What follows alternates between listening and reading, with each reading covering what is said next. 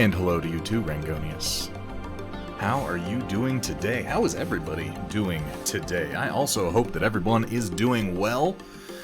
Oh man, oh man, oh man. What are we doing today? So, I was gonna stick to my schedule and do some Warcaster painting today, because I really do need to finish my Iron Star Alliance figures.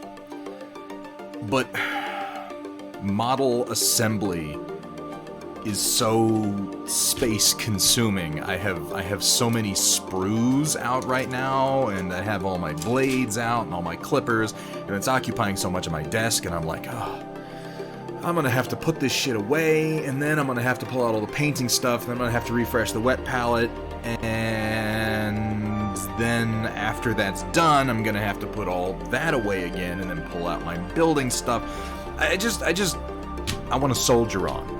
I want to soldier on, and I want to finish building this shit, or at least as much of it as is necessary for my 2 starter 600-point forces that I am doing for the hashtag Path of Conquest that Parabellum Games is hosting. I don't know if I'm actually really doing that. It's like a thing where it's like, build 600 points and post your progress. I'm being rude. It's actually a cool program. I'm just kind of building stuff. I don't know. I'm not a big participator. I've always been that way. Everybody on the playground is out doing something, and I'm like, I'm not like you conformists. I'm over here doing my own thing that happens to be identical to what you're doing, but I'm not doing it with you. Because I don't know. I don't know. Asking me questions about why I do the things that I do, this is a losing proposition. Generally speaking, Stila, Rebel, well, if Stila says in all caps that I need to build more plastic things, I'm going to take that straight to heart. Right here. Wait, which side am I? This is the left side. That's where the heart is, yeah. Oh.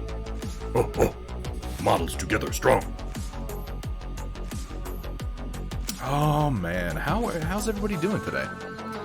We're gonna have a fucking oil extravaganza once this assembly is done, and that's why I want to get it done, so that then I can just have a few streams in a row that's like, and I'm painting, and I'm painting, and I'm painting. I want to get this done by Thursday, because we've got some heavy gear to dig into on Thursday, and I want to have the desk ready and available for that. Datron Voltari, good to see you. Sumatha, Vaccine Part 2 this morning. Ooh, I hope it doesn't hit you too hard, man. I know everybody, like, it's a cliche at this point to talk about, like, oh, that second vaccine, man. It hits everybody different. It hits everybody completely different. I know people who got the second, and I don't know if you got Moderna or Pfizer or what you wound up with. I got Pfizer myself, and the first one, I know I've told you guys this, but the first one was like, I got like a sore arm, oh no. And the second one was, I keep trying to think of different ways to describe it because it sounds silly, but like, have you seen Return of the Living Dead? When the characters who get blasted with the trioxin, whatever the zombie gas is, and they're dying, but they're still conscious, so they start suffering from, like, rigor mortis while they're still alive. That's what it felt like. It felt like I was suffering from early onset rigor mortis for about 4 days. Like, all my joints were tight and stiff, and all my muscles, like, if I left them in one position for too long, I'd have to stretch them out, and it hurt so much. That was rough. That was real rough. I'm shocked that I got a stream done in that period of days, but, I mean, you guys, if you were here, you remember, because I was bitching about it the entire time. Got off work early, so it's a good day. Rangonius, I'm glad to hear that, man. That it's a good day. You know, just for whatever reason, whether it's because you got off work early or just because you're feeling good about things. Came in at stretch. How you doing, White Wolf? See how badly I get hit by it. Brother got curb stomped, expect to get my ass handed to me in Moderna.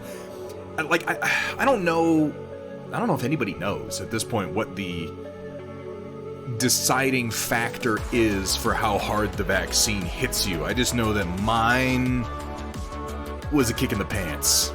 Just a wee little bit. Other than a really pissed off knee, doing alright. I'm glad to hear that. We're building more Conquest today. Because I'm tired of going back and forth with my desk right now And after I get these models assembled, like, I don't have any more assembly to do for a while, I just have painting projects. So I'm tired of switching the desk back and forth between painting and assembly. So we're going to assemble. I have all 4 of my currently operating 3D printers in my office going right now. One of them is down right now. But these 2 over here, you're going to see in a bit, I'm printing the top half of the new Trinity Tower version 2, and then my 2 resin printers behind me are both going on more bases for Conquest to finish this out. And I'm just turning and burning at this point because the base files they're good to go. I've got positive reports back from both Walter's Workshop and from Zombie Brush Studios. They have printed a number of the bases. They have had 0 issues with them. They've come out clean. They're happy with the pre-supports. I'm happy with the pre-supports. These files are going up to Steel Warrior Studios, and I think he has a couple of days off right now, but like once he gets back, those should be getting posted up. And I'm excited to get them out there. I'm excited to get more reports on how they work, because if these bases, like if people like them, if they do decently, I'll be able to justify spending the time to then make more styles of base. Currently, both my 100 Kingdoms and my Spire figures are going to go on this style of base. I keep telling myself that if I want to change it later on, like, it's really not that difficult to just snap a model off the base, glue it onto another one, and then reuse that base for another figure. Which is kind of what I like. Kind of what I like about doing the bases so separately, so that they're just glued down. I can just be like, pop, put them on another one. Very few people can actually support stuff. You know, Stila, it's... 3D printing is a weird... It's in a weird place right now, and I think people are getting better about how you support things, how you print things, how you build things to be printed, but there's a lot of just flailing in the dark, too, and a lot of weird clickishness around which software you use and how you do auto supports. And you know, after you do them for a while, what it comes down to is just, man, you just gotta support everything yourself. Auto supports are good up to a point, but at a certain point, you've done it so often that it's not even a chore anymore. It's like, and some supports here and there, and there's an island, and we put one there, and there you go. Well, I mean, it's a skill. Like any skill, you have to build it. And then eventually a piece of software comes along and just completely replaces your entire skill set, and you wonder what it is you've been doing with your life all this time. Hey, Tropic CBT, how you doing today, man? Lore Friendly, welcome in. Data Nerd, good to see ya. Odds are I'll look into these bases, sure hope he gets them up soon so I can order them. Yeah, I'd love to see them on some orcs. After I get my 100 Kingdoms and my Spire 600 point forces done, I'm gonna go in one of 2 directions for Conquest. Either I am then going to quite intelligently, and so this is the one that's not going to happen, either I am going to quite intelligently then continue to carry those 600 point forces forward into 1,000, 1,200, 1,500 point forces and then be satisfied for a while, or I'm going to order some Wahadrun and I'm going to... I feel like I'm pronouncing that right, like, wrong, rather. I look at it and I think, Wahadrun, but there's no H, it's just Wahadrun. The Raptorks. They're Raptorks, okay? They're orcs, they ride raptors, they're Raptorks. That's what we're going with. Not Sigmar today, Ghost for the win. No, no, no, no, no. You won't catch me painting Games Workshop models, except sometimes when I do. I think the only Games Workshop we've done on this stream have been Middle-earth. Middle-earth strategy battle game. We've done a few. They pronounced it Wahadrun? Okay, fine, I'm doing it right then. I didn't even watch the video. I look at pictures, so I'm very I never learned to read, so, you know, that puts me in an awkward position. I don't know. I'm going to try to make myself continue to build these forces before I invest in the Raptorks, because I want to just be able to sit down and start playing the damn game, you know? 3D printers don't just support themselves. God, what even is the point? Thunderdome Drew, good to see you, my friend. Could we pretty please get a shout out for Thunderdome Drew, an incredibly talented painter. Very, very talented streamer. Great guy. Really, really great stream. Fantastic community. Very high energy. One of my favorite places to hang out when I can catch him online. Do I have mods? I just realized, I'm like, oh, do I have any mods? I might not have any mods yet. Hang on.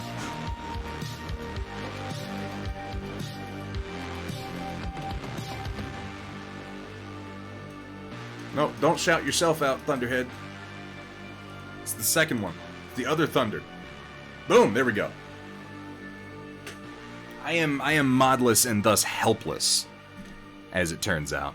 So let's get busy on some assembly, why don't we? Oh, I haven't seen. I think that Cat's going to be around before long, or I'm completely on my own, and we're going to discover just how truly helpless Thunderhead truly is.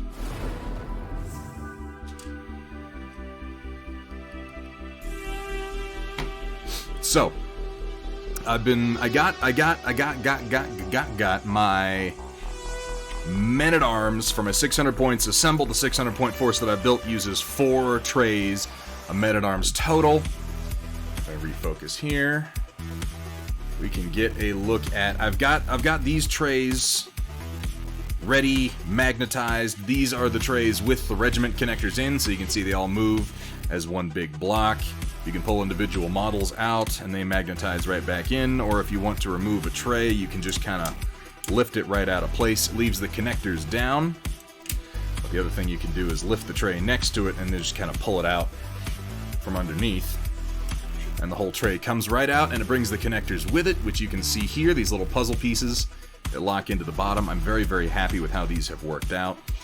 Because of the nature of them using magnets, they are actually, they have a little bit of give to them, a little bit of flex. You can see here, so the trays can wobble a little. They'll snap back to a squared position, but you can wobble them a little bit while you're moving them, or like if you're going up and over a piece of terrain that maybe is just a few millimeters high, there's some flex in here, and they won't just come apart. I'm really, really happy with this. Or, you know, if you're playing the game and you want to rearrange, it's fairly quick to be like, I want to take this 4 block into a 4 wide line, so I just pop these connectors out like so. Go ahead and pull this one out. Move this connector to the side. Lift that up. Bing, bang, boom. And we have 4 arranged in a flat rank instead of in a square. I'm so pleased with how these work.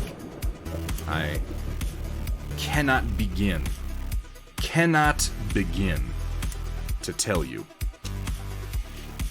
how pleasing it is when a project like this comes together at long last. Am I missing one, or did I just not connect it before? I guess that's possible. Oh no, here we go. The nice thing with the flexibility in the magnets is that you can kind of finagle them a little bit. You don't have to be super precise every time, and then they'll just lock right into place like so. How about that? This is something that I liked about Rune Wars, was that their tray system was built with this sort of thing in mind. They had little puzzle piece connectors they locked together. The weird thing about that was that because they had actual puzzle piece connectors on the sides, the overall tray profile wound up being funky and not truly square, and that led to some confusion when the game first got started. But we've more or less overcome that. These are going to be our first block of oil painting as soon as our assembly is done. There's them. I've worked on some of my mercenary crossbowmen, which, if we get a close look, you can see I've been working on stringing these crossbows, and I'm just using, this is 3D printer filament. You know, if you've got an FDM printer, the nozzle will come down to the plate and it will prime before it starts printing. It'll just leave, it'll extrude a line of PLA just to make sure everything's running, and then it'll move on to the print, and then it'll start printing. So you wind up with these just strings of plastic is all they are, and generally speaking, these just get thrown away.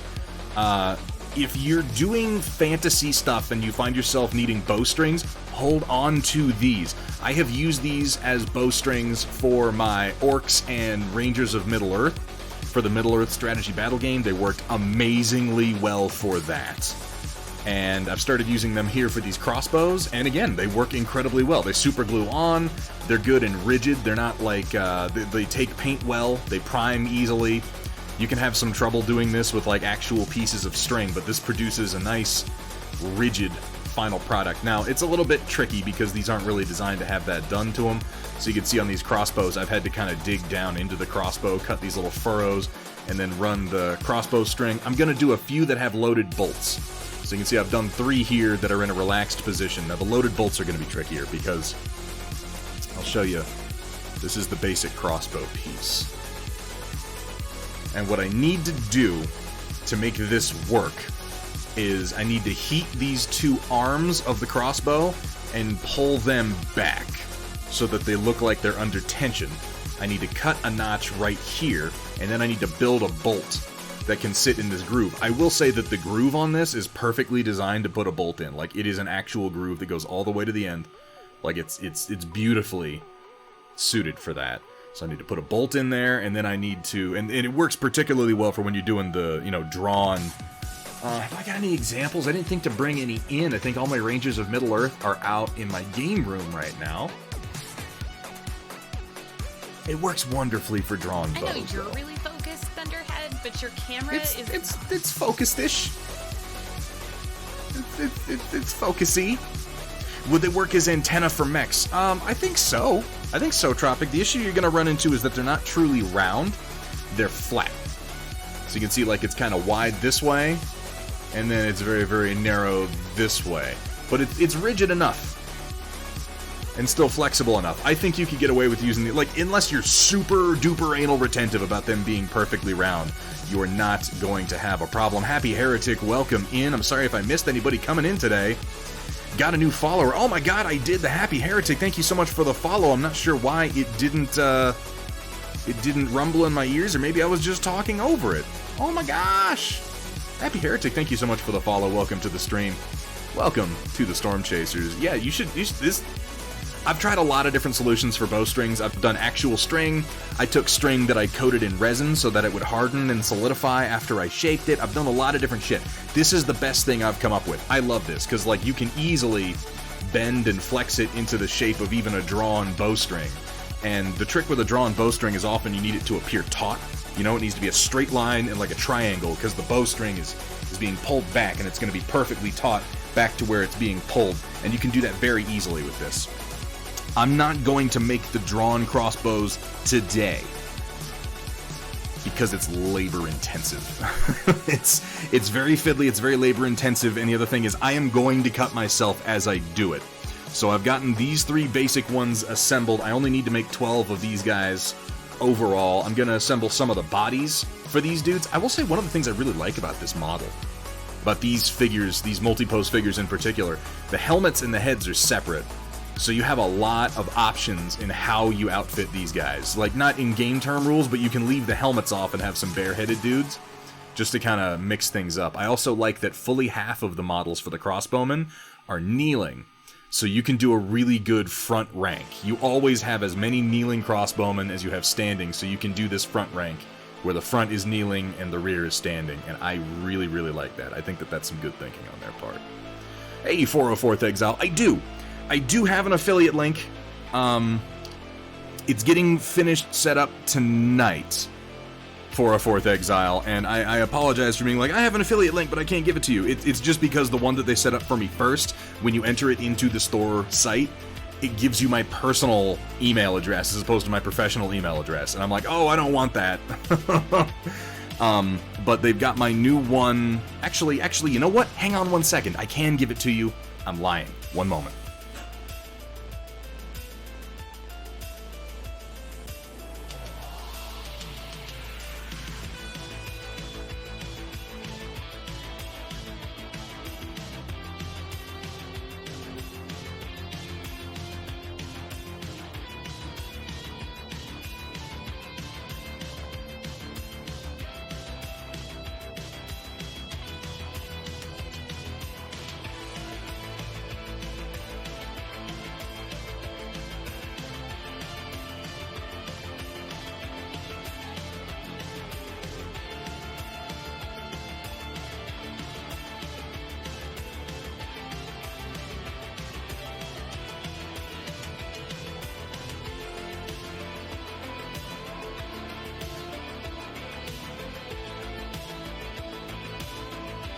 There, I just put it in chat. I just realized that they actually did get my new code set up.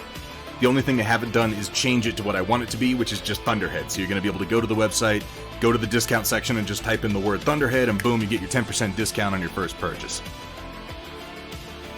Oh yeah. The Nord's army is pretty cool. I really like their monster-sized figure, the, like, ice giants. They're wielding, like, tree trunks. They're pretty badass. How you doing, by the way, 404th Exile? It's good to see you. And Chrysala, thank you so much for the backup. Alright, so what are we doing today? We are building plenty of stuff. I have mounted knights to build. I have my Spire's Ferromancer to build. I have Spire's Force-Grown drones to build, and we're going to see how many we can get through in a short period of time with no instructions. I hope to not have to look up any instructions. I probably shouldn't have said anything because I probably jinxed myself at this point, but we're just going to dig in and see what we can do. Have I built any of the household knights yet? I have not. I'm literally about to clip the first bit out of my household knight sprue. Which I'm pretty sure each of these sprues will build one household knight, because there's one horse on each sprue. I've got 3 sprues. It says it includes 3, so there you go. Yep, well that's what we're doing, and I'm going to be getting them glued down to my 3D printed magnetized cavalry bases here, which I'm showing off because guys, I'm so proud of these. The combination of sculpted surfaces and the more precise, like, magnet sockets and puzzle piece connectors and edges, and like this is. It doesn't seem that impressive. It's just like, for me, this represents such a big step forward in 3D modeling and so many more things that I can do. You go out there and dig into Blender and AutoCAD, and you'll see why it's exciting when you get to that point. Hey, Chaotic Harmony, how you doing today, man? Lost your 40k game today. Well, at least you got to play a 40k game today. That's pretty cool, though. Did you have fun? This is the question. How did the Tau perform outside of the ultimate loss? Things are opening up again, so thinking of getting back into tabletop 404th Exile. Yeah, I know the feeling. It's been so long. I've been pretty lucky in that I live fairly isolated, and the few people that I've had visit me, I've been able to have go out to my game room and play tabletop games with me, and that's been really nice. But as far as, like, going to the FLGS for a pickup game, that obviously hasn't happened in over a year now. And I'm looking to change that. These horses are huge. I'm going to give you a quick comparison. So, this is 28mm true scale AMR from Games Workshop's Middle-earth strategy battle game, which I love this mini, and I'm pretty pleased with this paint job, all things considered. But let's have a look at the scale of the 40 or 39mm horses from Conquest. Like, yeah, the scale is a little bit different than everybody might be used to. You get to play too? That's fucking awesome. Yeah. You've been doing some tabletop role-playing, haven't you, Steela? Which is awesome. Man, I would love to be in a tabletop role-playing group with such a talented painter that I could just push all the painting off to. Be like, hey, how about you 3D print my character and then paint it for me? And she's nice. She'd probably do it. Let me put on one of my cut-resistant gloves before I go any further.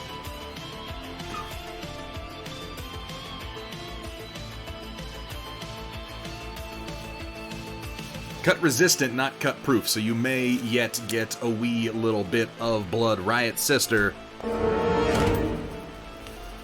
Hello there. What a combo. Warning. Fingertips covered in superglue are not approved safety gear for handling razor blades. But cut-resistant gloves and a general sense of invulnerability absolutely are. If you Haven't played don't any respect tabletop games the in cat, 15 you're years. gonna get the BAP. None in 15 years. I'll tell you, man, there has rarely been a better time in history to get involved in tabletop gaming than right now, in my opinion. The options now are... I was just talking the other day about the phenomenon of gatekeeping and being a nerd and getting older and having to watch nerd culture become cool when it wasn't before and all the challenges associated with it, but all of that aside, right now, like, there are so many more games of such higher quality than were available when I was a kid. I'm like, I remember the first time I discovered Warhammer 40k and what was available, and I'm like, I'm just so happy for the generation coming up now.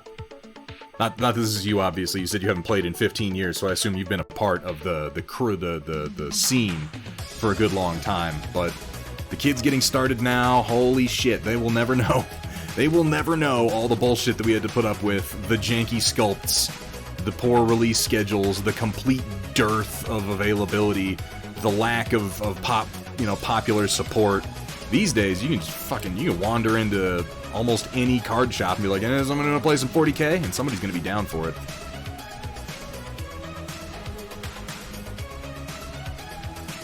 Yep, I knew you would, Steela. You're too thoughtful. I am so sad, Steela. I'm just gonna lay the guilt on you. Are you ready for it? Are you ready for the fucking guilt train? Because here it comes. I wanted that lizard so bad, and I never said anything. I didn't, because I don't sell my stuff. So I assume other people don't either, but that's obviously not true. That's just me, and I have a very myopic, self-centered, egocentric viewpoint on the world.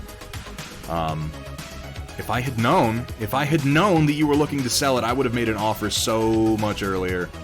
And now it's gone, and I can't have it, and that thought keeps me up at night. So, you know.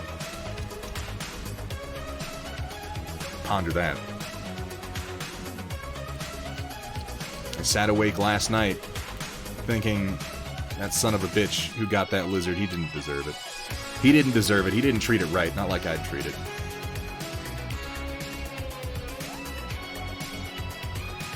By which, of course, I mean I would put it on a shelf with, like, a light on it. And there's really nothing special. Don't have models that require a pound of green stuff to assemble them. Well, not unless you buy from Iron Wind Metals. I'm sorry. Yeah. Teaching your 4 oldest D&D and Warhammer 40k. Hell yes. Guy Varese, by the way, good to see you, man. Welcome in.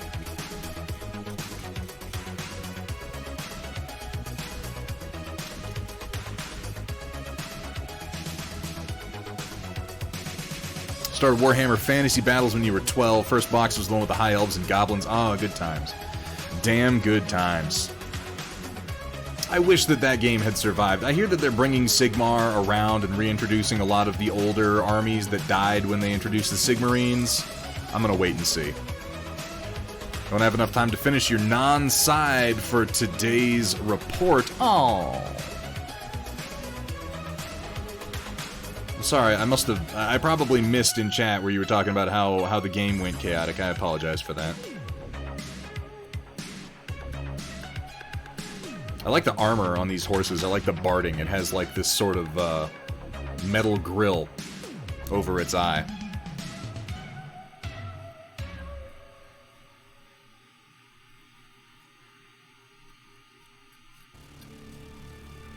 Making me miss my college gaming group. Man, I miss my gaming group from down in Texas.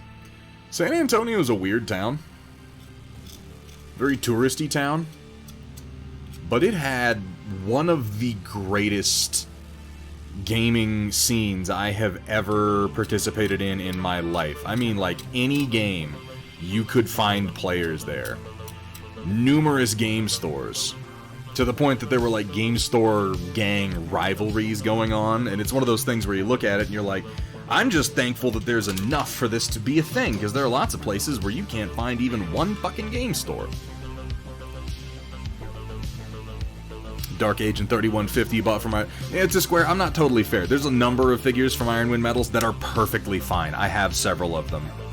I just pick on them because it's a meme. I don't really mean it. I have my problems with some figures that Iron Wind Metals has produced, certainly. But, you know, it is what it is. They got winners, they got losers. Everybody does.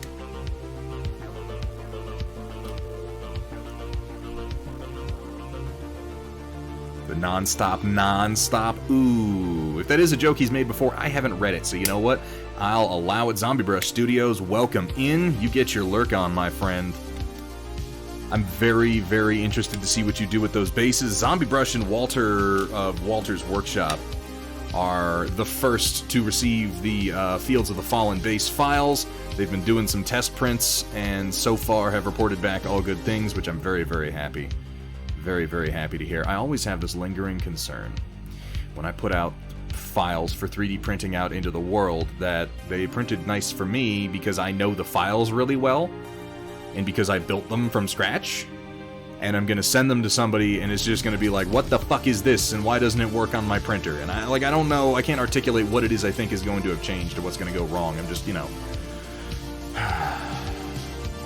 What is it? What's Murphy's Law? No plan survives contact with the enemy? You know, that, but in this version, the enemy is the customer, which is maybe not the healthiest way to look at it.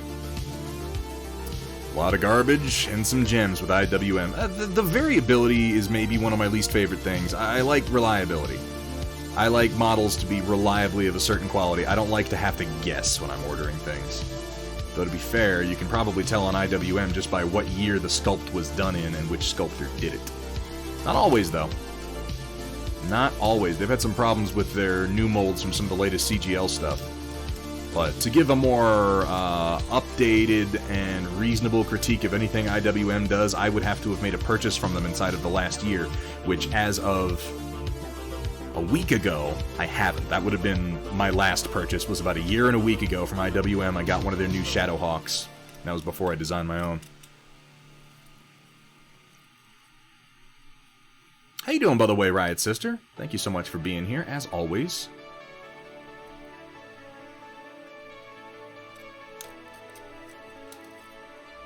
And Steela, it is a pleasure to see you in chat at the beginning of the stream of all times. I know it can't be easy. It probably represents on some level your sleep schedule being totally fucked because Steela lives in the Upside Down. Steela lives on the opposite side of the planet. And thus that's, you know, it's always difficult for us to catch each other's streams. Stupid time zones. Stupid sun, stupid spherical earth, what the hell?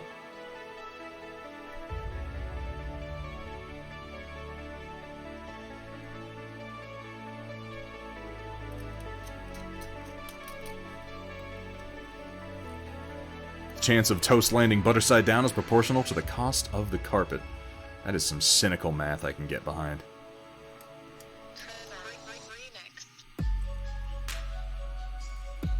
Restate how the game went. I screwed up big time and threw the game pretty hard.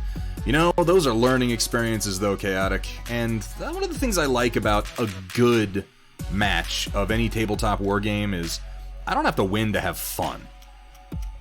Now, this is a conversation you and I have had before in relation to, briefly in relation to some of your troubles with MechWarrior Online that some people don't get.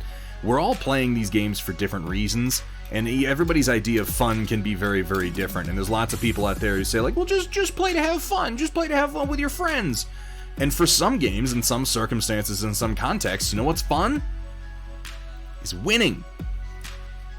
Some people have fun by winning, and there's nothing wrong with that in a competitive game. But it depends on the system, it depends on the mood that I'm in, it depends on who I'm playing with. In the context of most war games, don't get me wrong, I love to win. But if I can just bullshit for a few hours while moving plastic men around a table and rolling dice with somebody that I like, everybody wins. Some of the most fun tabletop games I've ever played in my life, I have lost brutally. Or maybe if I'm losing real bad and I know it, I'll pick a thing and be like, well, this is now my personal objective. I'm not gonna win, but I can do this one thing. And I'll count that as a victory anyway. Something much that was probably much to the consternation of play and win a time or two. Hang on, let me see here. Is this horse only gonna have one point of connection with the ground? I might end up having to pin him then, if that's going to be the case, because damn. Yeah, he is kind of... Well, no, not necessarily. Let me see. It looks like maybe his foot and then his barding. Well, not quite. That doesn't really touch the ground. It can touch the ground if I lean him off to one side. That's a little questionable. I'm going to have to think about that. I'll get him assembled and then I'll think about how I'm going to connect him to the base in the meantime. I want him to have at least 2 points of contact with the ground, otherwise it's going to be... I don't like that. That does not please the wannabe engineer inside of me. I think the fireman's truck who woke you up at 6. Oh, yikes. At least there's a reason for being up early. Oh, it's so kind of you to say. I don't know where any of these parts go, so we're just going to clip them all out, and then we're going to assemble them almost at random and see how the night goes together. How does that sound to you guys?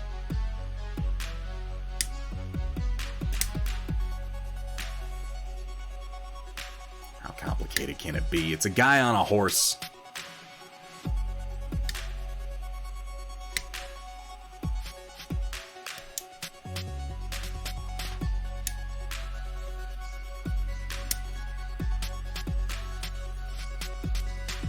Still learning, so gotta take the losses and roll. I was like having the chance of winning, don't get me wrong, which is why I wasn't big into Warmahordes, because it was like, you lost, and you lost so fucking badly that, like, I like a game where I can pull out a near loss even if I'm fairly new to it, as long as I'm a reasonably competent player in general. Could be worse, could be in the part of the gallop when no points touch the ground. Ah, yes, the hovering horse. That would just be a really bad choice on the part of the sculptor, I think. Forever GM Battletech, so my tendency to lose games goes pretty good for the sake of continuing the campaign. 404th Exile, those of us who game master are certainly used to being on the losing side of things, but at least trying to make it entertaining. Something you have to get used to if you're GMing for almost any system is just the knowledge that in any battle scenario, ideally you'll lose. I now demand Hover Horse, with like a little scout trooper on his back, right? Chicken broth, brown sugar rub, oh my god. Tech Pirate, how you doing? Who's right side up on a ball? We all do cartwheels every day. No? You're not wrong, Tech Pirate. Everything is ultimately relative.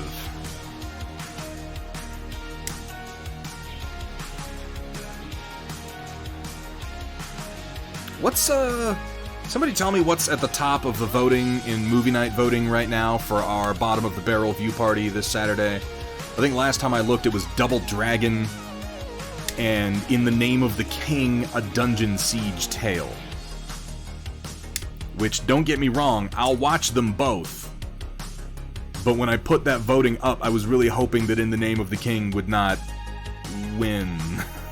That movie is terrible. I haven't seen it in years, which is why I put it up, but I watched it a long time ago. I don't remember most of it. I remember like 3 scenes that are pretty fucking laugh-worthy.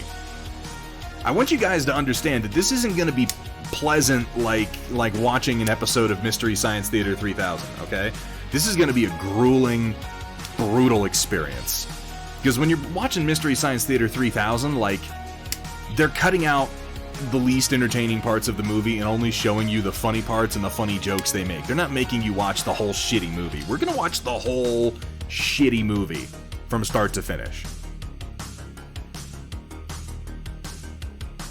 Be building rap dorks? Fuck yeah, Zombie Brush.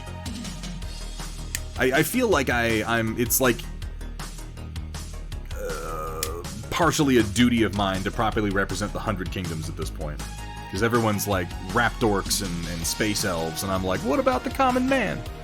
What about, you know, peasant Snuffy with his pitchfork? Well, somebody's got to build them. And I really like the humans in this setting because they are so aggressively mundane compared to every other faction.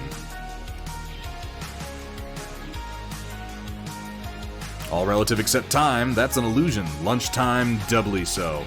Wait, that's from something. That's tickling the literary part of my brain, and I can't remember what it's from. Now I'm feeling dumb. Watch the Blood Waters of Dr. Z without the... No, I don't think you're going to be scared, WJ. I think if you've watched Zat all the way through, and Monos, the Hands of Fate, oh my god. Now, okay, WJ, you might be a little too excited about this. We might have found the one true film masochist who is just ready to suffer. Because the Blood Waters of Dr. Z is a painful watching experience. Douglas Adams, yeah, I was like, that seems like Hitchhiker's Guide Or maybe Restaurant at the End of the Universe, but I couldn't remember. It's been a long time since I've read Douglas Adams. You know where your towel is, at least. Yes, yes, yes. Towels are important. The true traveler's friend.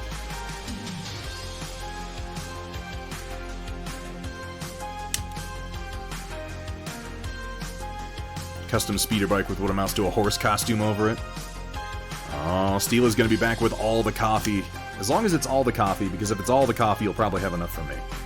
I love the lances on these guys. Look at these things. I just like the way they're designed. I like how they conceal the hands beneath these armored cups, which is nice, because that's fewer fingers for me to paint. They've got a big, nasty, like, spade spear blade on the end of them. And because of the scale, they're able to make them, like, really big and pretty beefy. Really, really nice. Thank you so much for the reminder, Hamburg Tack.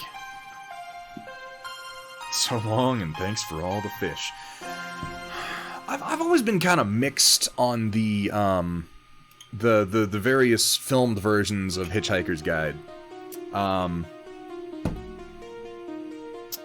I didn't like the newer one with Alan Rickman as the robot, and somebody help me. He played Zaphod Beeblebrox. I can see his face. Is Sam Rockwell played Zaphod Beeblebrox, and he, I thought, was pretty great in the new one, but there were a few other performances that didn't tickle me as much. I say new one, that probably came out over 10 years ago. Oh, Jesus. Time is such a bastard. So it looks like we're going to have a couple of armor options on here, but I'm just going to clip out everything, and then we'll take a look at the options as we assemble and decide what we want to do, and that'll give me some better preparation for the next horse that I build. Next, Household Knight. And I think there's two variants of Household Knight. There's two different sprues, and I'm wondering if it has multiple options on each one. We'll find out. And then there's the hero on the horse who has all of his own options, too. There's actually a good amount of variants. You love their lances, their big, beefy lances, their meaty lances, their male genitalia. Was that... Is that maybe too on the nose? I'm sorry.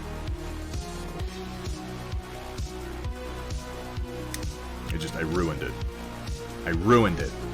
There's a great skit by Mitchell and Webb on that Mitchell and Webb look, which, if you've seen the meme, the Hans are we the baddies, the two Nazis wondering if they're the bad guys, you've seen a meme from that Mitchell and Webb look. There is a wonderful skit they do there where they're in like a body hospital, just like making fun of some old television shows where everybody is just constantly breaking out innuendo on one another, and there's like the one guy who doesn't get it. And they're all, you know, pulling out the jokes like, oh, hold still, it's just a little prick. And the one new guy looks around and he's like, should I get my dick out? Like, what? And they're like, no, you're missing it. You're it's too direct. You have to be more clever.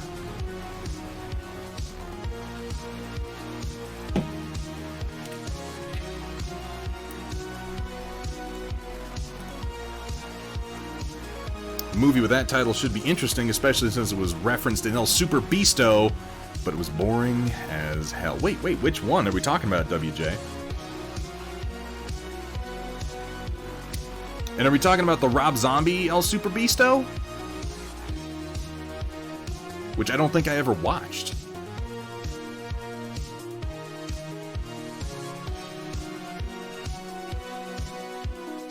Like, I remember when it happened, and I don't think I watched it. Recasting can often have, at the very least, teething problems.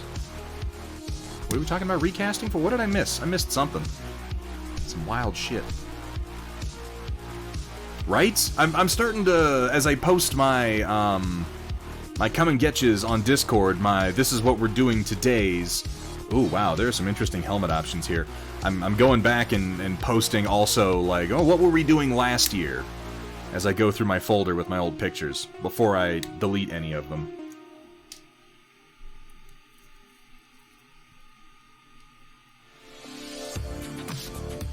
Bad movie that's good, kind of like Super Mario Brothers. It was so bad it's goodish. Super Mario Brothers is a terrible fucking movie. But it is also, because of the ways that it's bad and how baffling it is sort of a pleasant experience going through it. The way that they were like, they desperately tried to work in things that were like oblique and confusing references to things that happened in the video game when they're making something based on a video game that makes so little sense, like the jump boots that Mario finds, or like the fact that it's Mario and Luigi, but they're the Mario brothers. And so his last name is Mario, so it's like the two characters are Mario Mario and Luigi Mario, but he's also not his brother. He's like his cousin that he adopted like a brother. And it... yeah. But that would still mean that his name is Mario Mario. Which... I mean, okay. If that's what we're doing. And I love how that movie ends with just blatant sequel bait. Like, they were thinking, oh, we might get a new movie, so let's have Daisy. First of all, I'm sorry, at the point that came out in the 90s, nobody fucking knew who Princess Daisy was. We all knew Princess Peach. Nobody knew who Princess Daisy was. A couple of people did. But they don't have Peach in the movie, they have Daisy.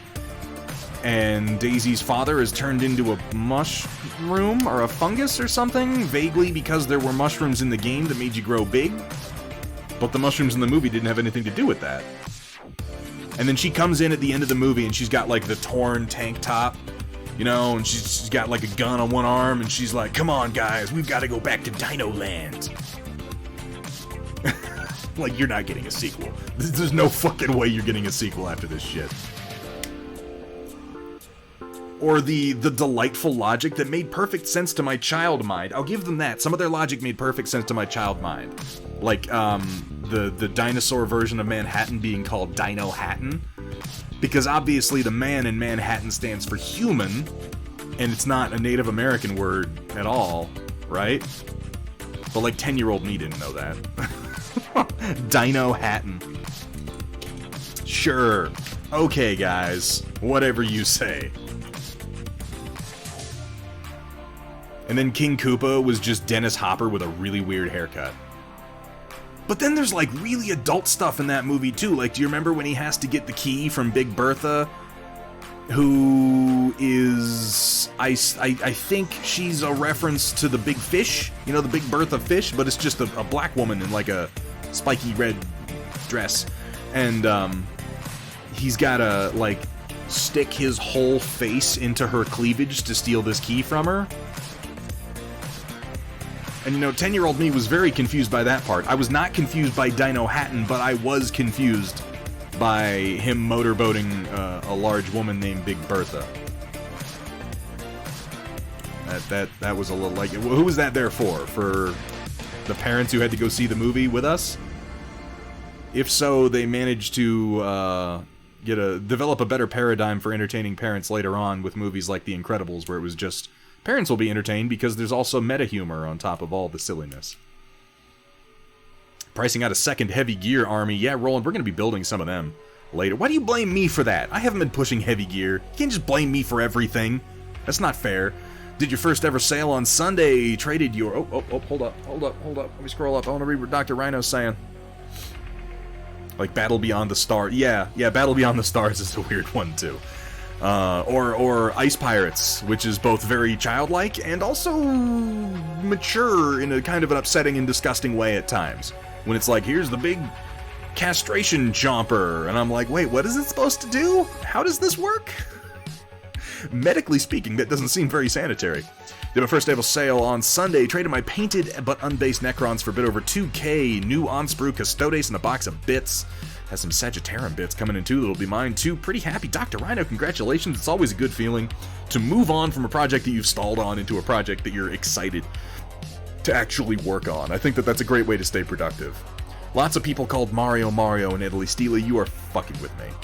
You are straight fucking lying, and I'm not going to abide by it. Now he's the life of the party, being the fun guy. Oh no. Oh, bueno. Oh, no. Bueno. Please, just...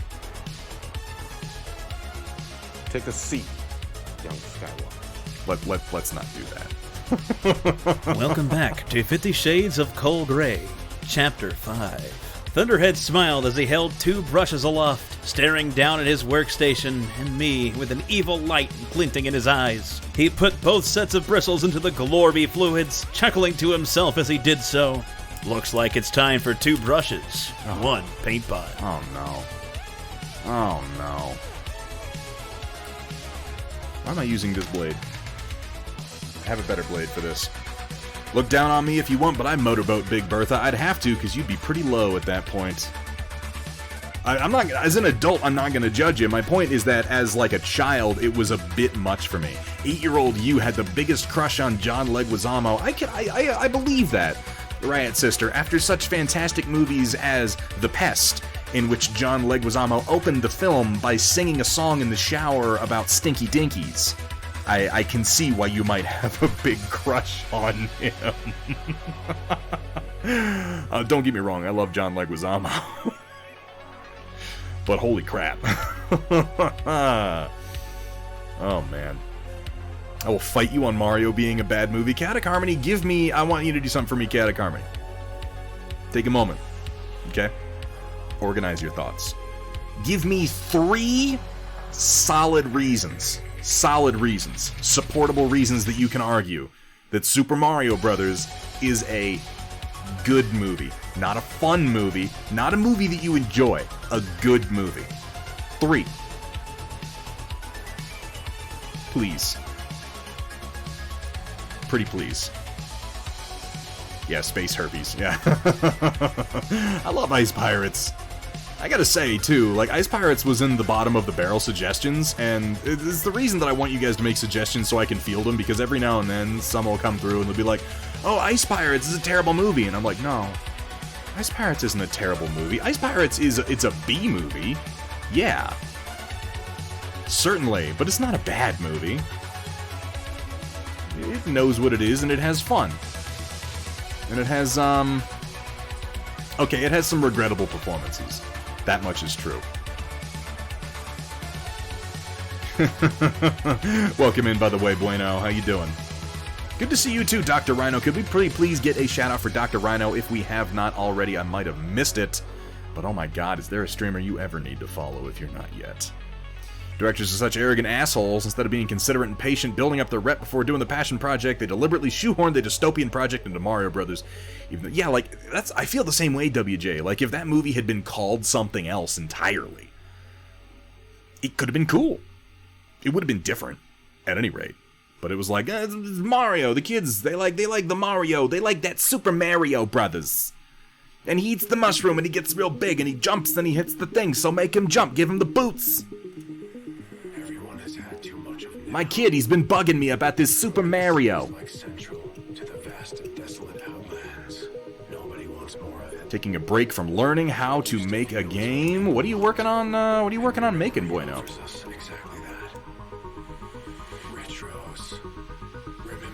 One, I enjoy it. 2 and 3 are C reason 1. See, those aren't. No. Now, Catach Harmony, you know me.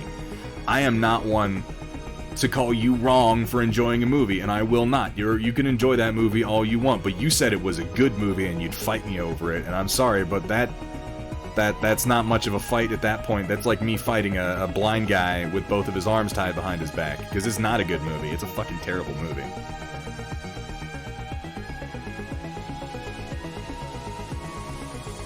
Also, I could potentially lose that fight. Now that I've worked that scenario out in my head, like, yeah, I don't know about that. Being blind, he probably has developed other senses really, really well, you know? I've seen Daredevil, I know how this works. I'd be really embarrassed if I lost that fight. That's why I just don't fight at all, you know? On the off chance that I might lose, that's a good reason.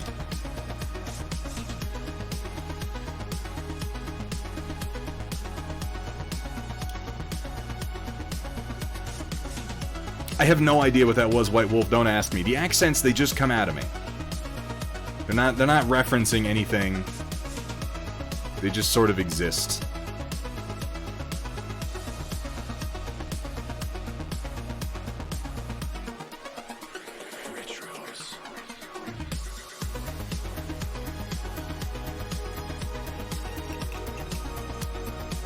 Forced compliment about the Mario Brothers movie. I like it's terrible, but I like Dennis Hopper's performance in Super Mario Brothers. I do like Dennis Hopper's performance, because for as shit as the movie is and how wholly confusing his role in it is, and he also has some really bad lines, like, you know what they say, what is it? You know what they say about little girls? They never forget the first time they were kissed by a lizard. And then he goes with like a lizard tongue that comes out. It's so fucking creepy. And again, tonally so confusing. Like, is this movie for children? Because as a child, I'll tell you, I was confused by that. Yeah, exactly, WJ. I like Dennis Hopper's performance in Super Mario Brothers in the same sense that I love Raul Julia's performance in Street Fighter. For the record, I think Street Fighter's a better movie. Oh my god, how did I not put... Okay, I've got to put Street Fighter on our next bottom of the barrel watch, because I haven't seen it in years and I love it. And that's a movie that I love that is bad. It's a bad movie, and I have no issue at all admitting that. It's a terrible movie. But I'll watch that entire movie, just for the moment when Ryu and Ken, like, send the truck into the bad guy tent with the bomb in it. And, or I guess it's Chun-Li who does, I don't remember. The plot is ridiculous. And Zangief points at the screen and he goes, "Quick! Change the channel!" It's the dumbest joke. Because it's showing it doesn't work as well if you're not watching the movie. Realize that joke is less funny without the visual accompaniment.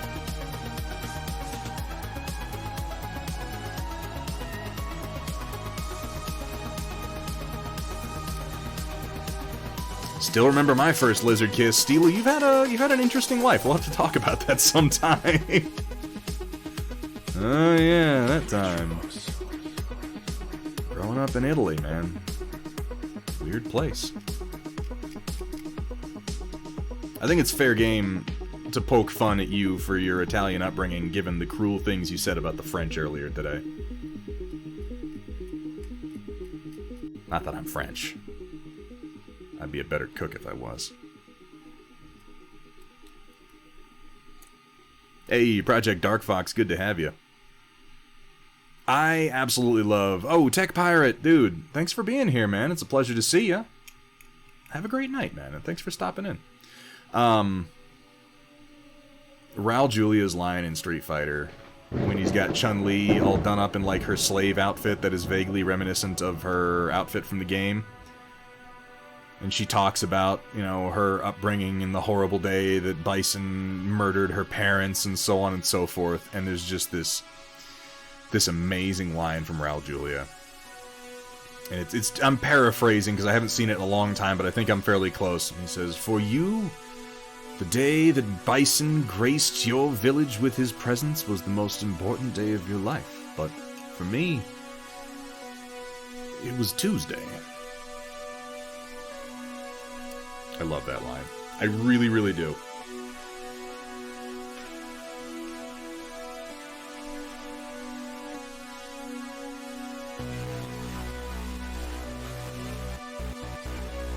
Why was Blanca in that movie, by the way?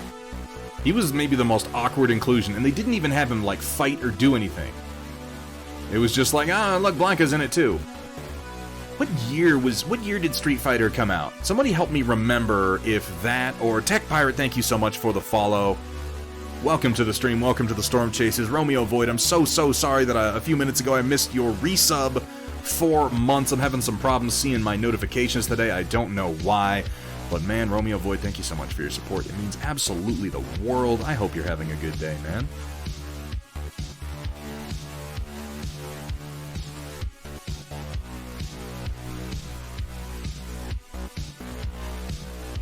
What is annoying is that he's technically neutral or good in the fluff unless he's under mind control. That made him a villain because big Russian soon after the end of the Cold War. Yeah, he wasn't even that bad a dude in the movie, though. He was just like a mercenary. But I mean, the story of Street Fighter didn't make any fucking sense at all. Like, none whatsoever. But my question was, did the Mortal Kombat movie come out first, or did Street Fighter come out first? I know it was in that same little period of the mid-90s, but I can't remember which one technically happened first. Isn't it because Bison was going to make an army of them to conquer the world? Yeah, but what the fuck? Why? He didn't do anything. Like, that would have been something if he had been more centrally featured.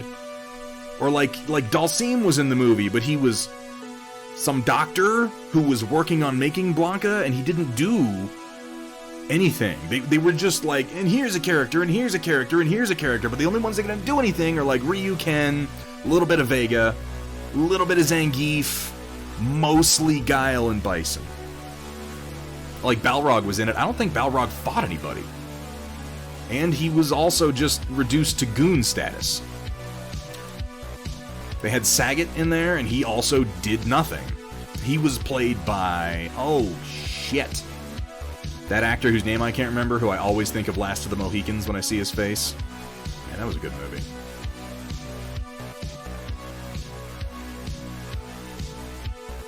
Like, I understand the premise of why they said he was in the movie, the role that he filled, what I don't understand is why they thought that was good writing, or would be entertaining to watch.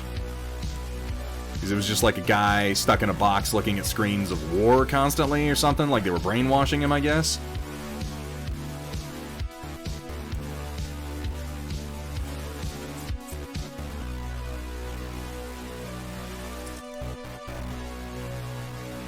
Mortal Kombat was 1995. When was Street Fighter? I don't remember what year it came out. Is that later? Mortal Kombat kind of came out of nowhere and surprised all of us by being terrible, but just so entertaining. So entertaining. Love the line from the USA Network cartoon series, "I killed my parents too, but you don't see me crying about it." I don't think I ever watched that one, WJ.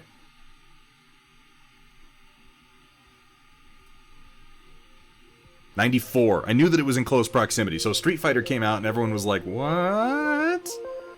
And then Mortal Kombat came out and everyone was like, I'm gonna play this music at every dance club for the next 10 years.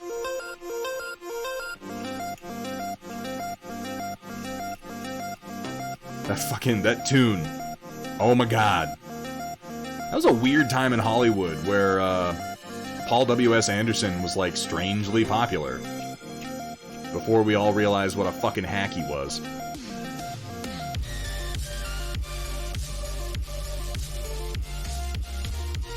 I say before we all realized, but I say that at the same time acknowledging that Resident Evil has been a technically, financially successful film series all the way through to the latest installment, so maybe I'm speaking a little too broadly.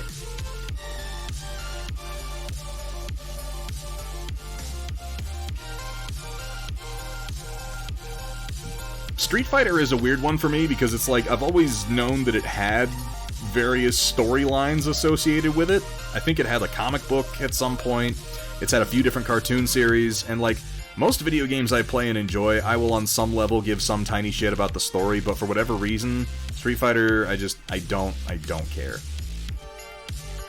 They get together and they beat each other up. I really don't need to know anything other than that, nor are any of these characters compelling enough for me to give a shit about who they are outside of this. Why can Guile throw energy from his hand when he shouts Sonic Boom? I don't know. Who cares? How fast can he beat up a car? That's what I want to know. Got two shields here. I'm going to go with the more mundane looking one for this first guy, I think.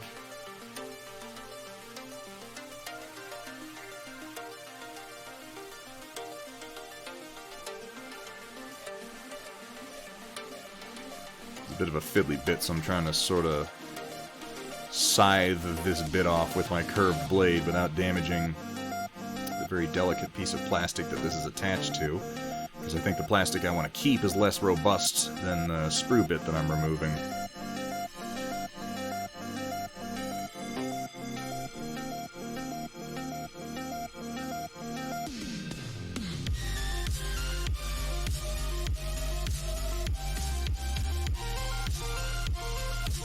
Slow and steady.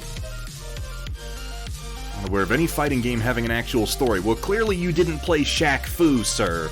Because Shaq Fu had an amazing storyline.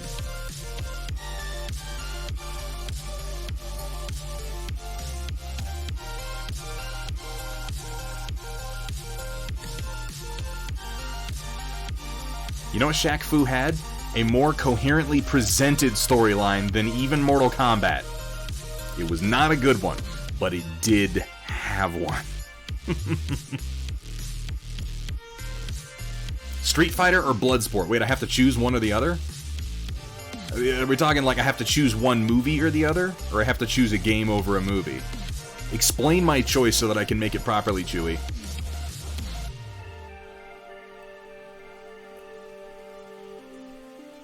Speaking of Sonic Boom, does anyone know a stream called Salty Bets? I have never heard of that before in my life. What is it? A guy named Salty who bets on things? That's what I would assume. What's up, Cephalopod Studios? How you doing? Shaq Fu had a story. Shaq Fu totally had a story, and if you played the single player, it would explain the story of each character as you played through it. More coherently than Mortal Kombat did, and honestly, the story was about the same caliber. How you doing, Cephalopod? It's good to see you, man. Can we get a shout-out, by the way, for Cephalopod Studios?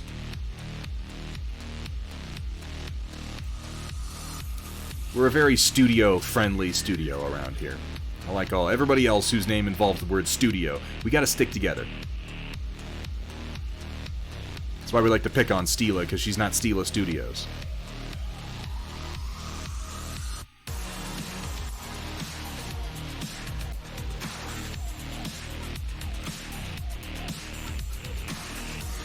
A 24-hour stream where user-made characters fight each other in the Mugen game.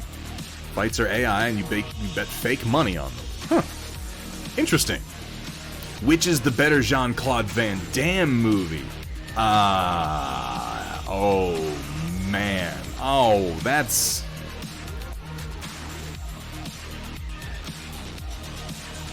Bloodsport's more entertaining. Bloodsport is a more entertaining film than Street Fighter, and I don't want you to get the wrong impression. I quite like the Street Fighter movie for being like a so bad it's good, unintentionally fun. Like it both is trying to be funny, but the jokes that it's trying to tell often land so flat and so awkwardly that then when it tries to be serious, it is in fact funny. And then some of the jokes it tries to tell are in fact themselves quite amusing. And yes, Shock21, you're absolutely correct. It has more than Jean-Claude Van Damme going for it. Bloodsport has a number of very entertaining martial artists in it. And overall, better, more interesting fights. So if I'm being forced to pick based on the Jean-Claude Van Damme of it all, I am picking Bloodsport.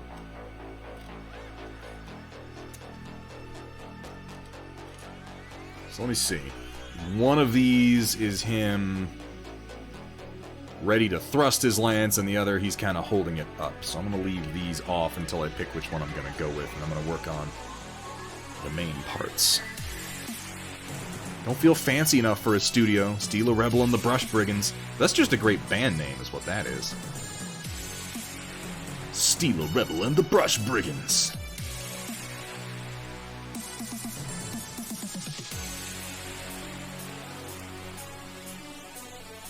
PDF Studio or Pity Studio? I like Pity Studio. If I was being forced to choose between those two, I think we could do better. The one where he's an evil Russian being fought by a kid that's being trained by the ghost of Bruce Lee. No retreat. No surrender. Wait, what? What the fuck are we talking about, WJ? Trained by the ghost of Bruce Lee.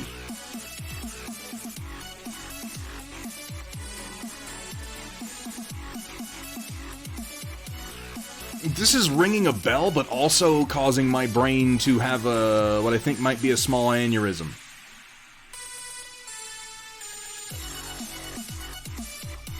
Project Studio Fox, there you go. Thrust his lance, eh? We're not done with this joke yet, Kiss Chaotic is still here. The first film Van Damme was in. Have I not seen this? Wow, I'm feeling suddenly very uncultured. Borderline Bruceploitation, made in the U.S. I don't think I've seen this movie.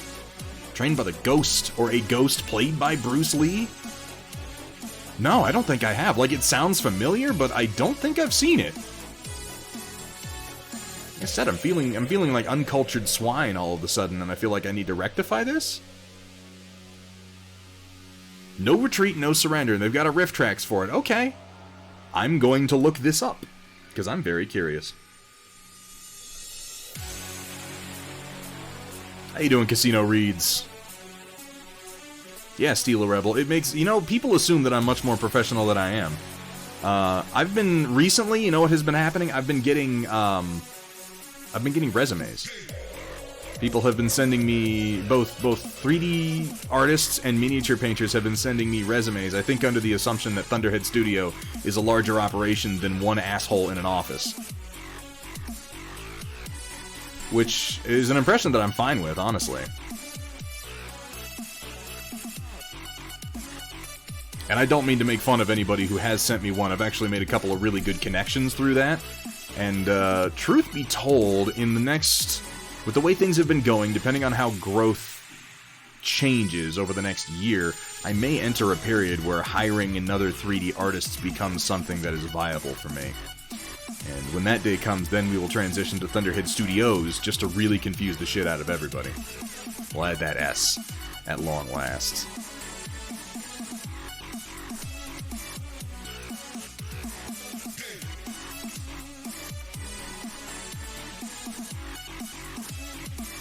Getting applications, does it mean you made it big? I get applications and I get bots offering to let me buy followers so I can become famous. I think between those two things, I'm basically an influencer.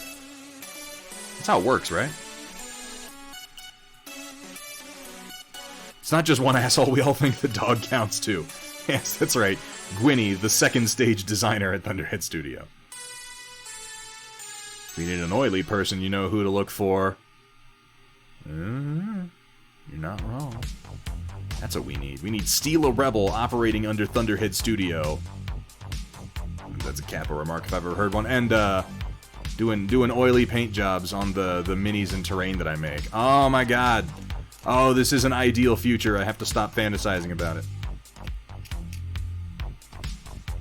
Really though, I'd love to be able to help another miniature painter or 3D designer realize their dream of doing it professionally by actually hiring them, and I hope that that's a point that we are able to reach inside of the next year or two.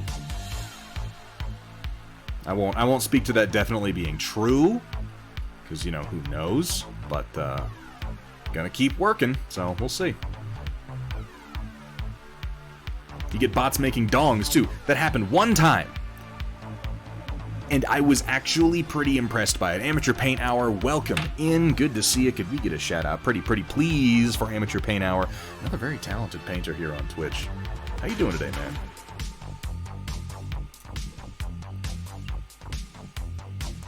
Does the curved knife blade make a big difference? 404th Exile, I find that it does. I really quite like the curved blade, specifically for working with styrene. Thunderhead Studios, where the only rule is... Please don't show me your genitals. Please don't. Have fun, be safe, and above all... Don't show them to me. For the love of God. Don't do it.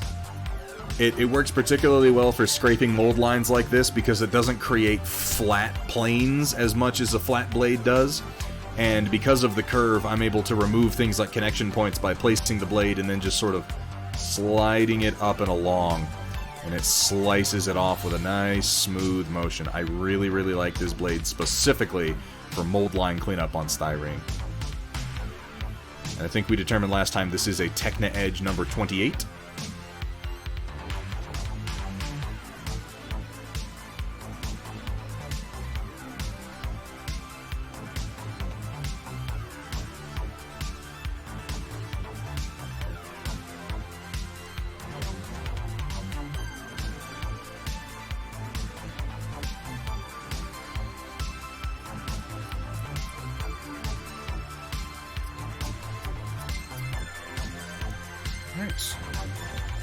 The other one.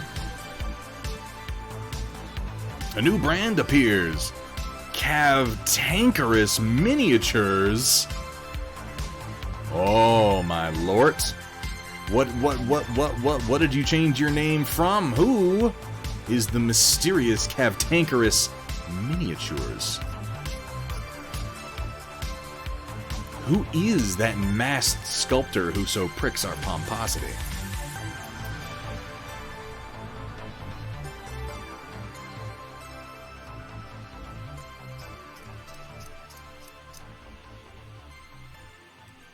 In all honesty, though, part of it was I wanted to have a public Twitter for it all. Didn't really want to try to get anything involving old name ideas, so just went more simplistic in nature. Simple is good. I think a lot of people overcomplicate their branding. It can be hard, and I shouldn't speak too much because I'm not some genius who stumbled on to like a really good brand or anything. I just, you know, my family had this name associated with it for a long time, and we own the brand that is my symbol. That's right here by my face. We own that brand. That is registered to us, and I have the paperwork for it, which is pretty awesome because these days, if you're trying to get a cattle brand registered in the United States, you kind of can't find any that are a single symbol anymore. People wind up with 2 or 3.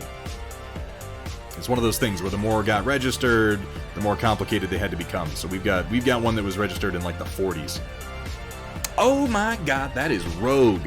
You were just asking the other day about some good ideas for branding yourself. And I was pondering it, but I didn't have any good ideas. I think Cavtankerous is pretty damn solid. That's a really cool idea. Nicely done, Rogue. Nicely done. It's gonna take me a little while to get used to calling you Cavtankerous, Tanky. I'll come up with something. I would have guessed it eventually. It's easy to say now, of course, but I totally would have. I totally would have.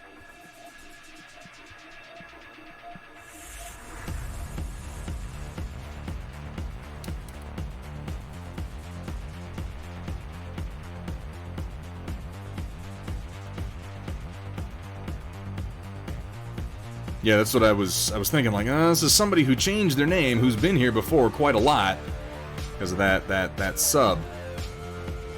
I need to update my sub badges, by the way. That's, it's been a little while since I've done that.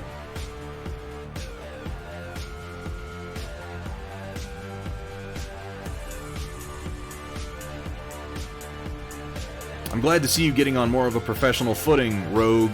You've been doing a really, really damn good job lately, and I think that you have a lot of potential once you start building that brand name, getting more name recognition.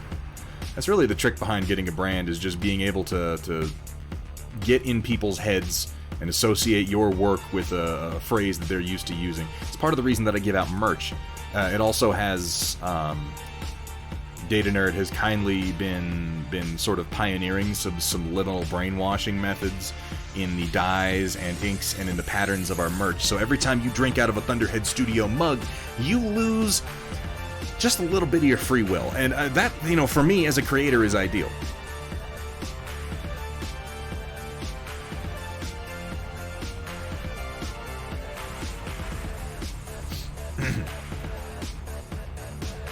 Speaking of which, I pulled the trigger on our D6 die run. That should be ready from Chessex in about 6 weeks, and then we're going to have some Thunderhead D6s going out, which I'm pretty excited about.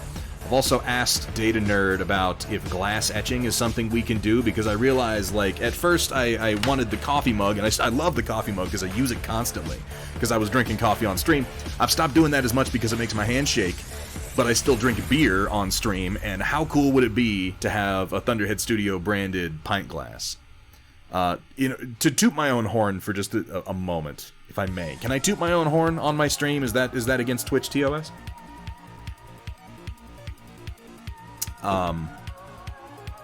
It's really more me complimenting my grandfather who chose the Thunderhead brand, because it's a good one. It's easily identifiable, it's simple, it's not over the top, it's unique, like it's hard to confuse with anything else. It's just bam, there it is. Really, really recognizable, very straightforward. It works really well on dice. Like the proofs that we got back from Chessex are just like, I've got a lot of dice from a lot of friendly local game stores. You can toot your own horn within a hot tub on Twitch. You're not wrong. Yeah, I'm really not pushing the TOS that far. You can... I've got a lot of dice from a lot of friendly local game stores who've had their dice done through Chessex. And I was looking at them the other day, and there's like one that I got from... I don't have the proofs in hand. They made some and sent me pictures, though, Kursala, which if you go into the THS merch channel on the Discord, you can see the proofs. And, I found some from, like, I have some from Night's Watch Games in San Antonio, and they're pretty good. Their symbol is a stylized KW. And it works well on the 6 face, like you can tell, okay, yeah, it's KW, it's Night's Watch. And I have one from a store that changed into Court of Gamers that was called Tabletop. Theirs is a little harder to read because their symbol's more complex. It's a little shield, it's got a couple of dice on it, and then it says Tabletop in small text at the top. And it is a little trickier on the etch job. Like, it's so intricate, you kind of almost can't tell what it is. And then I have some from a place called Dragon's Lair, San Antonio. And, oh, did I not post there were the renders that they did, and then they did an actual proof in the translucent purple that I might not have posted, Kursala. Remind me to do that, please, in Discord, because, their guy sent me that. I sent them their payment, and then they sent me the final proofs. But yeah, we've got that started. And I'm pretty excited about that. 6 weeks and we'll have those dice. But yeah, I have some from a place called Dragon's Lair, San Antonio. Lore Friendly, thank you so much for being here. Always a pleasure to see you in chat. I hope you have a fantastic evening. And the ones from Dragon Lair San Antonio, their symbol, their like store logo, is this complex, you know, it's a big scaly green dragon that's all wound up on himself, and his tail is coming up and it's doing some crazy thing, and then it says Dragon's Lair. And they were like, just take that logo and put it on the die. And I love that I have dice from them because I collect dice from the game stores that I play at, but they look like shit. It's just a mess. It's just this big blur of gold lines on green, and it's like I could not tell you what store it was from if I didn't already know. And ultimately what I'm coming back around to is just a good brand is simple. It's the same concept as medieval heraldry. It's the same concept. You don't want things that are complicated. You don't want things that need a lot of description. You want a simple, straightforward symbol that you can recognize at a glance or at a distance. That isn't like anything else. And it's so simple to say these are the criteria, but actually coming up with one is very hard. Like I said, I got very, very lucky in that my grandfather chose one in the 40s that just happens to be pretty fucking fantastic, and I'm riding his coattails at this point. I've got his name, I've got his brand, you know, just skating, coasting along on the accomplishments of others. I think he'd be pleased to know that Thunderhead has continued to mean something. What it means, I will leave up to you to determine, but it means something. Oh, nothing, Data Nerd. Don't worry about it.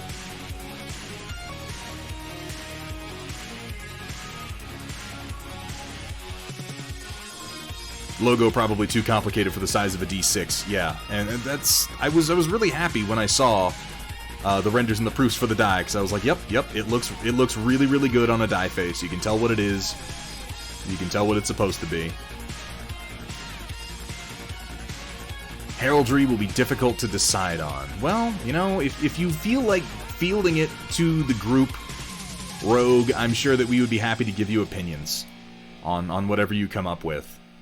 And I don't want to call anybody out by saying this. So if you find this describing something that you have done, know that I'm not judging you for it. I'm just gonna say, a lot of people who start up with like mini painting studios and streams, they go right to, I want to get an artist on Fiverr to paint a version of me as a cartoon wielding a paintbrush.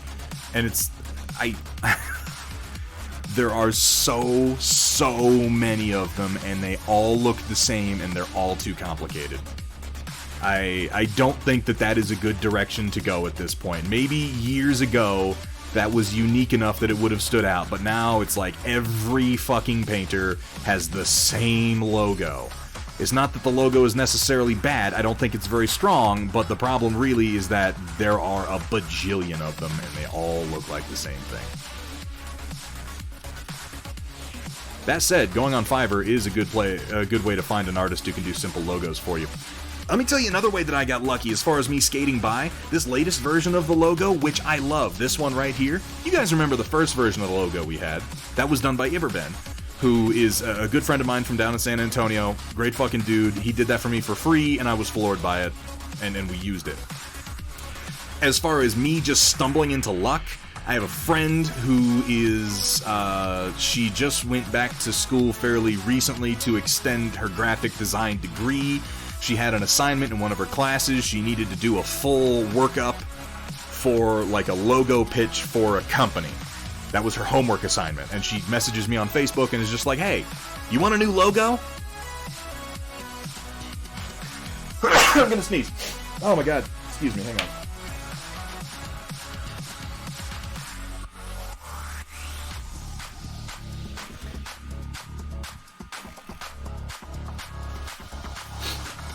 So basically, I got a free professional logo kit done by someone who's actually studying to do corporate graphic art.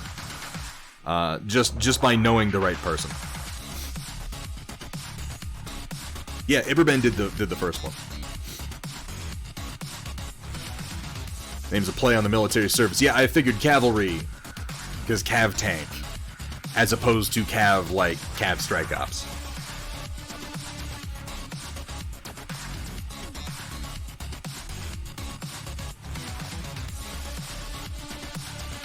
Though I think that probably has the same root, to be fair. I know that's an acronym, but, you know, still.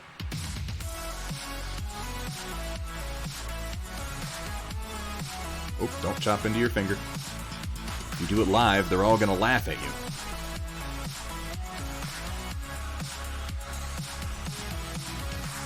And part of the reason I like the curved blade is because when I need to apply pressure like this, I can apply the pressure forward in the sawing motion and not be pulling the blade towards my fingers.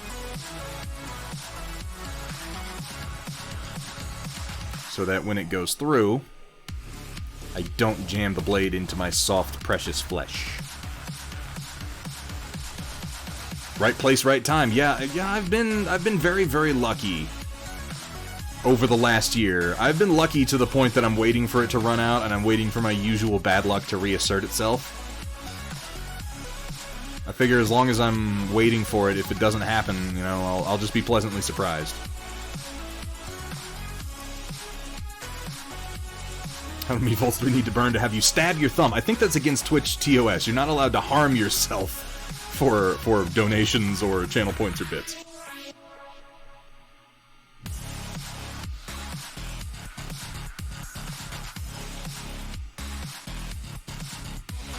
They thought of that already, Kursala. Yeah, it'll just happen anyway. Don't worry about it. Give it time.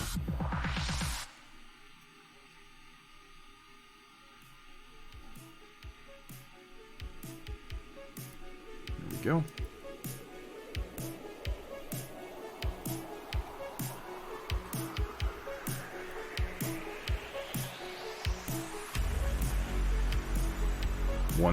.21 gigavolts. 1.21 gigawatts.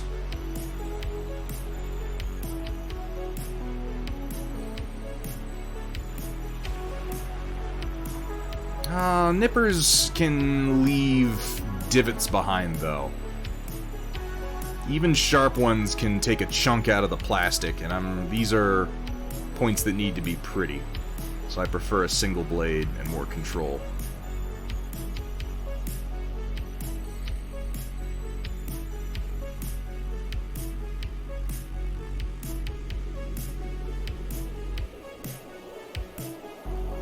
I'll be waiting with bated breath, Romeo Void.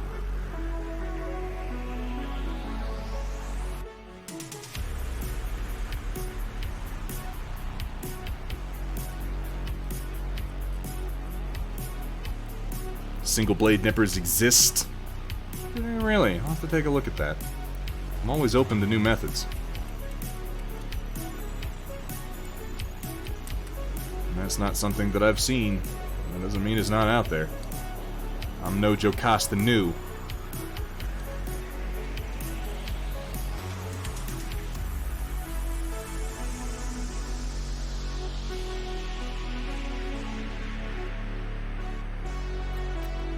Well, old tricks are the best tricks, as they say.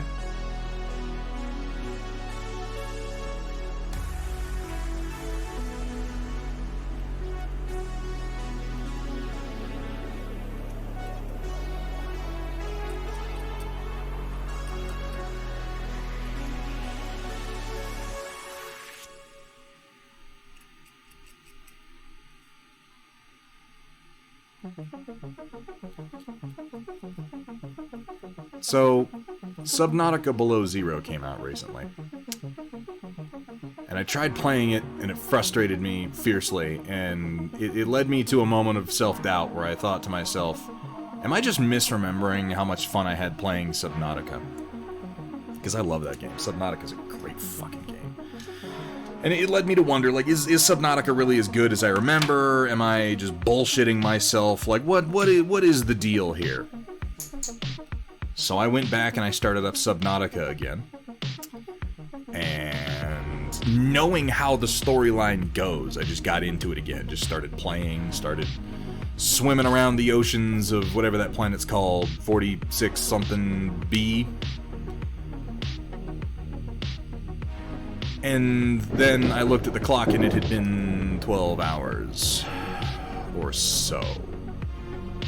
Somewhat shocking. Not as shocking as Atlas271 dropping that follow, though. Thank you so much, my friend. Welcome to the stream.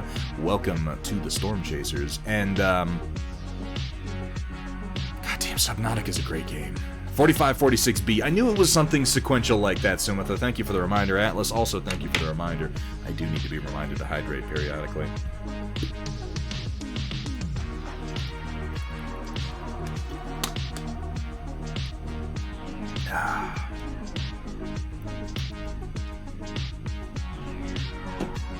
And ultimately, what I landed on was, I just don't like Subnautica Below Zero all that much, and I fucking love Subnautica, and I couldn't put my finger on what it was about the second one that was turning me off. But now I can articulate it, I think pretty decently. First of all, there's the problem with the voiced protagonist. In a game that leans so much on its amazing sound design, only having really one or two voices that come in and having the whole story be discovered sort of through the past tense of the voice logs, because, like, I know the story of Subnautica at this point, but I still find myself enjoying the progression of going to a new biome, getting a radio message, getting a beacon for a lost life pod, going to the life pod with this, like, little hope in the back of my head, like, role-playing, like, maybe they'll still be alive, even though I know everybody's dead. A lot like playing System Shock, if you remember System Shock 2. Like, you would periodically hear from people, and you'd be like, I gotta go get to the person, and by the time you get there, they're either dead or dying. Every single fucking time. But it still gives you the impression that there are things going on. And yeah, the AI for the standard Altera, PDA, and also for the Cyclops. And there's the other problem. The environments in Below Zero are really cramped. Like, everything's really close together, there isn't much open ocean, and some of the best moments in Subnautica were the biomes when it would be, you could be in the ocean and, like, look down and maybe faintly kind of see something of the ocean floor and look up and be super far down from the light and just have nothing around you. Just huge open ocean and this lingering feeling that a Leviathan might just come out of the fucking dark and hit you at any moment. For as huge as those things are and as open as the game is, I have been snuck up on by Reapers and the ghost Leviathans so damn many times. Even knowing where they are and how to avoid them, even knowing exactly how much damage they do and when they're gonna kill you, they're still so nerve-wracking. Now, I'm gonna play through the rest of Below Zero after I beat Subnautica again, but it just doesn't have it for me. And it's not just the fact that the storyline of the planet has already been revealed and there's no mystery. It's not just that. I don't want to, this is the more ornate head, I don't want to use that one. And then he's got a little crest, so I gotta pick which crest I want to go with here. I'm gonna go with the more simple one that just looks like feathers or something. But definitely the way that the main character talks all the time is really off-putting, because you had a silent protagonist in the first one. You really didn't get any history on who he was. It was the simplest of setups. It was like, you're on a ship, the ship crashes, you're in a life pod, oh my god, you're on a mysterious planet, go figure it out. And this one is like there's a story, and your sister's missing, and you specifically go to the planet on purpose, and I don't know. I don't know. Oh, and there's no Cyclops. There is no fucking Cyclops. Which is really upsetting to me because the Cyclops was easily the coolest thing in the first game. Sphere, good to see you. Thank you so much for getting that shout out, Riot Sister. How you doing today, man? Hearing clamoring for the next remaster to be Dead Space. I could go for a remaster of Dead Space 1, if only because, you remember, we played Dead Space 1 relatively recently on the stream, and even I was a little, like, with all my positive memories of the game, I was a little shocked at how dated it was. It was very clunky compared to Dead Space 2 or 3, which we also went on to play. So I would be totally on board for a remaster of Dead Space 1, because that game is excellent. Of course, I still want a Dead Space 4, but based on how we saw Dead Space 3 end, Riot Sister, something tells me that's not gonna happen.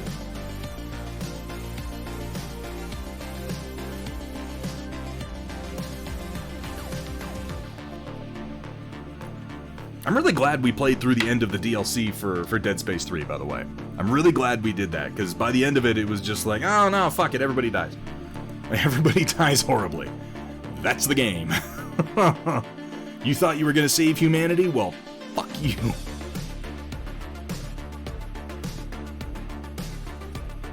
This, I'm gonna clip closer and then trim down. The concept they had for Dead Space 4 sounded cool. Was that the one for 404th Exile where the idea was that you were, like, cruising around the galaxy trying to pick up human survivors from colonies that were beset by the... What were the things called? I know that we, like, beat it relatively recently, but I can't remember what they were called. The Brethren Moons? Was that it?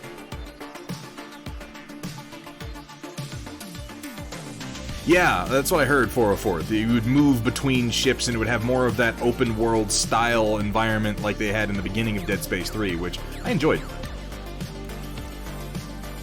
You know, Riot Sister, I'm down for that. Okay, chat. All you folks hanging out in chat. I don't know how many of you were there for Riot Sister and I double teaming Dead Space 3, but that was a fucking great time. And I'd love to know some more games that we could potentially do like that. Some sort of, like, co-op, single-player, linear, story-driven action experience that we could play together. I'd love to do that again. I'm very sneezy today. I apologize. Everything that has pollen is shooting it out in huge clouds right now.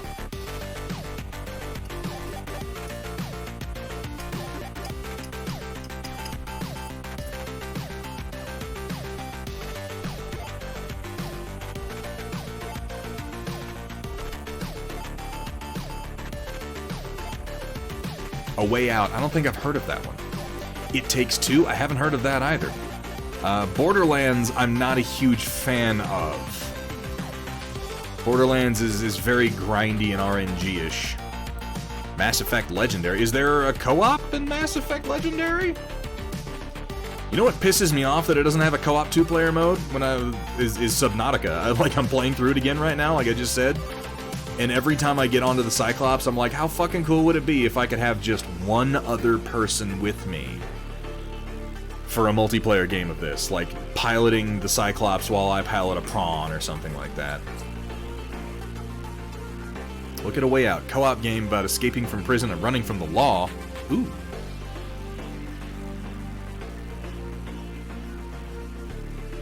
That could be fun. You want to go on the lam, Riot Sister?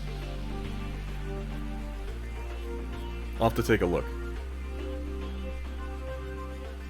If you've got a good idea for a game like that you would like to see us play on stream, go ahead and post it on the Discord and tag me, please, so I can take a look at it after stream. If we can come up with a good game, I would absolutely be down to have a once-weekly stream with Riot Sister again until we beat whatever game it is. Because I had a blast playing Dead Space 3 with you.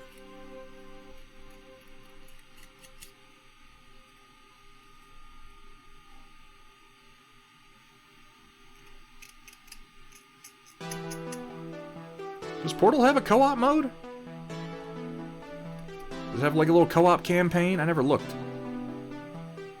Movie night decided for this month. I'd like to try and participate this time. Yeah, Steel a Rebel. We are doing a bottom of the barrel movie night.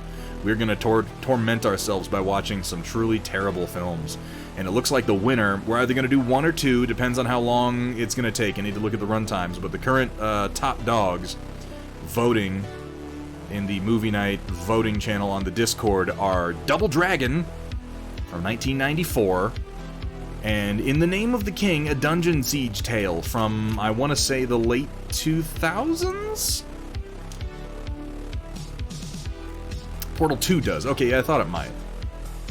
That could be fun. I like Portal. I wouldn't mind it being something that I haven't played a lot of.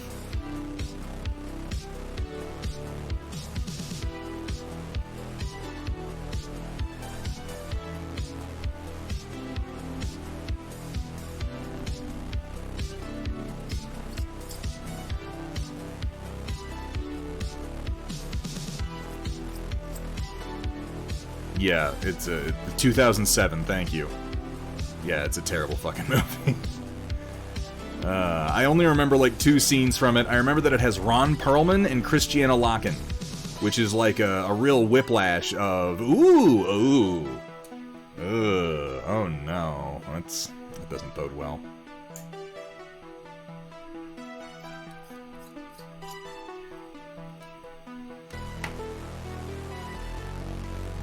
I think I remember the theory that I came up with when In the Name of the King first came out was that it was like these actors all reached into their pockets, pulled out whatever loose change they had, and decided to make a movie over like a single weekend. With the budget of what's in my pocketses.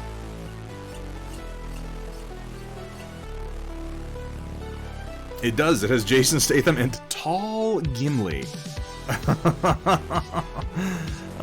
Yeah, we get on Discord for voice chat. I assume we're probably going to be talking over this one a fair amount, because they're terrible movies, and not good ones that we really want to pay much attention to.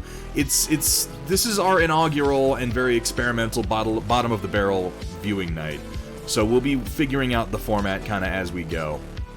I know that it's possible now to have a thing where it's like, people can speak when they get approval or what. I don't know if we're gonna do that or if we need to.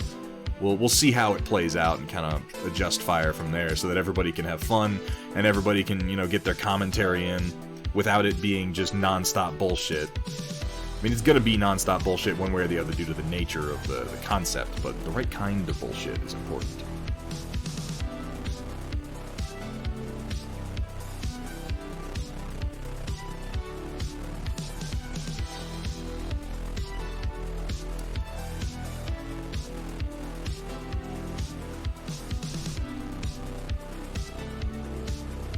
The thing I remember most about Double Dragon, because I don't think I've seen it since the late 90s, but I remember the thing I was most disappointed about was I like Mark Dacascos. He's a solid, action martial artist actor. B-movie martial artist actor. And I don't remember him doing much martial arting in Double Dragon. Like a movie that should be lots of punching and kicking. I remember it being mostly bad special effects. But it has been a long time.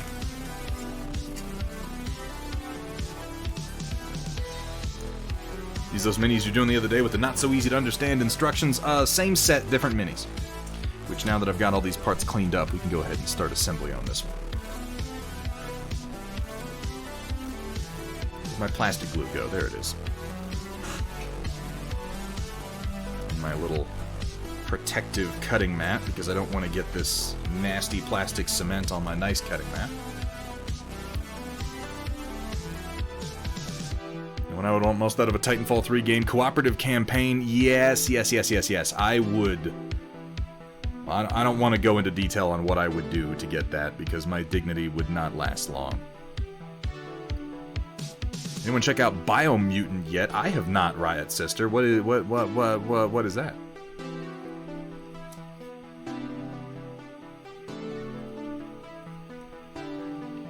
So here's a question.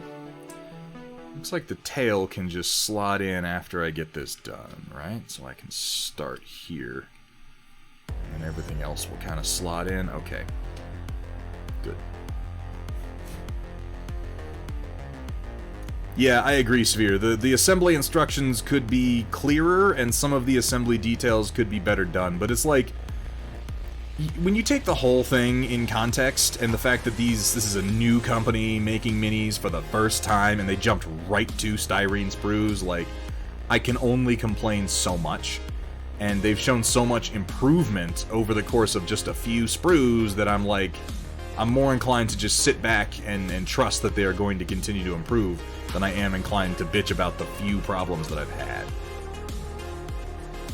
That, and considering the incredible bundle deal they have on these, like, yeah, I feel like I've gotten my money's worth thus far.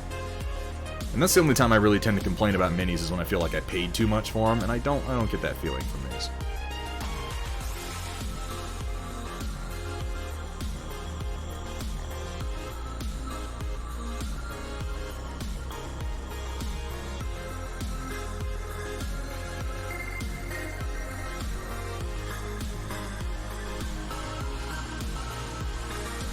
Don't play either Titanfall game. Both have been DDoSed and hacked. Wait, what? What? WJ, really? Like, recently? Like, now? What? Huh? Who? Huh? Literally a wizard. What does that make you, Deckard? Some kind of badass fucking sorcerer? Because you know what? I liked this fanfic. I think we should write more of it. Deckard VS, good to see you, man. Thank you so much for getting that shout out, Riot Sister. Deckard VS, an incredibly talented, a really, really awesome streamer, super high energy, very welcoming, great fucking community, and digital artist on top of everything else. Guys, if you're not following Deckard VS, do yourself a favor and go give that man a follow. Check out his next stream. I was really enjoying watching him play through Cyberpunk the other day.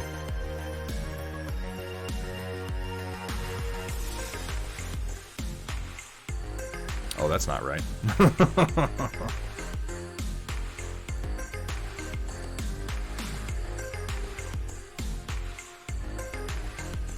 Did somebody say fanfic? No, Gaddick, no, nothing.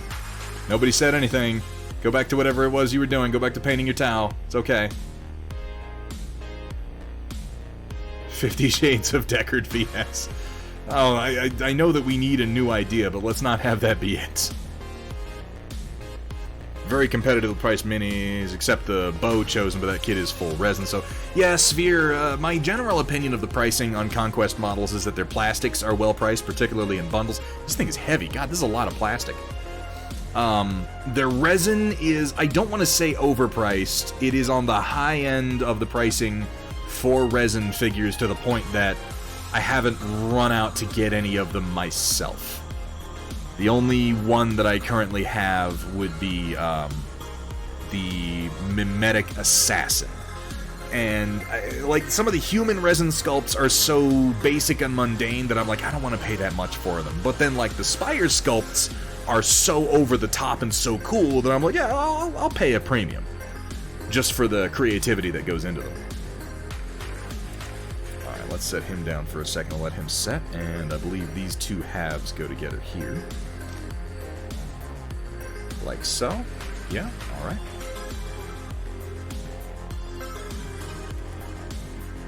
Yeah, I'll wait for the plastic kit on that particular front.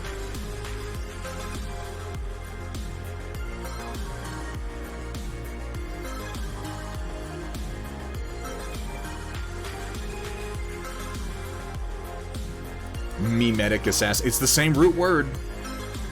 It's the meme assassin. It needs to have more memes about it, in my opinion.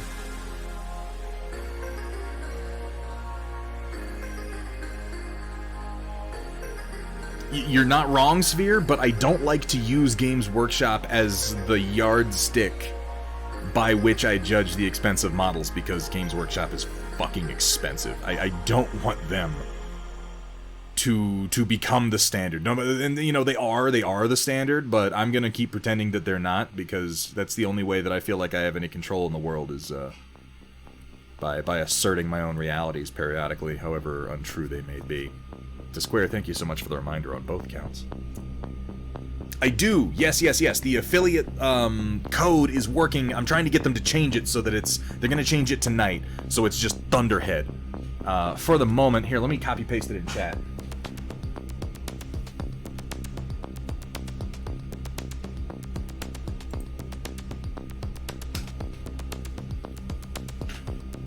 If anybody asks Riot Sister, Kursala, you can give them that code.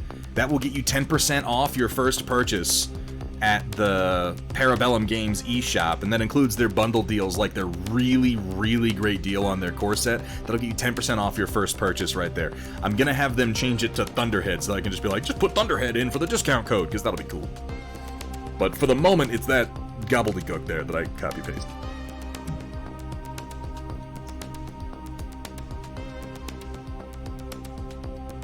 Okay.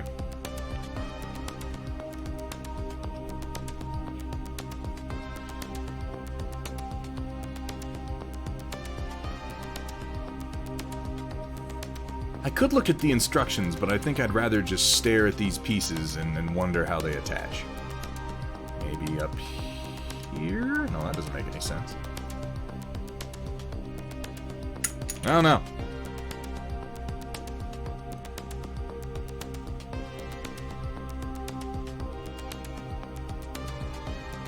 I don't want to look at the instructions, but I don't know how these pieces attach. No. No? Okay. Sides of the saddle. Ah, look at that. Right there. Perfect. So you actually have some variation. You can have more or less fabric hanging down, which is, that's pretty nice. I like that.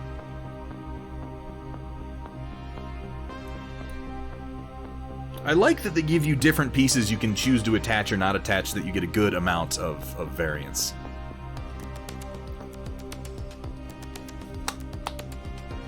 White Wolf, I believe so, yes. Okay, I don't want to say 100% yes, but I'm pretty sure that if you are doing the core set deal, like you buying a core set, you automatically get the 2 expansions free on top of that, and then you can enter the discount code for 10% off of it. I don't think they're exclusive. It wouldn't when you tried it? Okay, maybe I'm full of shit then. If nothing else, I'll clarify that with them tonight. But I mean, if you're buying the Wahadrun, it's certainly good for that. Oh yeah, I went to Costco, Deckard. I picked up a 24-pack of some of the delicious sweet, sweet Stella. Not to be confused with Sweet Sweet Stila, who is a bottle of oil. How you doing, Orchrist Gaming? It's good to see you. That one specifically doesn't work. Okay, but with the previous deals... So, like, the bundles probably do.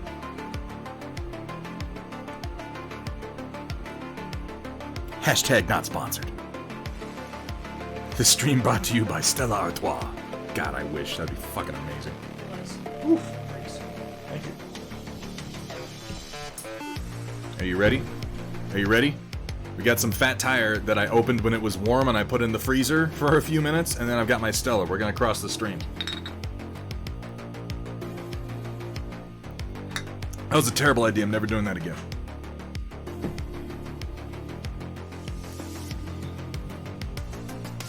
Oh, I regret that.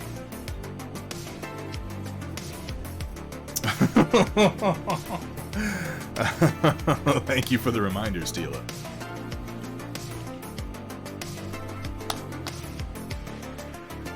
Ah. Now, to be fair, I feel like saving 10% on the core set when they're giving you 2 expansion boxes would be pretty nuts as it is. I want to show you guys something before I continue building this, because I've got some militia that I need to build, but this impressed me. Like, I know I talked about the quality of the packaging on the core set when we did the unboxing, but I mean, this is the militia expansion,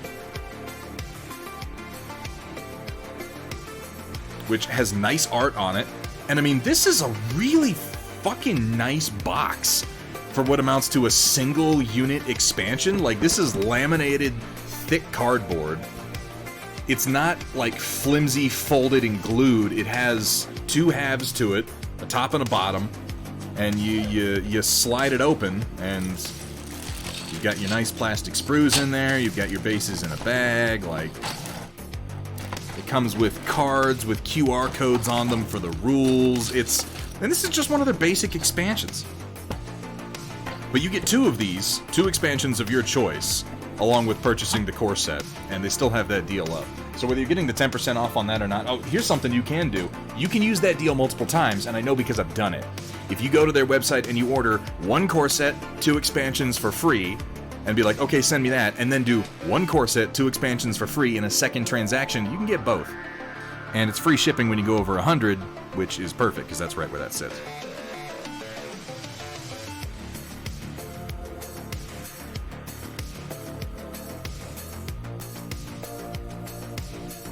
Do it again. Do it again, she says. Oh my god. I'm just...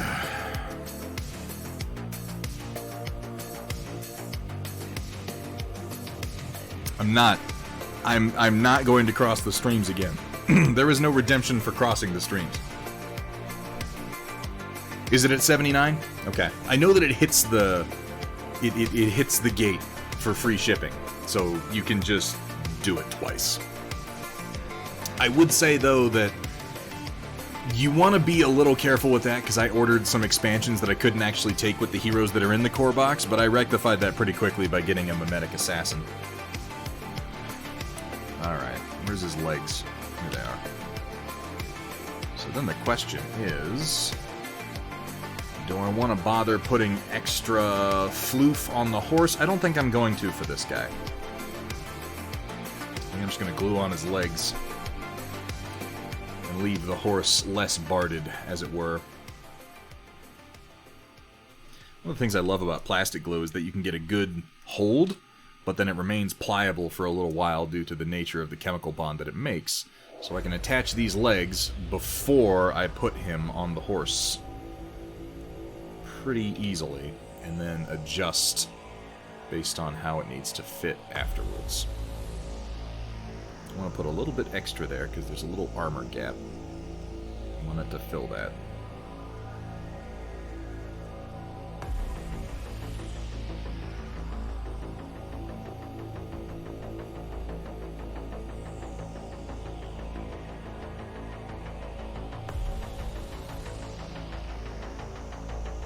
Go. God, I feel like a gynecologist over here.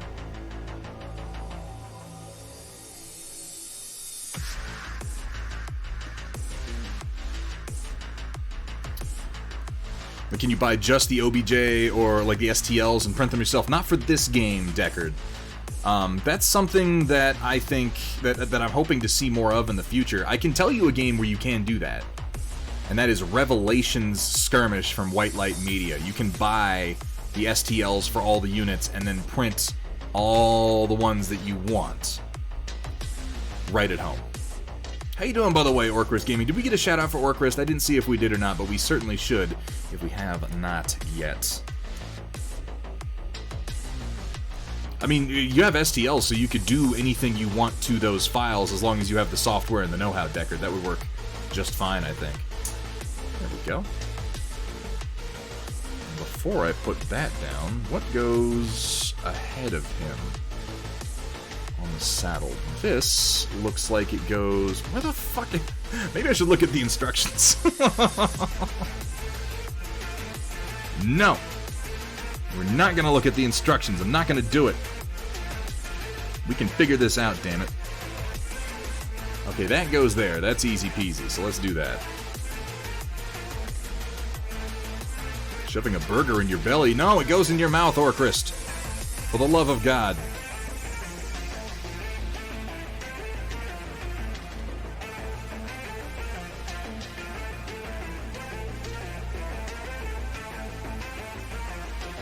Then have them color printed. Yeah, you'd wind up spending a lot of money by that point, but I like where your head's at, Deckard, and I think that, to a degree, you're on to something as far as the future of wargaming and the direction it's gonna go. I anticipate seeing options like that popping up more and more in the near future.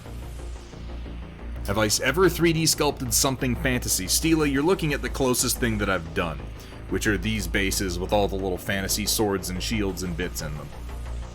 Everything that I have done, like, full miniatures of have all been sci-fi. But I'm hoping to change that over the next few months. How the fuck does this go?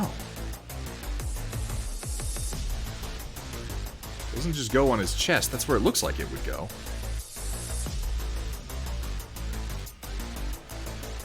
And what goes right here?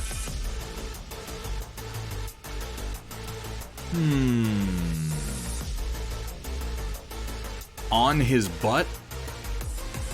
No. It doesn't go there. Right here? No. Here? No. Here? There it go. Okay, I see. It goes right here. It's a little piece of armor for the rider. Ha ha ha ha! You see, we don't need no fucking instructions. Come on.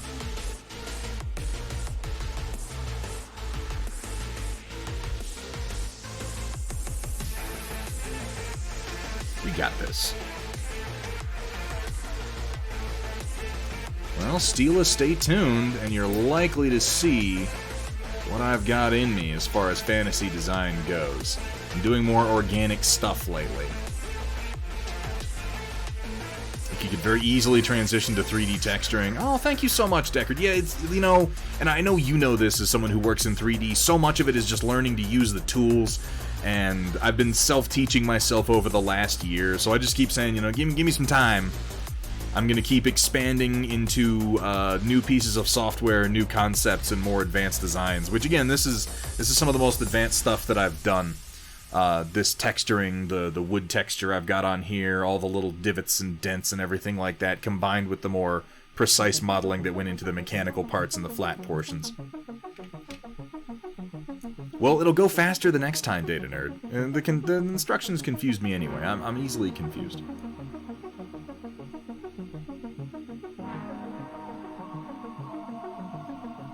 Alright, I think now I can afford to go ahead and put the rider on. Like so. He's a big boy, too.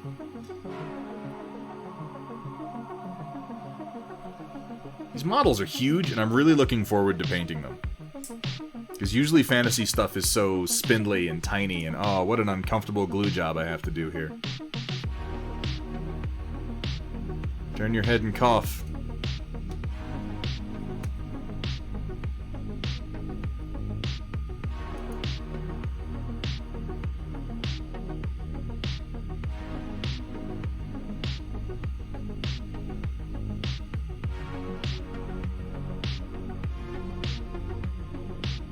Do a teeny bit more, actually.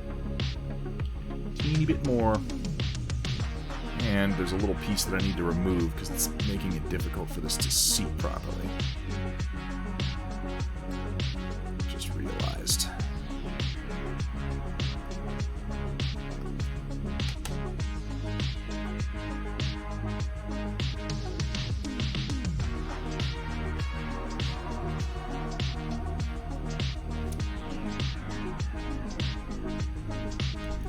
Yeah, it's one of the reasons I wanted to do this, to do oils on these Steela, and I'm committed to doing this entire damned army in oils, is that they're larger and I won't have to deal with quite as many teeny tiny fiddly bits. Quite as many. Some, but not quite as many. I have come for thine butt, Captain Zodabeard. How you doing, man? It's been a little while.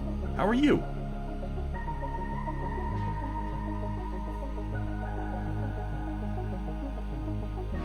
Sure everything is seated here so that it bonds properly.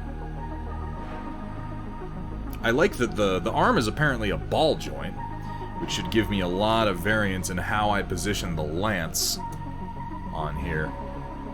But again, let's just do a quick comparison between true scale 28mm and this guy, because holy shit.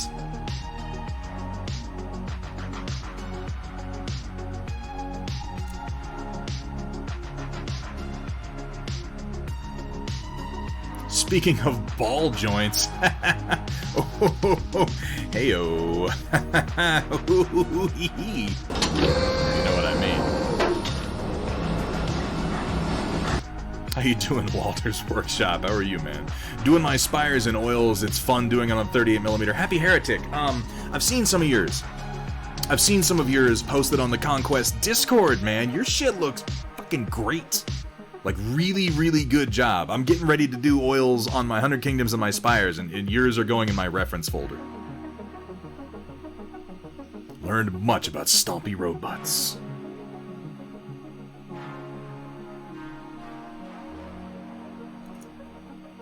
Do I need to tell you why you should be following Walter's Workshop at this point? I mean, do I really? Is that really a thing I have to do? I'd be kind of disappointed if I had to tell you that. I feel like you should just know it by now.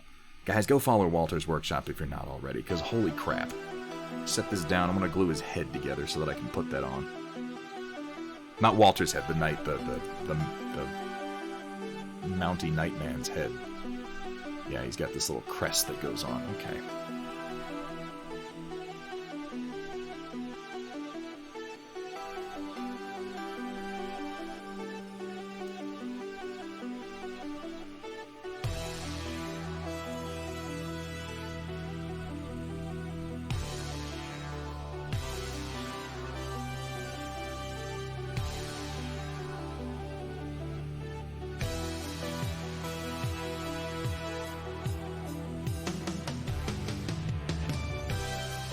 Go. I can't remember when. I can barely remember when I stream. Give me a break. Alright, he's gonna have one shield arm. There's a surprising amount of posability in these kits, and you gotta make some choices. I guess I should do his bridle first, which is probably going to go on like so? Where does it connect to? Maybe the other way. Maybe it goes the other way. It seems very likely now that I look at it. From here, I guess right back to there. Yeah, those look like the two connection points. Okay. How you doing, Mafik? Barely remember when my stalker had LRM ammo to spare.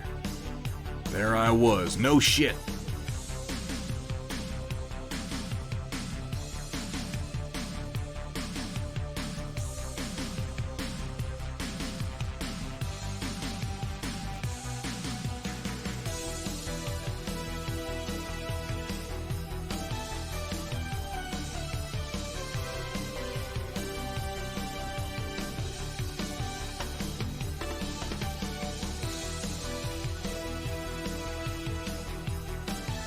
There we go.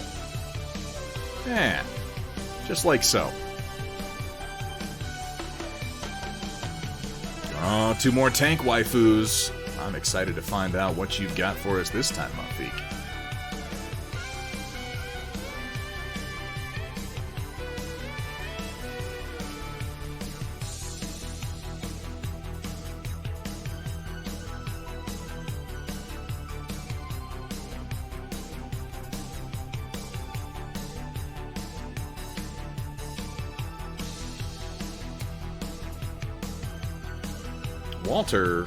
Walter's Workshop has been doing some pretty amazing work with these very minis. You should see, if you haven't yet, you should see the Abomination that he's working on for his Spire forces. It's a bit over the top, I might say. I think that that's an accurate description. I think he would probably agree with me.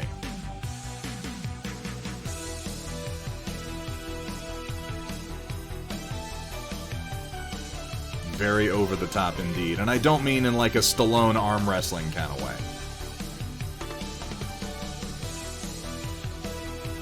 That's a different sort of over the top. Let's get his head put on, because he's pretty well going to be looking forward. I don't think I want to have his head turned.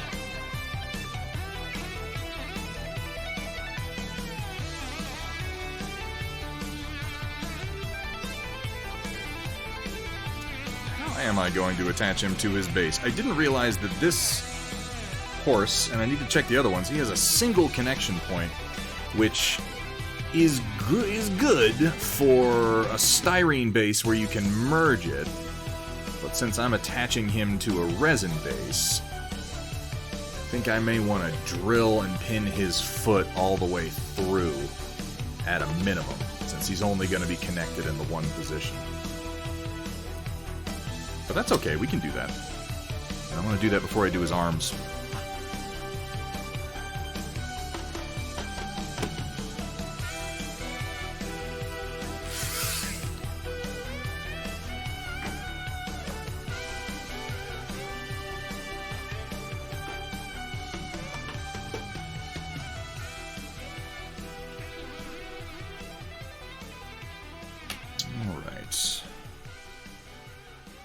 just use my pin vise. This shouldn't be a terribly difficult drill job. Well, I might as well use this. Anything worth doing is worth overdoing, as they say. As I say, sometimes, all the time. Hey, Scud24. Welcome in. How you doing today, man? Just read the damn instructions. I will not admit defeat. We're almost there.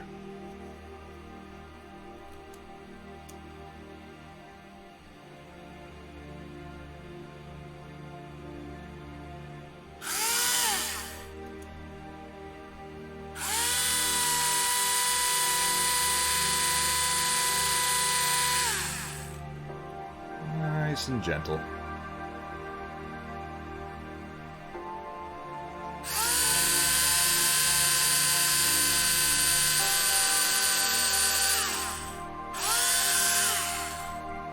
Go.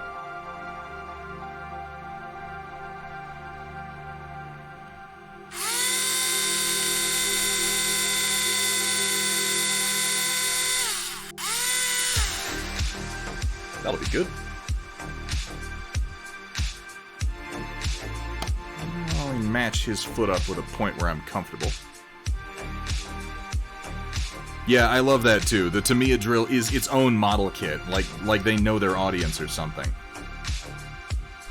Alright, so he's gonna be on this base, and I want him positioned probably relatively centered with the debris forward, so with his hoof probably right about there.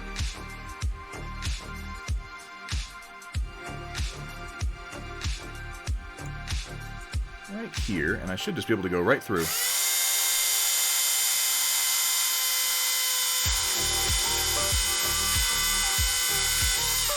Just like so.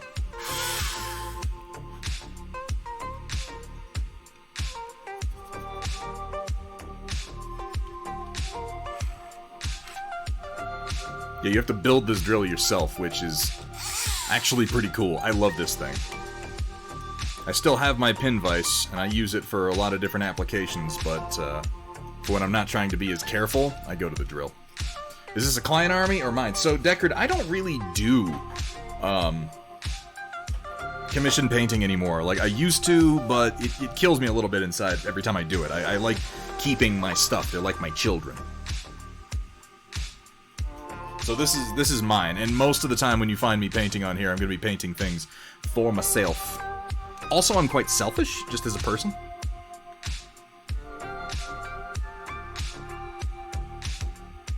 Nope, that's wrong. I did commission painting for a while when, like, Star Wars Legion was new, and I did a bunch of 40K back when I lived in San Antonio, but I don't enjoy commission painting very much. I love painting, but I like to keep everything that I do. Making myself a pin here out of a paper clip. And I'm just roughing it up with a little needle file here so that it has good grip for the glue.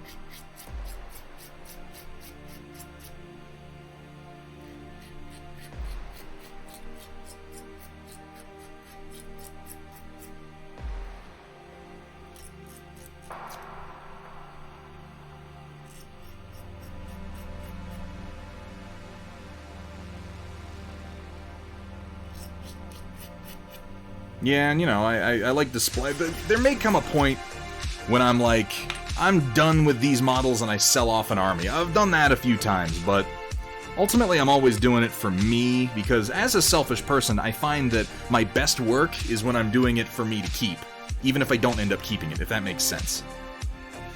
It's sort of the same philosophy I have behind 3D design. I'm ultimately designing everything because I want to have it, and I feel like on some level that increases the quality of my work.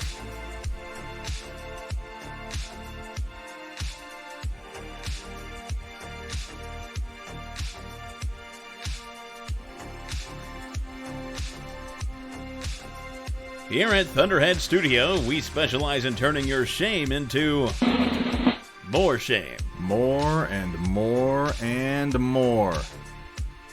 That's how we do. Get that seated in there pretty good. Let that dry for a minute, and then I can run it down through into the base. Alright, what am I missing now? I have his arm with shield, and then 2 options. And I think I'm going to have this guy charging, so he's going to use the charging lance, and I'll set this one aside to use on the next. The next mounted horseman, who I might as well start clipping out now. I think he'll be a faster build.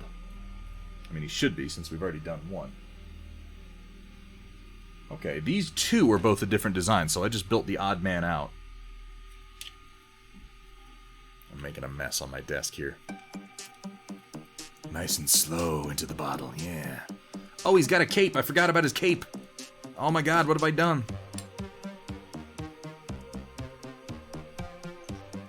I don't know if I want to have him wearing a cape. I don't know, that seems like that's almost a little too fancy. I think I'll skip the cape. He's just wearing armor.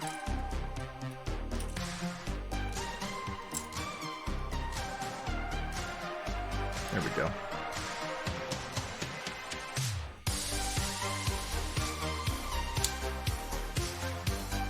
Flip that. Let's go ahead and test this. Yeah, that'll work nicely.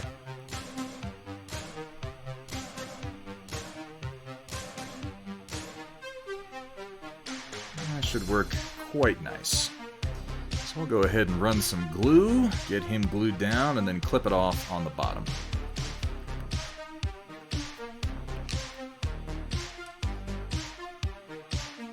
What I should do first, this is something I do anytime I'm going to super glue any piece, is just do a little bit of scoring lightly on the base of his foot, because that will make sure that the glue can grip better. There's going to be some void space between the model and the actual flat. There won't be that much surface contact.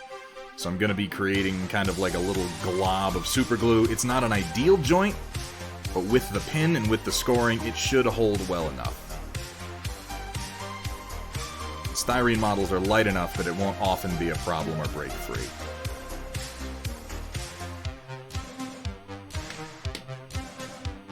Never been into this type of tabletop game. Always been fascinated, though. I think it's fucking dope. Makes you want to try. It's a wonderful, wonderful hobby, Deckard. It really, really is.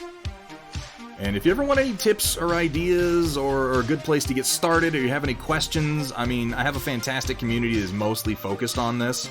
And I'm sure that between all of us, we could come up with something that is going to tickle your particular fancy.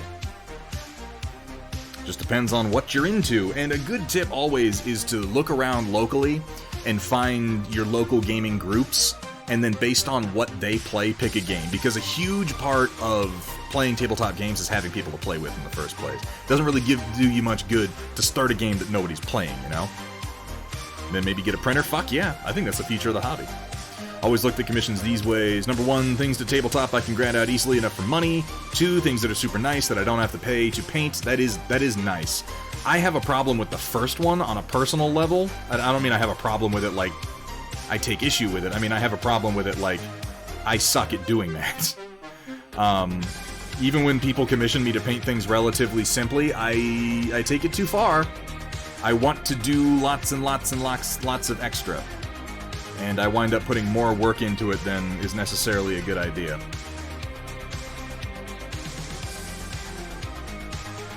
And then I wind up giving people more of my time than I budgeted for, and I'm not good at commission painting, if that makes any sense.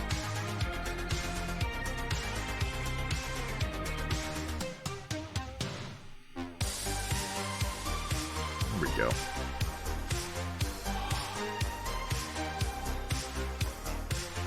Moisture helps to cure super glue, by the way, which is why I'm kind of breathing real heavy on the model.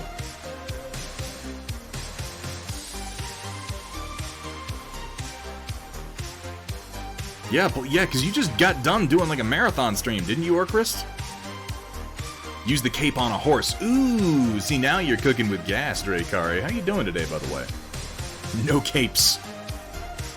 I always thought that joke was funny in The Incredibles because it's also a joke that they do in Watchmen. They have Dollar Bill, who wore a cape. and he gets his cape caught in a turnstile, and he gets shot to death by criminals. Which is much more well, I guess not much more tragic. Actually, like, as I think about that, I realized the joke in The Incredibles was that someone got sucked into a jet engine, which is just as morbid, to be fair. Maybe involves slightly less murder? There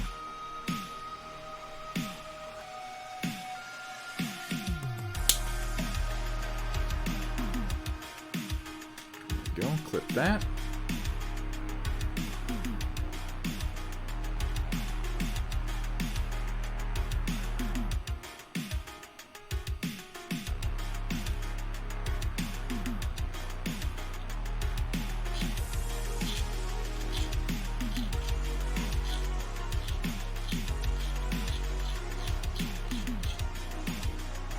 File this down ever so slightly.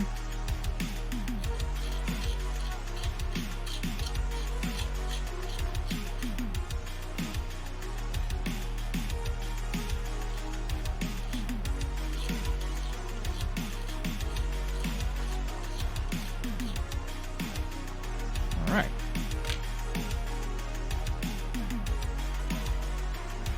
We can magnetize to his base. Now I can go ahead and attach his arms. Let's start with the lance.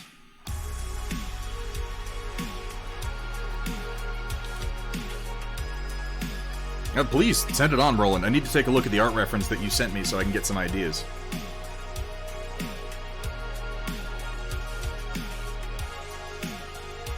Just a little glob there.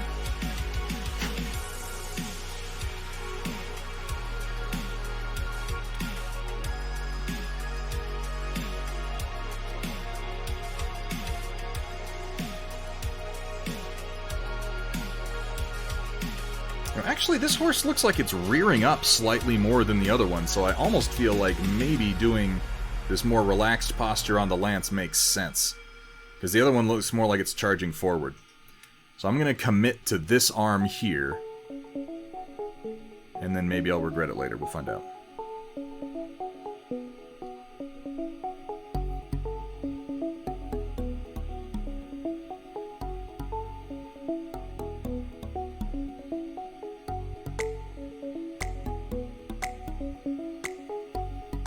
I don't need him to be on his base while I'm doing this.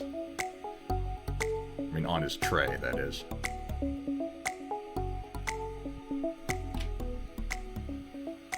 Well, some of us in this world are just fascinated by tiny plastic toys, Deckard.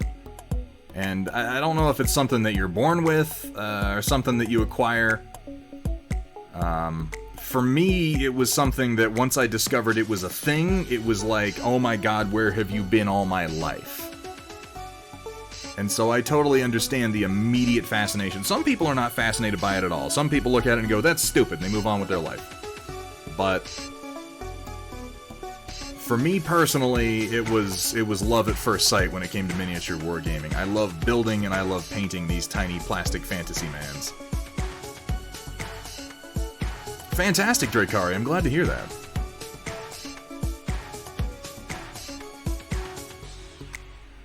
Is that man and that man the same man talking about the two camera views?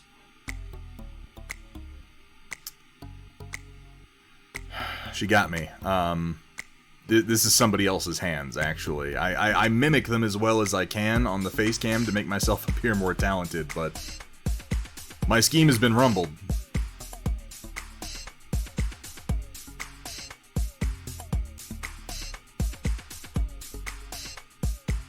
Hold up, don't droop down. I'll hold you until you set proper.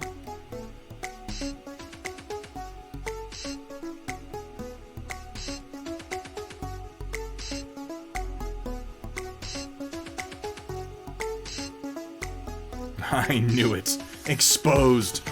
Oh no, it's all coming tumbling down around me. Love looking out over my ranks of built miniatures like Saruman viewing his Uruk-hai from the tower.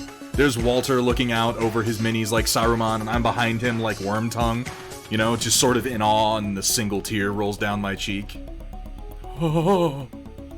Well, thank you so much, Deckard. I appreciate your lurk, and I appreciate you stopping in, man. Always a pleasure to see you.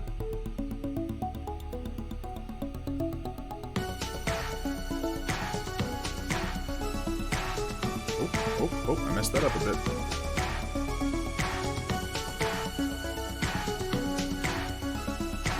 I'm gonna wind up regretting making this model so tall when I have to put it in a box, but I like this posture. It's like the horse is rearing up and getting ready to charge, and he's like kind of holding his lance slightly to the side and getting ready to bring it into the shoulder pocket, you know?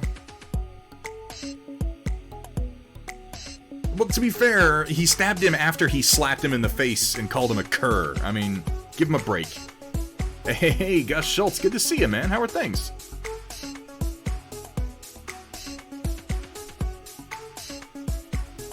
Wormtongue's like, no. He's like, get back. Cur, slap. And then he calls Theoden a dotard. Gibbets and crows, dotard. Do I want to position his arm or his shield first? I guess I can adjust it afterwards. So I'm going to go ahead and put the shield on the arm and then put the arm on the figure. Wait, does this go on his hand? It goes on like that, to those two pieces. Okay, that's easy.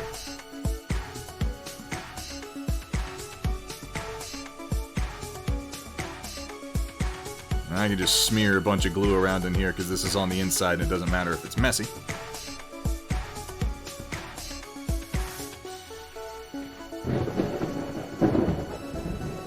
Holy moly! Rook's Table, thank you so much for the follow. Welcome to the stream and welcome to the Storm Chasers. I think, am I correct? Am I correct that you just helped me hit 1,400 follows? One of the most meaningless metrics that still feels the best. Our 1,400th follower, thank you so much. Welcome to the stream, my friend. I'd love to say that you won something for being 1,400, but that's unfortunately not the case. Though if you come around once we get 100 more, we'll probably be doing a giveaway of some description. That's fair. I won't slap you in the face. No guarantees on the cur bit. Well, you called me a cur the other night on your stream. So we're way past that.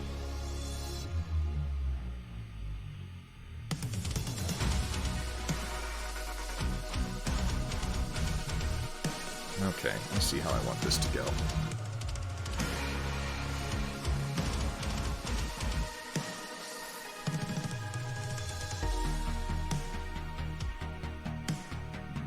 Move this around a little bit to get a good coating.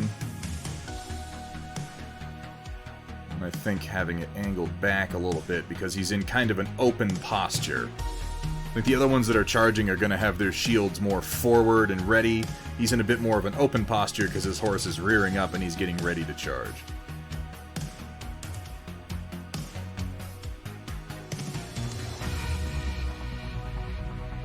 This is my logic anyway, as I overthink the posing of my plastic mens.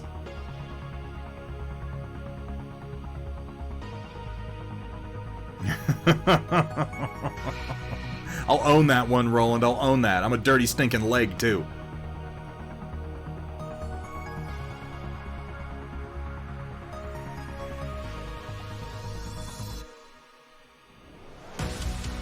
Welcome to Thunderhead Studio, where I'm going to hold this plastic arm in place for the next several seconds. Riveting content.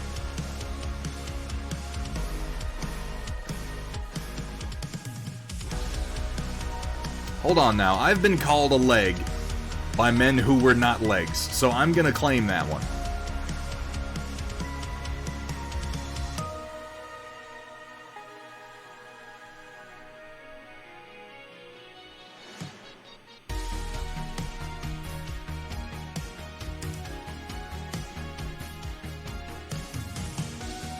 Not strictly, but I served in a support capacity.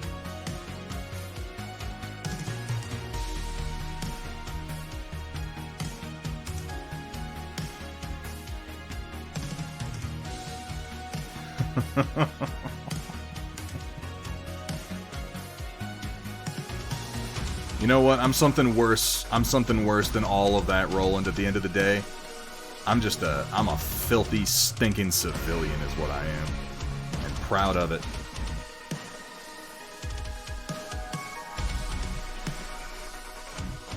I like these shields they gave these guys. They're not anything based on anything historical I've ever seen, but they have kind of a cool shape to them based on the way they fit on the horse.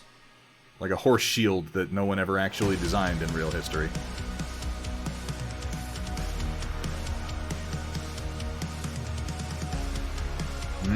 I got my DD-214 framed, baby. You better believe that shit. I was a 99 X-ray future civilian for most of my career. Welcome to Thunderhead Studio, where you can only tell the stream is live because of the streamer twitching while trying to hold two pieces together. Well, I'm trying to give it enough time that it won't droop when I release it. That's what she said, conceivably. Ah, God, that is the lowest brow humor.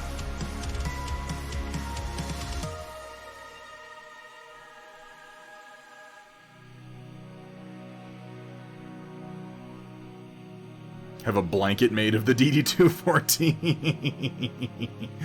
Oh, that's a beautiful idea. That's a beautiful idea. I like this pose on this guy. What do you think? He's kind of open-armed. He has this attitude like the horse is rearing up and about to lean into a charge. So in the moments immediately following this, he would lean forward in the saddle, he would couch his lance, and he would draw his shield in tight.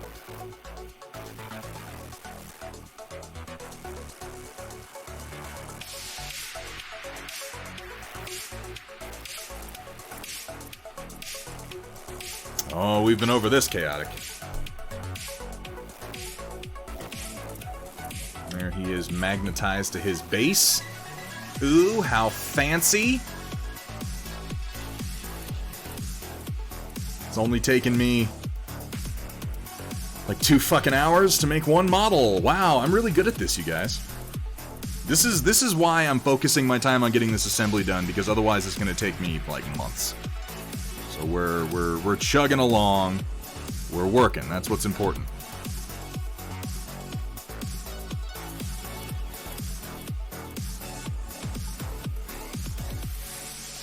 All right, let's do another one. A slightly different one. That of the horse is all ready to go, and the rider's like, "Crap, I gotta poop." I mean, yeah, probably. But it's like a spacesuit. They have a specially rigged up thing for you to go in your armor. It's called crapping your pants.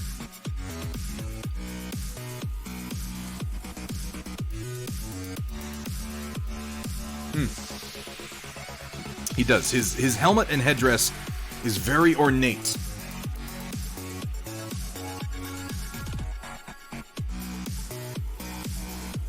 But then I figure, so the Force, the look that I'm going with for the Force is that it's mostly mercenary. And I like these guys being more ornate, because logically, like, I'm keeping these guys looking very mundane, with earth tones, reds and greens for, like, their dye. And then for these guys, I'm gonna go brighter, because I view it kind of like the late Holy Roman Empire, like, Lens Connect mercenary companies. They had a lot of money. They could afford horses and arms and armor, and they could afford to maintain all of this stuff, and they wore lots of slashes and dashes, bright colors, yellows, blues, stuff like that. So I want these guys to be more ostentatious, but still mercenary. Do you like sexy battle mechs, sexy streamers, and sexy Solaris cheerleaders? I'm so sorry, I keep sneezing. Well, Thunderhead Stream has some of those things, and more. And more. That's the important part to remember. Alright, let's clip out another one and build them. I think we can get most of the way through that process. Starting with the horsey.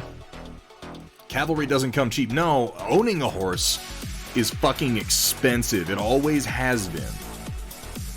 Owning a horse, keeping a horse, maintaining a horse, training a horse. You know, there's something about mech paint jobs that really just brings a tear to my eye. And sometimes a tightness to my pants. This stream has a lot of the latter. So much. But, yeah, that's, so, okay, the 100 Kingdoms in the lore of Conquest, as such that you can do almost anything you want. That's kind of why they're called the 100 Kingdoms. It's like the group is so broad that you can kind of justify anything within the confines of it. But the general lore for the Men-at-Arms, for instance, states that the 100 Kingdoms are a mostly traditional feudal society that are undergoing a massive economic revolution due to the rise of a mercantile class, which has its roots in real history. So, before, where it may have been more like you would expect feudal Europe to be, where it's primarily like militia and levies, and the owning of armor would be incredibly rare, and nobody would have that kind of dosh to spare. The 100 Kingdoms, as part of their economic revolution, suddenly find themselves with a whole class of fighting men who can afford arms and armor who could not before, and as a result they have this whole class of mercenary rising up. And the physical power, the ability to project force and to control land, is passing out of the traditional hands of the nobles and their levies and sworn knights and so on, and more into the hands of whoever has enough gold to buy the local mercenary bands. So I'm leaning into that with my force and making them mercenary. So they're going to be very motley. They're going to have very poor colors. They're going to have leather-covered shields. They're not necessarily going to sport a lot of iconography.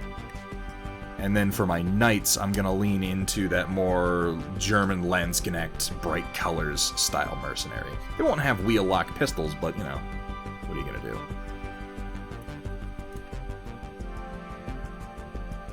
They're still mercenaries, they're just much more moneyed mercenaries. They might have been knights for a noble lord at some point in the past before he lost the ability to keep them. And now with this new economic revolution, they realize they can make a lot more money selling their services to merchants and wealthy priests.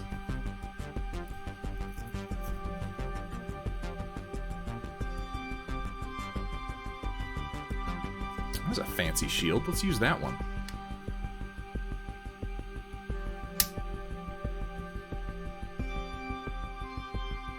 Needs black powder when you have fucking fireballs. There aren't that many fireballs in this. Is there a human spellcaster hero in this game? I haven't really looked closely at all the heroes. They've got some priest characters. How many minis are there in total? So Steel Rebel, in the core box, you get something like 72 miniatures. It's a lot. It's a lot of minis. I'm building a basic 600-point force now, which is kind of the smallest force you can get for the main game that still makes sense to play. And that is going to be composed of these 4 trays of men-at-arms. So I've got 16 men-at-arms figures over here that I have done up.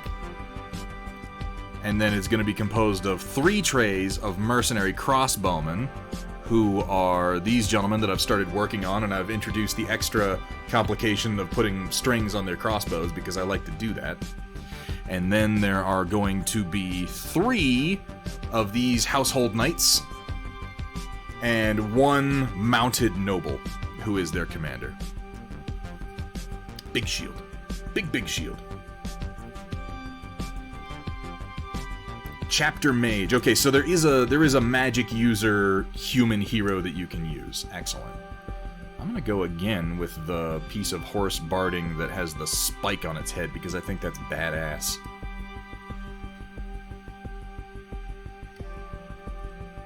Now, there is a smaller version of the game you can play, Steela. You don't have to make that many models. If you're interested, there's a version of the game called First Blood, which is more skirmish-oriented and uses a smaller model count. For that, you're looking more at like a hero and then maybe 12 extra models to go with him.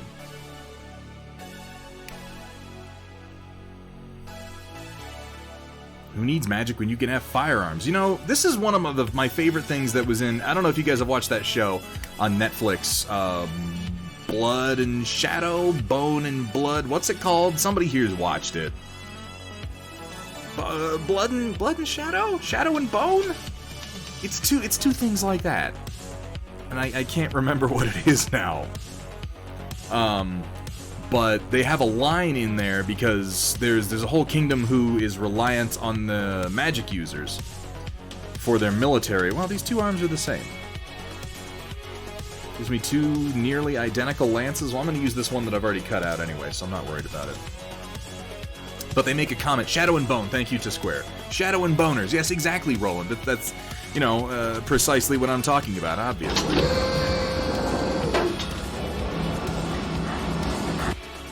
There's a comment from a military commander in there, though.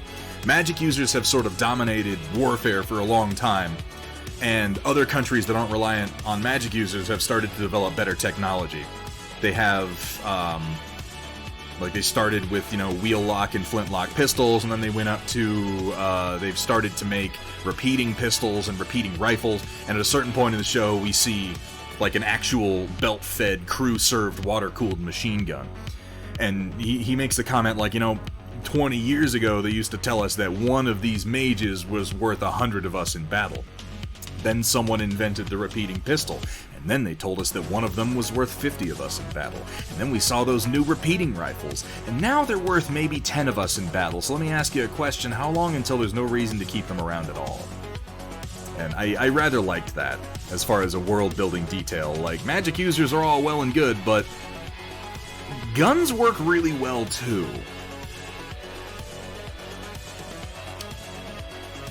Any sufficiently advanced technology is indistinguishable from magic. Oh, that is a popular one and a classic. I don't know if I want to go with this crazy ornate shield. Honestly, I might go with the simpler one. I'm trying to keep these guys a little more down to earth as mercenaries, and if I want to do like some knightly orders or something, I might save these shields for that. Because the more I thought about it, the more I was like, let's go with something simpler and more grounded. I'm really going with a more mundane look for my forces anyway. Did someone say world building? I did, actually, yes. I like good world building. I like clever world building. That's probably, like, looking back on it, as far as reasons that I got into Star Wars as a kid, I think the world building in Star Wars was a big part of that for me. This comes with two different styles of faceplate for the helmet.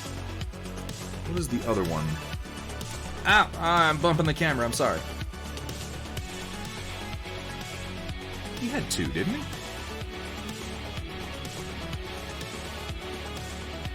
Nope. Maybe I'm out of my mind. Guess he didn't.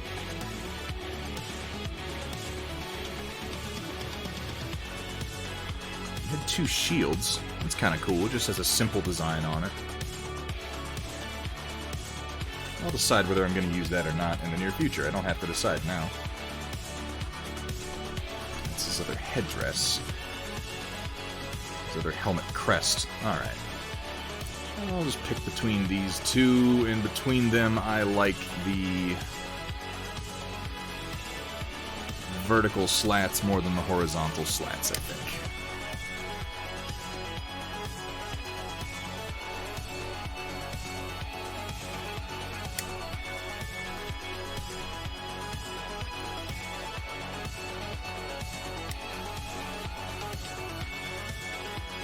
Oh my god. Steela, have you played Planescape Torment? I assume that you have. That game is fucking amazing. Still, to this day, it's great. Gameplay's a little dated. Didn't they do a remaster of it recently? I feel like they did. I introduce you to the Cosmere. I mean, you may. I haven't heard of them. What are the Cosmere?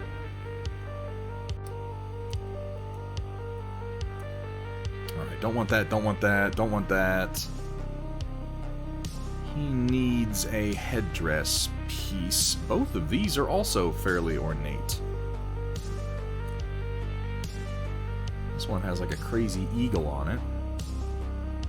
We'll go with the simplest of the available choices, which I think is this. Ironic, because it's still fairly ornate.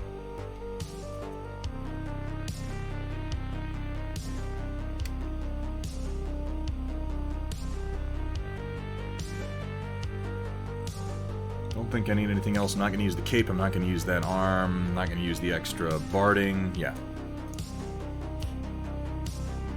It's a literary universe. You know, truth be told, I don't read enough these days. I probably need a new book series.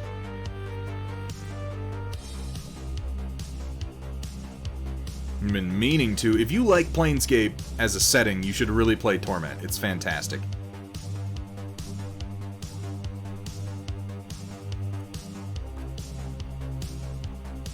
It's been a long time since I've played it, but I think they did a remaster of it recently. I don't know how complete it was.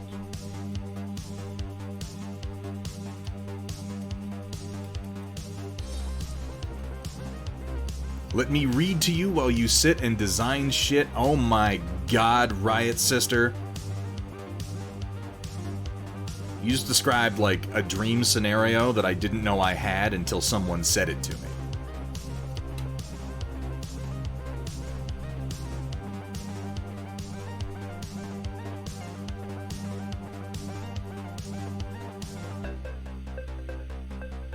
Italy has a huge Planescape fan. Really?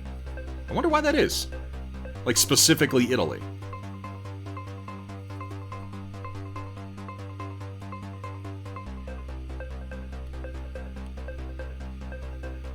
I'll leave that bit there.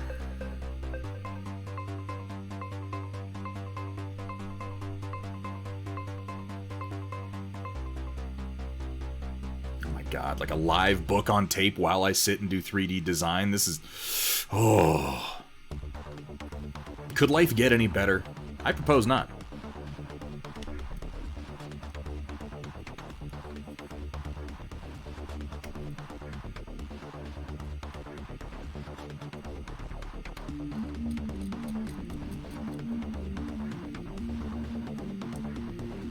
Oh no, we don't. We don't have a command specifically for that.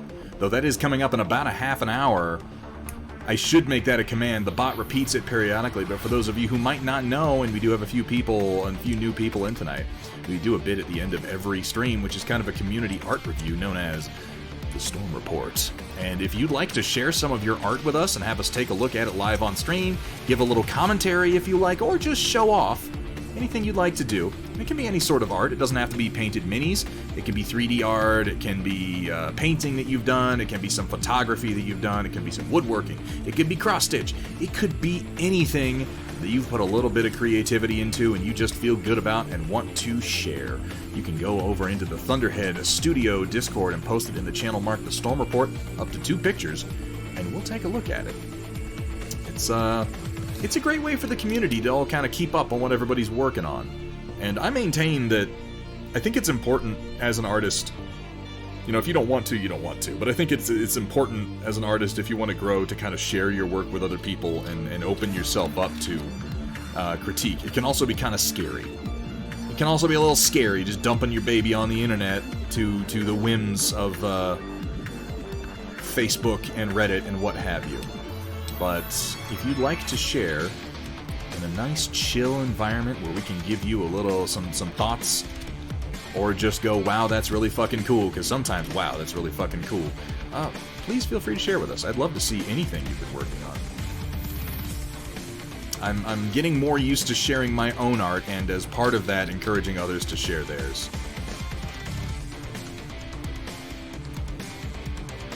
I think that as a creative, attempting to be a creative, I should say more accurately, you have to consume a certain amount of creativity. And the Storm Report is one of the ways that I do that. You must consume art to understand even your own.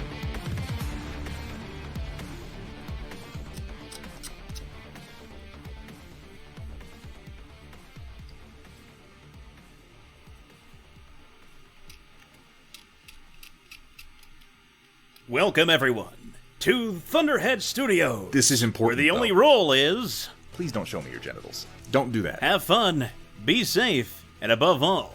don't show them to me. For the love of God. Don't do that. I realize I'm on the internet. I realize I'm saying, hey guys, send me pictures of something that you're proud of. And the first thing that some of you thought of was just putting a picture of your junk in there. Please don't do that. I don't want to get banned by Twitch. We don't have an NSFW channel either. That particular piece of art that you're so proud of, keep that one to yourself, or share it on, like, the appropriate subreddit. Steela's got to head out for the day. Yeah, don't do that. Steela, have a fantastic day. Thank you so much for being here. It was a pleasure to have you, particularly right off the bat. I hope that your sleep schedule doesn't get any more crazy than it already has. And you can shout at those firemen for me if you feel like it.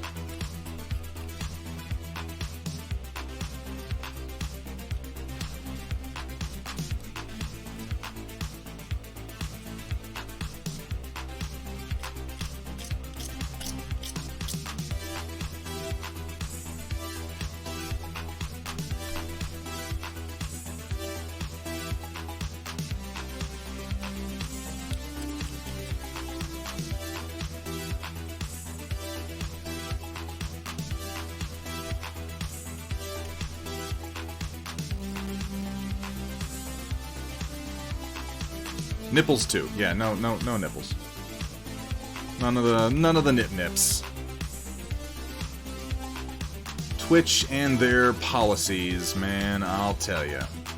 Though Steela's found a fun way to get around it, but she actually does have an OnlyFans that is just for miniature painting, which is pretty cool if I'm being honest. Let's go ahead and attach these two halves since they are cleaned up, and we can. We interlock a bit like so, it looks like.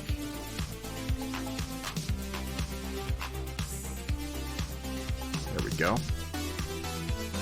Okay, can work with that.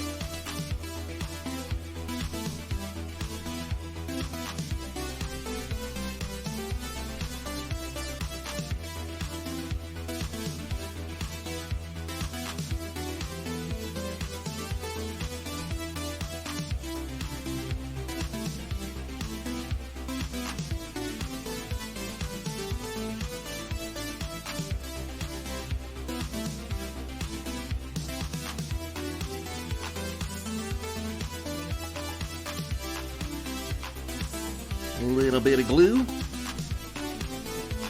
Let's just go ahead and seat these together. Just like so.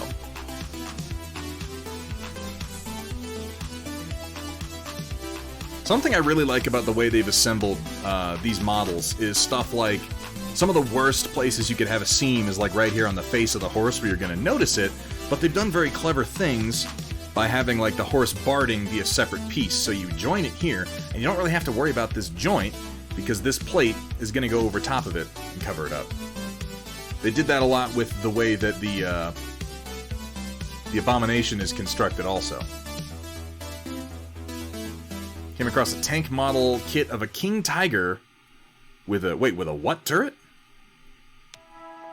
Compelling.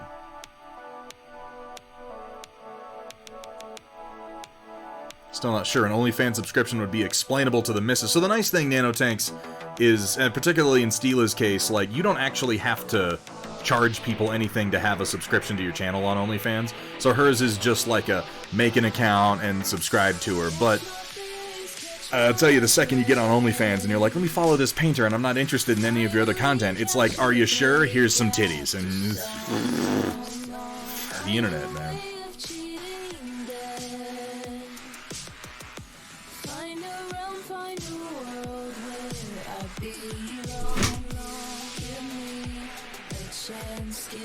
Sometimes, guys, sometimes I think to myself, geez, I'm a pervert. And then I go on the internet and I got nothing on most of y'all out there, let me tell you that much. It's like the times in my life when I found myself like on Rule 34 and I'm like, ooh, I'm a weirdo. And I click on a few tags and I'm like, nope, I'm normal as fuck. I'm getting the fuck out of here. Oh my god. Why would anyone do this? All you've discovered is that you're not alone. You know, truth be told, denizens of the internet, we're all a little fucking weird. I don't trust anybody who's not a little fucking weird. I feel like anybody out there who appears extra normal is putting on airs. They're putting on an act. They're trying to cover something up. I do not trust them. We're all a little perverted. We're all a little weird.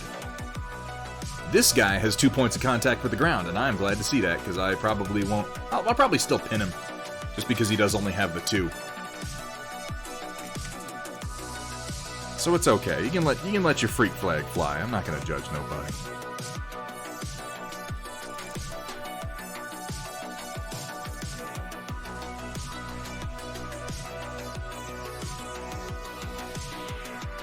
I think that's the grand truth of the internet.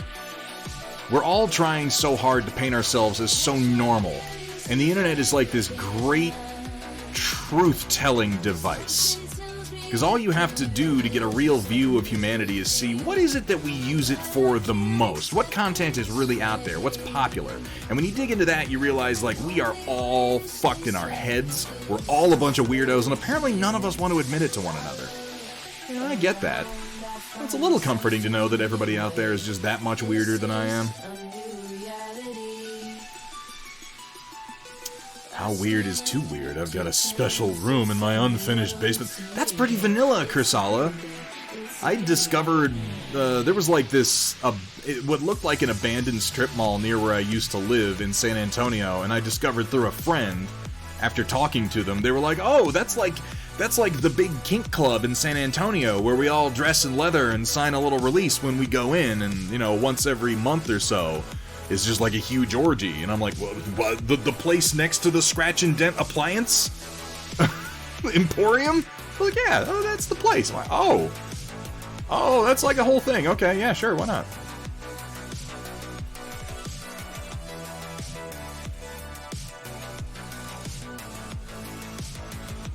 Okay, whatever you want to do. But the real thing here is I feel like anybody who denies that completely, anybody who's like, no, that's evil and I'm normal and that's perverted and you need to be normal and all those people are weird, I feel like those people have something to hide. I feel like they're the worst among us. The people who are deeply ashamed of whatever it is that their kink is because it's something awful. It's something predatory. It's something that they can't admit, even among other consenting adults. And I am immediately suspicious of those people. Because most of it's fucking harmless.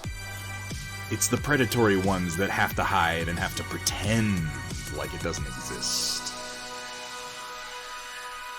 And being predatory is never cool. That is the one thing that just isn't okay. I don't care what the end goal of it is, whether it be sexual or financial or even just social. Being predatory is not acceptable.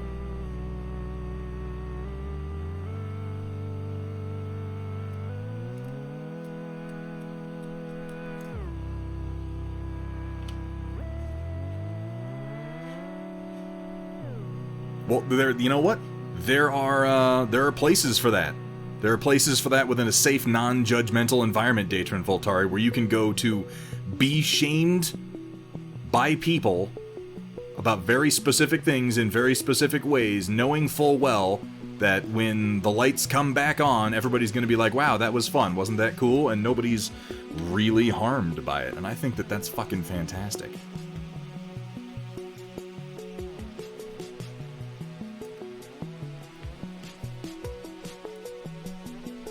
Exactly the opposite. Exactly the opposite, Waffles. But the point of all this is that wasn't really what OnlyFans was intended for in the first place. It was designed for content sharing, and there are at least some people out there who are sharing more than just that. Which I think is pretty cool.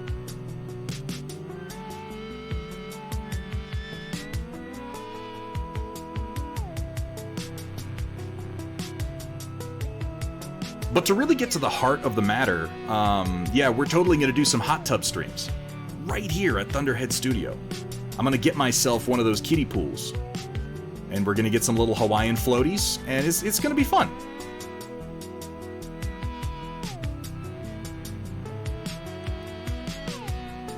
Nobody wants that.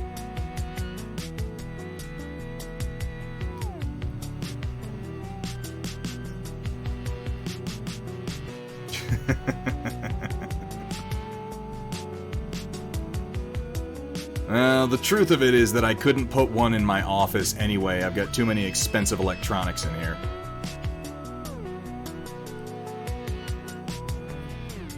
It is a little odd. It is a little odd. Let's go on to something a bit more upbeat, Pretzel, if you please. This is not upbeat. This is the same kind of weird low beat stuff that you've been giving me.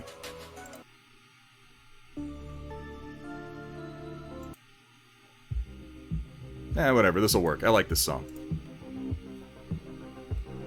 a Ren Fair-esque camp around my place. That's something I'd genuinely like to do. Those of you who follow the stream know that I've got a decent chunk of property that I live on. And I've considered doing something like that, Riot Sister. I've considered offering the property at certain times of year to, like, the local SCA group for their events for, like, fighting and stuff like that. There's enough land that you could come out here and camp pretty easily in a pretty big group. It hasn't really manifested. I mean, you know, I came up with this idea and then the pandemic happened, so the idea hasn't really advanced anywhere. But I do have enough land around here that you could potentially do like a Ren Fair type thing. And I'm not opposed to it. Again, I don't have any particulars. I'm not sure how this would manifest, but I love the idea. Oh, White Wolf, thank you so much for the reminder.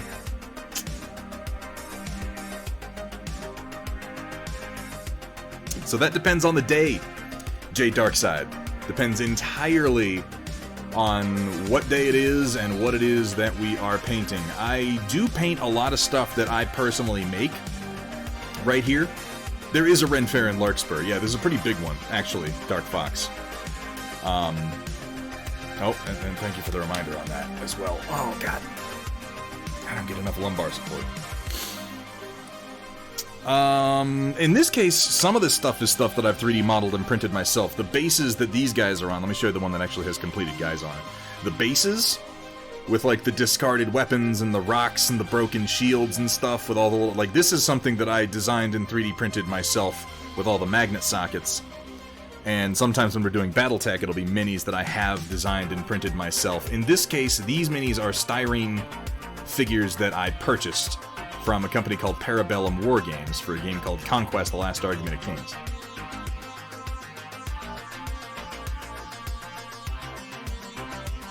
Thunder Camp and a bit of a Thunder Fair. Oh man. I'm not immediately opposed to this idea. We could develop it some.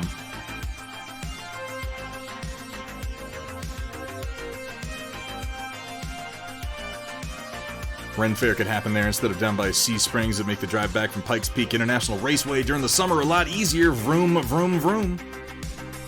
10-minute warning for the storm report. Yeah. We're coming up on the storm report in about 13 minutes, and I'm going to try to transition right at 8:30.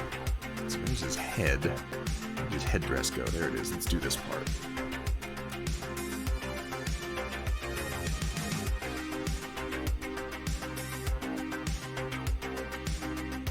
Get as many of these sub-assemblies glued together as possible so that the last assembly can happen quick.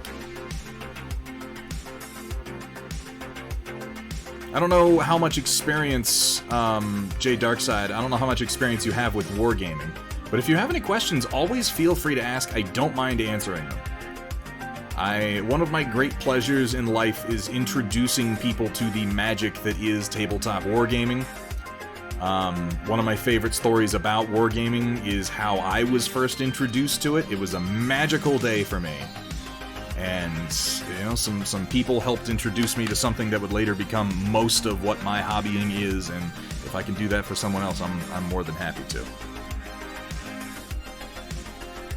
Walk around in my armor and shout obscenities at guests. Yeah, it would be... There's always, you know, anybody who's ever been to, like, a big medieval Ren Fair / SCA war or whatnot knows that the people doing the organization, the people who get to declare themselves kings and dukes and whatnot for the day, always seem to have a lot of fun. I could go for that one day. Being the guy who gets to just act like a total jackass because guess what? It's my place. Don't expose my plan, Datron Voltari. The cult will happen naturally.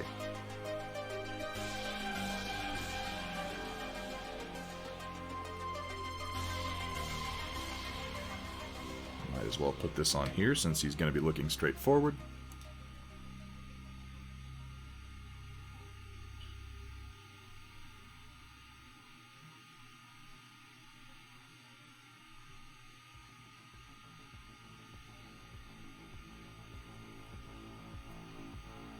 Go. Clean up his legs.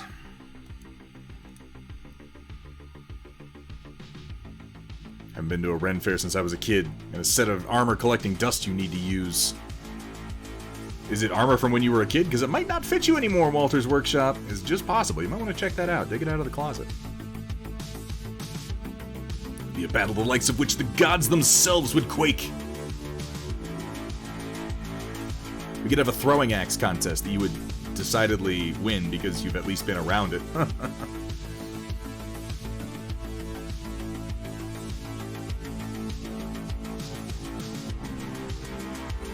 We could have, like, people in full armor boasting about their ability to defeat other warriors, and then everybody gathers around and they pull out their little plastic men around a table and they start rolling dice at each other. But everyone's like, oh yeah, that's right, that's like his thing. I forgot. Mildly less entertaining. Like a Yu-Gi-Oh! Type situation, you know? Be the token zombie. Aw. You'd be around to be more than just the token zombie, Zombie Brush. We'd want you there anyway.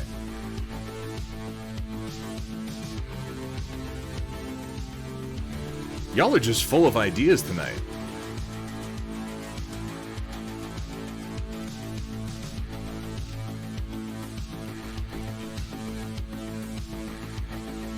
It is the kind of thing I would want to do at some point.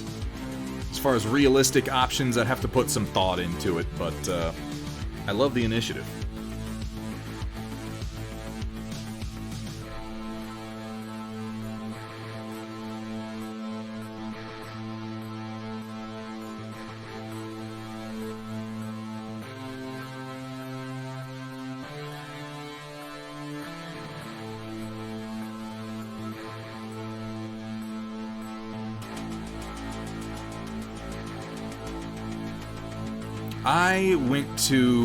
I've never went to Penzik War, but I went to... Right, we could build a Thunderdome. Ooh, I went to... What's the one that happens in Louisiana?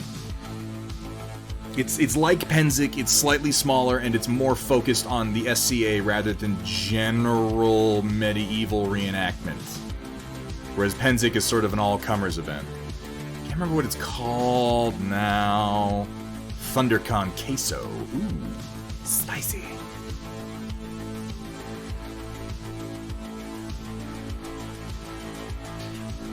Now, ThunderCon is something that I've been talking about having since I moved here. But of course, shortly after I moved here, it was like, pandemic, so all those plans got scrapped. Though that was going to be more of an invitational thing with 5 or 6 people, and that is going to happen. Probably in 2022, we're going to have the first ThunderCon, which is going to include such fine individuals as Iberben and Play and Win, and Greg the Salt Miner.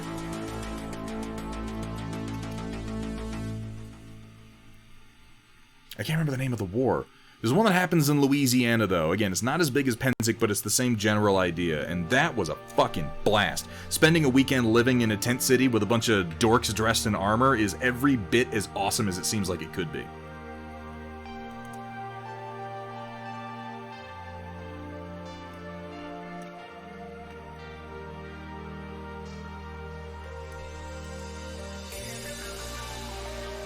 Oh my god, a food truck run by Zombie Brush Studios? You guys. Y'all are out of your mind and I love it. Turkey legs and mead. Iguana on a stick. We can blur the lines between fantasy and post-apocalypse. I mean, to be fair, making mead is really easy, Kursala, but I'm going to assume you mean next year you might be able to make mead with your own honey, and that's pretty cool.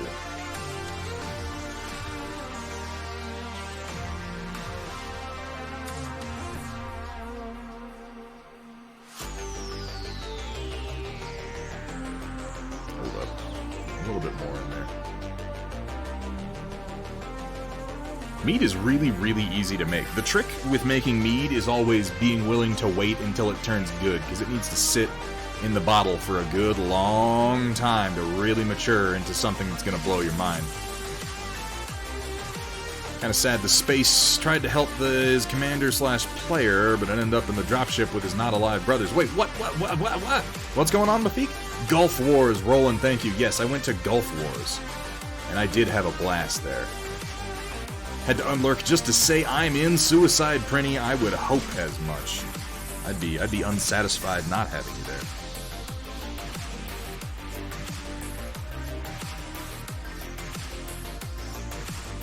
Kinda wanna make a banner now. Oh, if this leads to me unpacking my old persona and my old banner and my old heraldry and everything, I'm gonna be mildly irritated for mere moments before I'm excited again.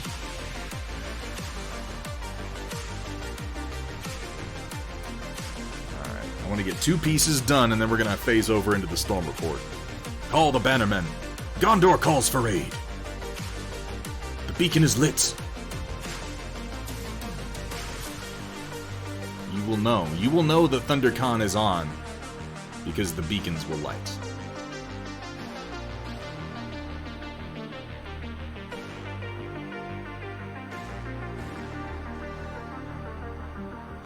Oh no. I have officially fired up way too many creative, motivated people with this concept. This is dangerous. Like, haha, jokey joker joke, and everyone's like, oh, how are we gonna do this? Let's all divide up into teams. Oh, shit.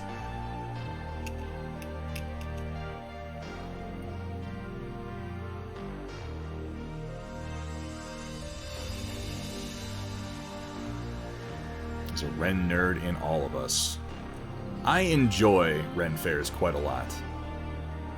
Again, have not been to one since the start of the pandemic, which is really, really shitty. I haven't had a chance to go to the Larkspur one.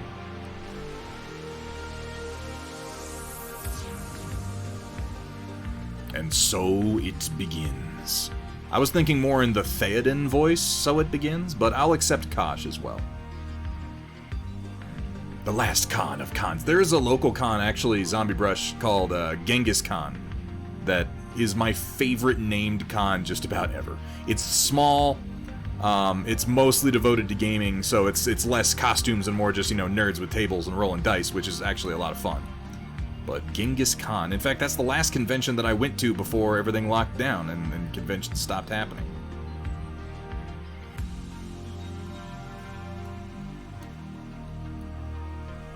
Have ever heard of Kublai Khan? I have not, Roland, though that also makes a lot of sense.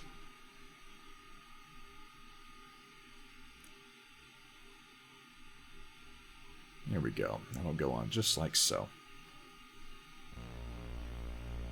Which is good, because I kind of gouged that area when I was cleaning up the horse.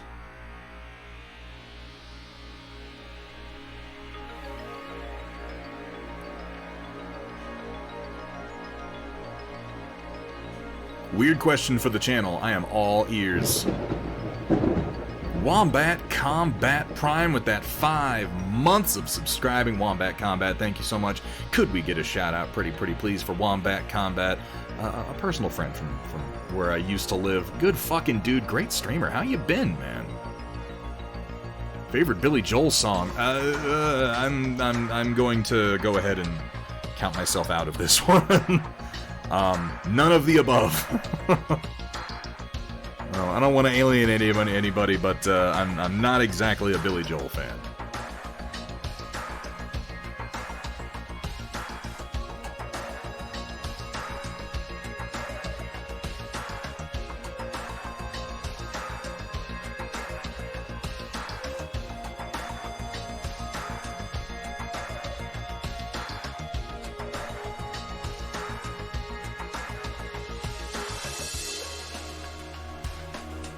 Try to lean him forward in his saddle as much as I can, while still maintaining good contact points. He wants to lean back a little bit when he's fully seated, but I think I can kind of fudge it a little bit.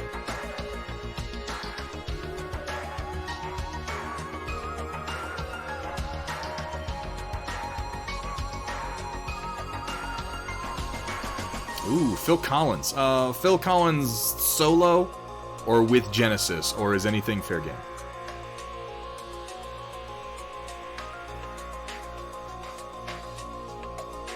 Yeah, I was gonna say Land of Confusion. I love that. I love Land of Confusion. Time stop.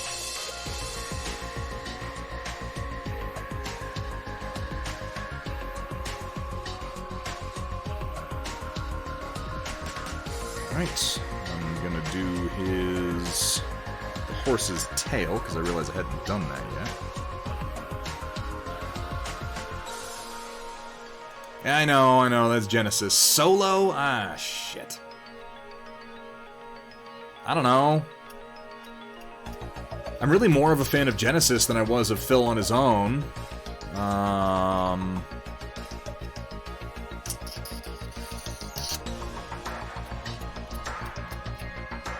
I'm gonna name things and they're all gonna be Genesis, is what's gonna happen.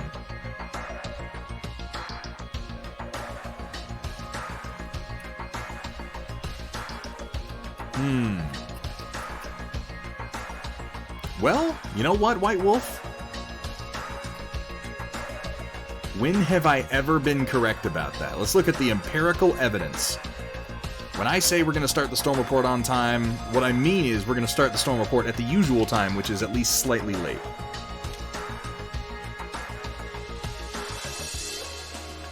Can you deny the truth of this?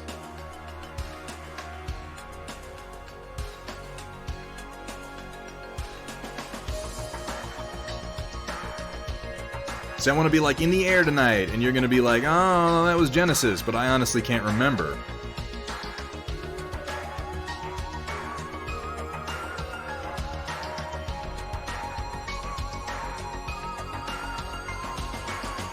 Made tonkatsu ramen the other day for the first time, and it was pretty good. I love a good ramen bowl.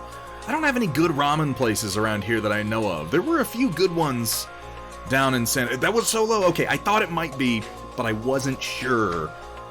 I'm thinking about it, I'm like, I feel like that was his solo work. So I'm glad that I'm not going to take credit for knowing that it was his solo work, because I'm ignorant. But I did guess it successfully, and I will take credit for that.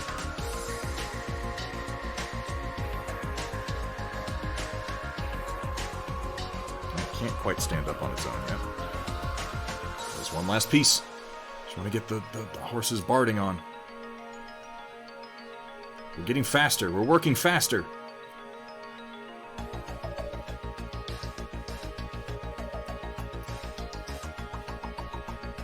Oh yeah, no, that song's fucking amazing. It's like going on a ride. It grabs you and it doesn't let go. It's intense. Ooh.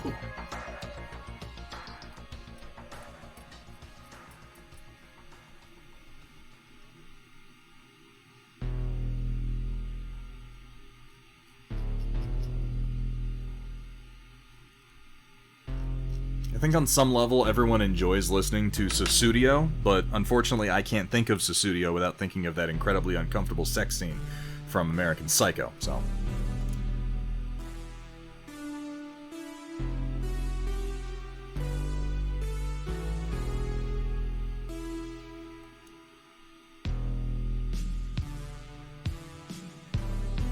Cyberpunk win? I posted in the Cyberpunk Red group on the Discord, but yeah, we need to get on the same page on that one, because I'd love to continue. I think we may do a little bit of a break in the story and continue with some fresh characters in a fresh situation.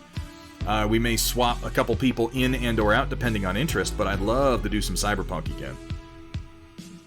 I had a pretty good time doing Cyberpunk on stream. I think everyone seemed to enjoy it pretty well too. Even though I wasn't as able to interact with chat, obviously, because I was busy, storytelling.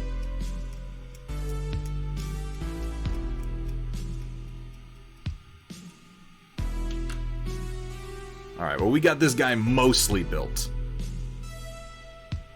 That's something. I do wish he was leaning forward more in his standard posture. He's kind of leaning back, and I'm gonna try to, like I said, I'm just gonna fudge that a little bit here using the freedom that the plastic cement offers me.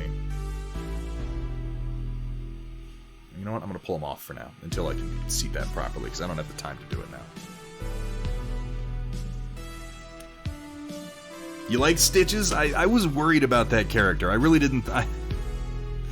It just, it was a little off the wall.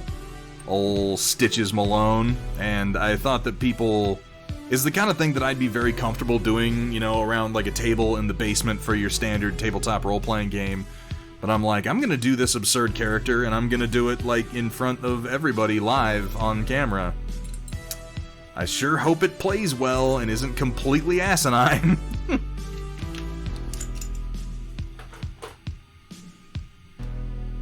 We do a wee little bit of cleanup, and we will move on over and see what y'all have been posting. Got some good work done tonight. I'm probably going to continue this a little bit later tonight and see if I can't get... because I've only got, like, one more horseman left to assemble after this. But after the stream, I'm going to need to take a break, get some dinner, before we continue.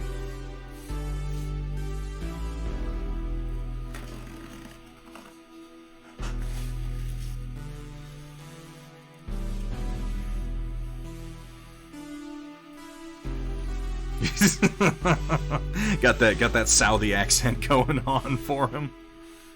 Oh man. So I did a couple of accents when I was doing Stitches, and I tried to kind of phase through them, and my logic was I'm not good at doing any of these accents, but I figured Stitches Malone he grew up in Night City. He lived his entire life in Night City. He never left Night City. He doesn't know where any of these accents come from.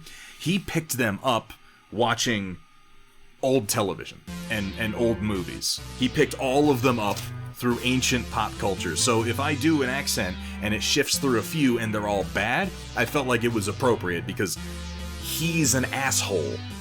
And he is putting his entire attitude is basically an affectation by someone who grew up watching way too many movies with almost no parental supervision.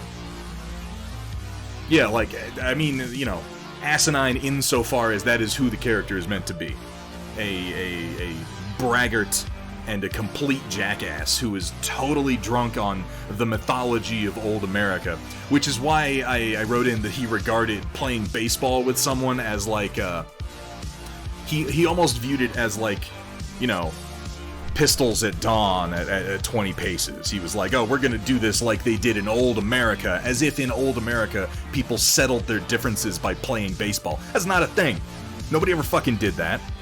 But in his head, that makes sense. Alright, give me 1 second. I want to take a quick bio break and we're gonna roll right into the Storm Report. I'll be right back.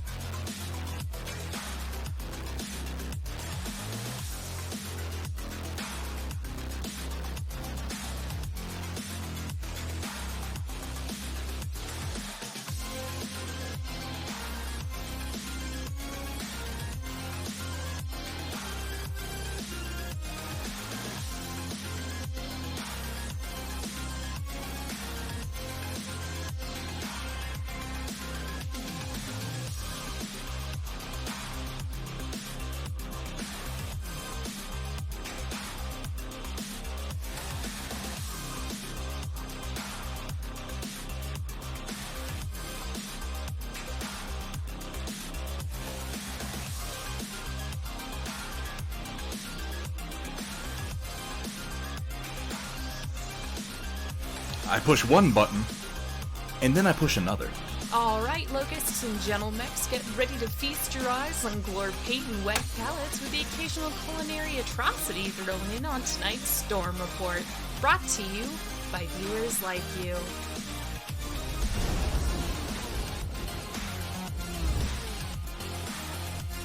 A V2 broken? No, White Wolf. The V2 is actually going right now.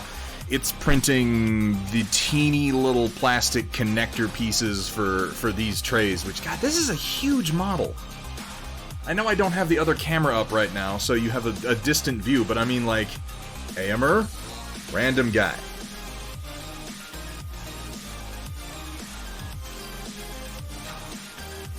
I'm really looking forward to putting some paint on these. They're pretty damn cool.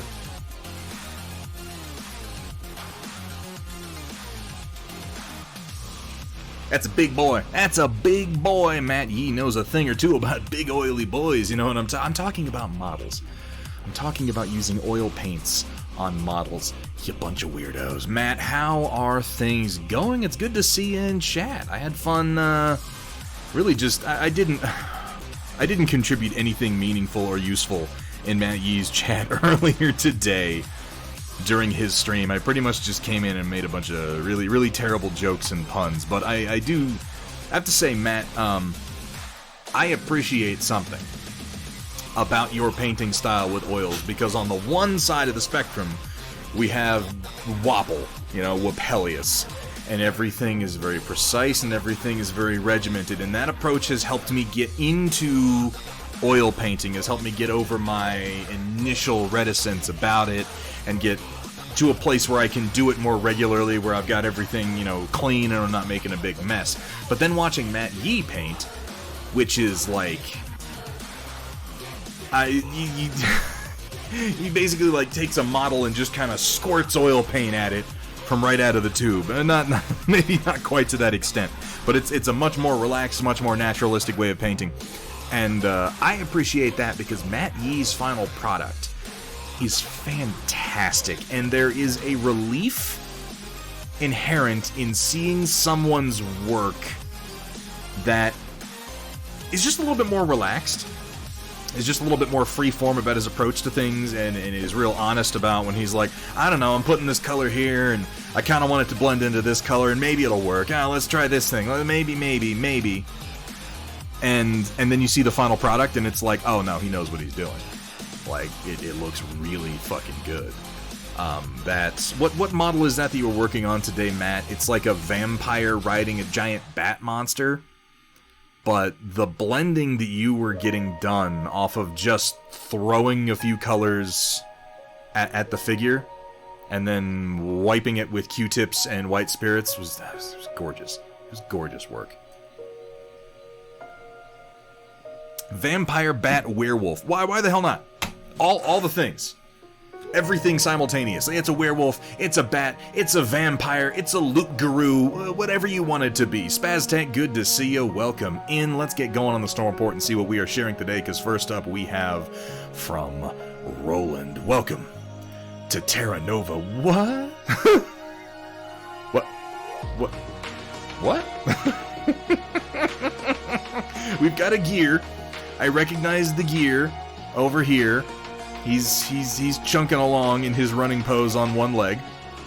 Ordered an Elegoo Saturn today. Nice. I haven't quite moved up to the Saturn myself yet, Spaz. I'm still back on the Mars 2. I think the Saturn is probably my next step up. This is Weird But Tasty, the most popular fast food chain on Terra Nova. Is it strange that I would go, like if I were going through a town and I saw this, I would go give it a shot. Tentacle burger. Ooh. I like this down here. It's like an ad for their latest burger, but the only word you can make out is just yummy. What is this guy? Is this a thing that I should know about? Are there dudes who ride small dinosaurs on Terra Nova and I'm just not that well versed in the lore, like, at all? Because I find that compelling. A Barnaby ride. So that's a thing. Oh my god, maybe I need to get more into heavy gear, you guys. You can have dinosaurs fighting mechs? That's pretty exciting. This is pretty cool. Was this something that somebody designed 3D printed? Because it's a nice simple design, and I I love it. I love I mean, it's got a good color composition to it with the bright tentacle pink and then the blues and the whites and everything like that, but obviously it's just fun and silly. I like this looks like maybe he because this is, you know, almost identical between these two. I'm estimating these were printouts that were then attached to the sign. Same for this down here, but this is pretty damn neat. You've got the files. I would happily print one of those, Roland, if we're talking heavy gear terrain. Thank you for sharing that with us today, though. It's good to get if you enjoy mechs fighting kaiju, you might enjoy Monster Apocalypse. So I've got Monster Apocalypse, Chewy. I played a little bit of it. I need to finish. I got stalled in my painting, and I just went ahead and based everything, so I've got half-painted minis that I've played with a little bit. I need to get back to finish painting them. I took a break from it because I was doing oils, and I wasn't totally clear on how to do hard surface painting with oils yet, but I've got more practice now, so I would anticipate inside of the next month, you're going to see me looping back around to painting, was it Guardian X? Is Guardian X? That's the guard big mech with the wings and shit that is in the starter set, I'm pretty sure. But I've got him, and then I've got Gorg Hadra, the one who's in the World Destroyers, World Eaters, World whatever they are. The bad guy, the evil kaiju. But yeah, I've got those two starter sets, and I've got enough to fill out to a full-sized force. But yeah, we're gonna loop back around to that painting project before long, Chewy. Because yeah, I like Monster Apocalypse. It's a really cool game. Here we have from Squared, playing around with Gore the Orc from Field of Legends. This would be the recent Kickstarter from Rick Graham of White Light Media, the same guy who does Revelations Skirmish, that fully 3D printed game I was talking about earlier. Was thinking, would that burger joint work for Monster Apocalypse? It very well could, WJ. It would. So the scale on Monster Apocalypse is different. I would almost want to not make it a burger joint, but make it like a corporate headquarters. Like, take the squid burger off the top of it and put it on top of, like, a corporate tower. And have it be like, this is, you know, the Weird But Tasty's corporate headquarters. That would work. Because I think Monster Apocalypse is, like, 3mm scale? And Heavy Gear is, like, 12 to 15mm scale? 10 to 15? Roland, help me out. Is it 10mm, maybe? Very, very different scale, though.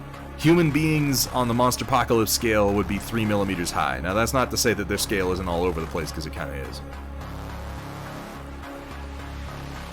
That could work. 12mm. Okay, I was right the first time. There's so many damn scales, I second-guess myself pretty much every time. Burger joint on top of the tower? Oh my god. 1/144th. I just go with 12. It's 12mm. I find the millimeter scales are always the easiest because you can picture, like, okay, that's because when you hear 3mm, 6mm, 10mm, 12mm, so on and so forth, 28mm, 35, 40mm, which is what we've been doing with Conquest. Just remember, for those of you who might not know, which there could be some of you out there, what that indicates is the height to eye level on an average human. So when someone says this is 3mm scale, an average, say, 6-foot tall human being would be 3mm to their eye level, and that's fucking tiny. That's itty-bitty. But then you do throw buildings at each other in that game, so that kind of makes sense. But yeah, this would be from the Kickstarter recently done by Rick Graham. Seeing how far I can push the contrast with what I have on hand, Well, I'm liking the temperature contrast that you have between the armor, the cloth, and the weapons. I'm liking the texturing that I'm seeing on the fabric. And I'm not sure how far along on this you are. I'm just going to go with general observations. The red on the weapons is interesting. I kind of feel like you might want to work a gradient into the weapons. Because with colors like this, you almost get stuck with non-metallic metal. And you can do a good temperature contrast even along the length of the blade and then put in like some little reflective or glare marks and take some of these colors into like a really, really deep red as opposed to this kind of desaturated red that you've got going on here. I like the look of the armor so far. Again, I love the texturing on the cloth. The skin's a little bit flat. Skin is tricky. Real tricky. But coming in here and working in some more of your palette into the skin, working in some reds into the shadows, or even some blues down beneath the neck, like some yellows, even. Yeah. Still working out a little desaturated on the metal. Okay, yeah. As far as general color choices, I love the direction that you're going with it, Square. I think this is a fantastic sort of exercise that you're doing here. I like the real deep panel lining too. You could definitely come in and see the panel lining's a little bit rough here, but it pulls out the shape really well. Like if you just use your base tone and kind of clean this up a little bit, you'd be shocked at how quickly the whole thing starts to look just a little bit snappier. Just a little bit. Let's have a look at the back here. Yeah, I like the texturing on the cloth. I think that if you came in with a real deep dark blue or even kind of a reddish color here at the top of these tassels, this is wearing like a skirt tassel thing here, and worked in the shadows, like you see if you did like a triangle here and then coming down along this edge to kind of counterbalance the highlight you have here, you'd get a really good depth. And then work that also right along here. Just some warm shadows for your cool fabrics. Particularly on fabrics, I find that that's very effective. Nice work so far, though, Square, and I can't wait to see where you go with it next. Is Terra Nova alternate reality World War II? Because a lot of factions feel like World War II factions with future tech. Well, WJ, these concepts all start somewhere. And in many cases, most war games, I find, on some level, they could be described as like World War II, but XYZ. Like World War II, but in space. Like World War II, but on a crazy planet. Like World War II, but we got zombies riding dinosaurs. What have you. 40k Aeronautica Imperialis. Like World War II, but in 30,000 years when a bunch of heretics have, destroyed all of our technology. Holy moly, thank you so much for the follow, Hyloth 000. Welcome to the stream, and welcome, my friend, to the Storm Chasers. Let's continue along the Storm Report. Here we have from Zombie Brush Studios, some more work done last stream, Zombie Buddy Christ. It's been a long time since I've seen Buddy Christ. And I can't help but think of George Carlin as he introduced it. But let's get through this. Okay. And Fortress Mini's mascot. Oh, you got the what is he called? Lancelot? For their painting competition done in the animation style, or as my chat calls it, Z-mation. I love that, and I'm going to use it. Buddy Christ. I can't help but think of George Carlin introducing this as Cardinal whatever his name was in Dogma. He's like... That's not the official name, of course, but I mean, look at it. Doesn't it just scream Buddy Christ? Christ didn't come to Earth to give us the willies. He came to help us out. Oh, that's funny. And then working on the little bit of, I like the flesh worn away around the eye socket and the milky eye. The sort of cartoonish green skin, the really toned down red-brown for his robe. This is nice work. I love the texturing we have here on the fabric. This is a good example of what I was just talking about to Square. You see how his fabric, like, it's white, but most of it isn't. In fact, almost none of it is white. The highest that he comes to here is a gray. And there's a lot of deep gray worked into the shadows, all the way down to black in the deepest shadows. This is kind of a cartoonish style, but you could very much use this as inspiration. You see here where this is back, where the shadow would fall on it, we've got mostly black, even though this is not deep in a crevice or anything, and then it comes out to that light gray just for the tiniest little point. All you really have to do with fabric is suggest the final color on your highest highlights. And I really like the little bit of torn texturing we have in here. These little scratches and nicks and tears. This is lovely work, Zombie Brush.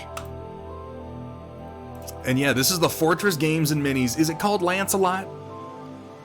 Lancer? Something like that. He's got a name, and I can't remember what it is now.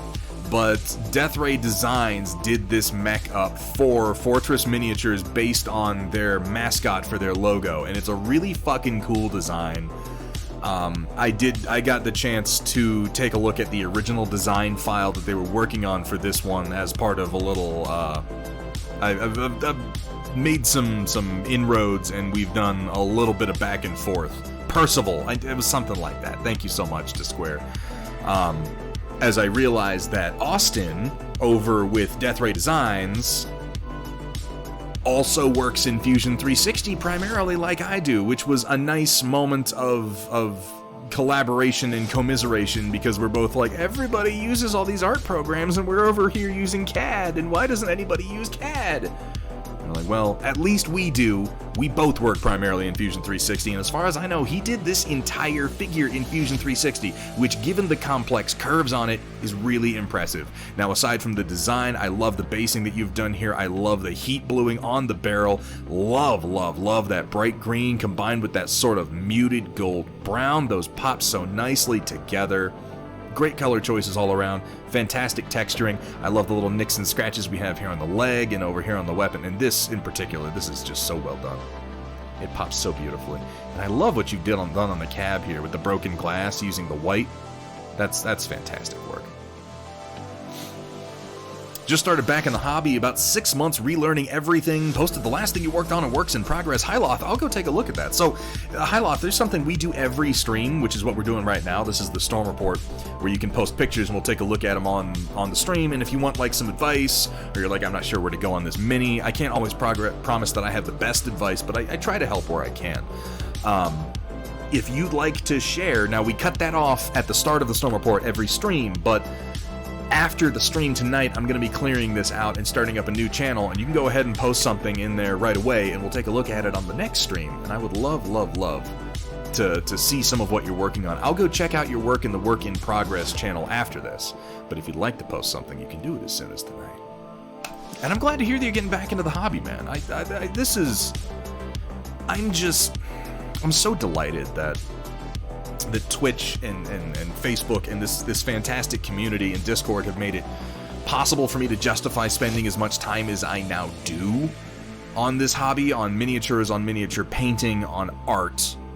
And if I can take any of that and use that to inspire or to help you along your own hobby journey, that is absolutely my goal.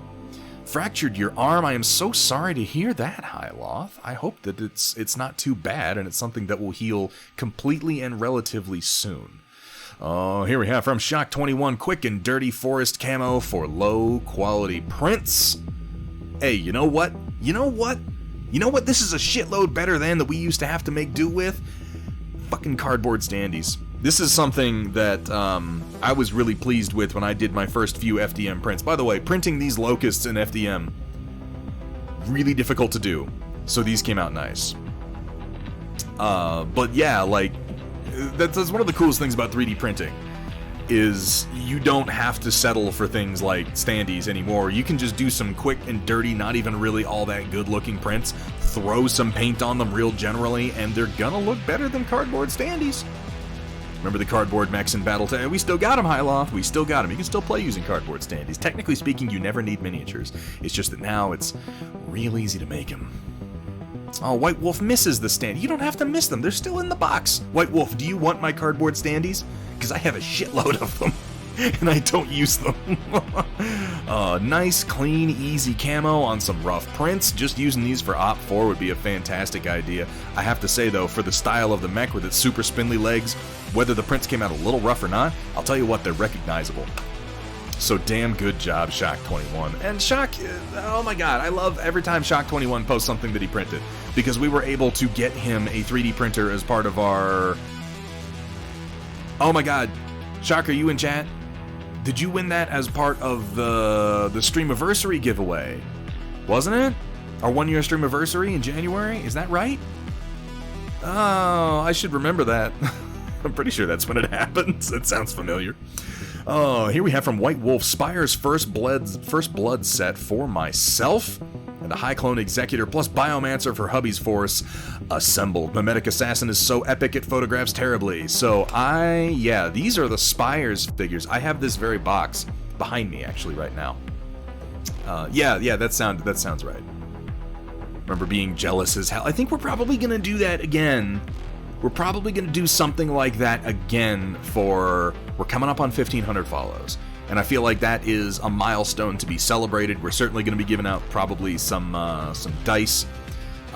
We may or may not have them in hand by then, but we can pick some winners and make sure that they go out. And I'm thinking maybe another FDM 3D printer, because I love printing, and I really just like, if all that comes from this stream at the end of the day is I am able to help push some people over that initial entry hump into the world of 3D printing for their model hobbying. It's like that. Yeah, that makes me happy. And I'm able to turn the funds that come in from donations and from stream subscriptions around into giving back to the community and promoting the hobby. I can't think of a better way to spend my time here on Twitch. Notice how I just don't even read it out loud anymore, White Wolf. I'm immune. Yes, the Mimetic Assassin. So I don't know if Walter's Workshop has posted his here in the Storm Report tonight. I don't look at this before we go into it. I hope that he did. This is a gorgeous model, and this is my example of some of the sculpts I don't want to pay a lot of money for resin. This sculpt, yes, I'm happy paying as much as they want. There's also the new Spire hero I can't remember the name of. It's another one where I'm like, fuck yes, I'll spend money on it. It is such a gorgeous sculpt. He's not done yet, but we'll post a work in progress for next time. It looks really nice, Walter. We were watching you paint that on stream, and I was just thinking the whole time, like, damn, is he ever refining that pearlescent color scheme? Big bone shield and sword guy? Yeah, I want him too when he releases. And a couple more. Their figure sculpts are very nice. I just shy away from their human ones because they're not as creative as these other ones. Maybe that's me being unfair. Yeah, we got some Force-grown drones built over here. We have, I believe, Vanguard clones. All the elven stuff is so fucking morbid and weird and H.R. Geigery. I'm looking forward to digging into building and painting them. I'm doing my 100 Kingdoms first. We're doing this first. But we're gonna be doing some Spires here on stream after we get these Knights Mans done. Lovely assembly work, though.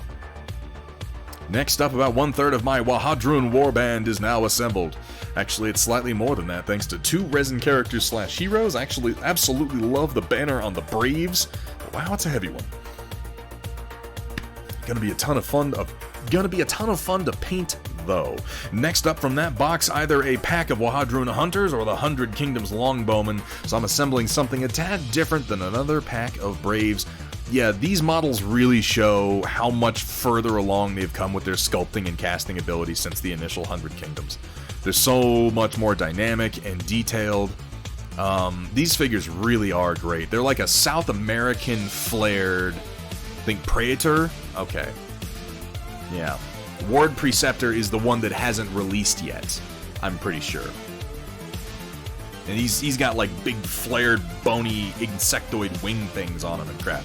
He's a really cool model. Here are 2 of the resin characters for the Wahadrun, who, if you're wondering who the Wahadrun are and why Zombie Brush Studios refers to them as Raptorks, they're like South American inspired, like Mayan Incan inspired orcs who ride dinosaurs.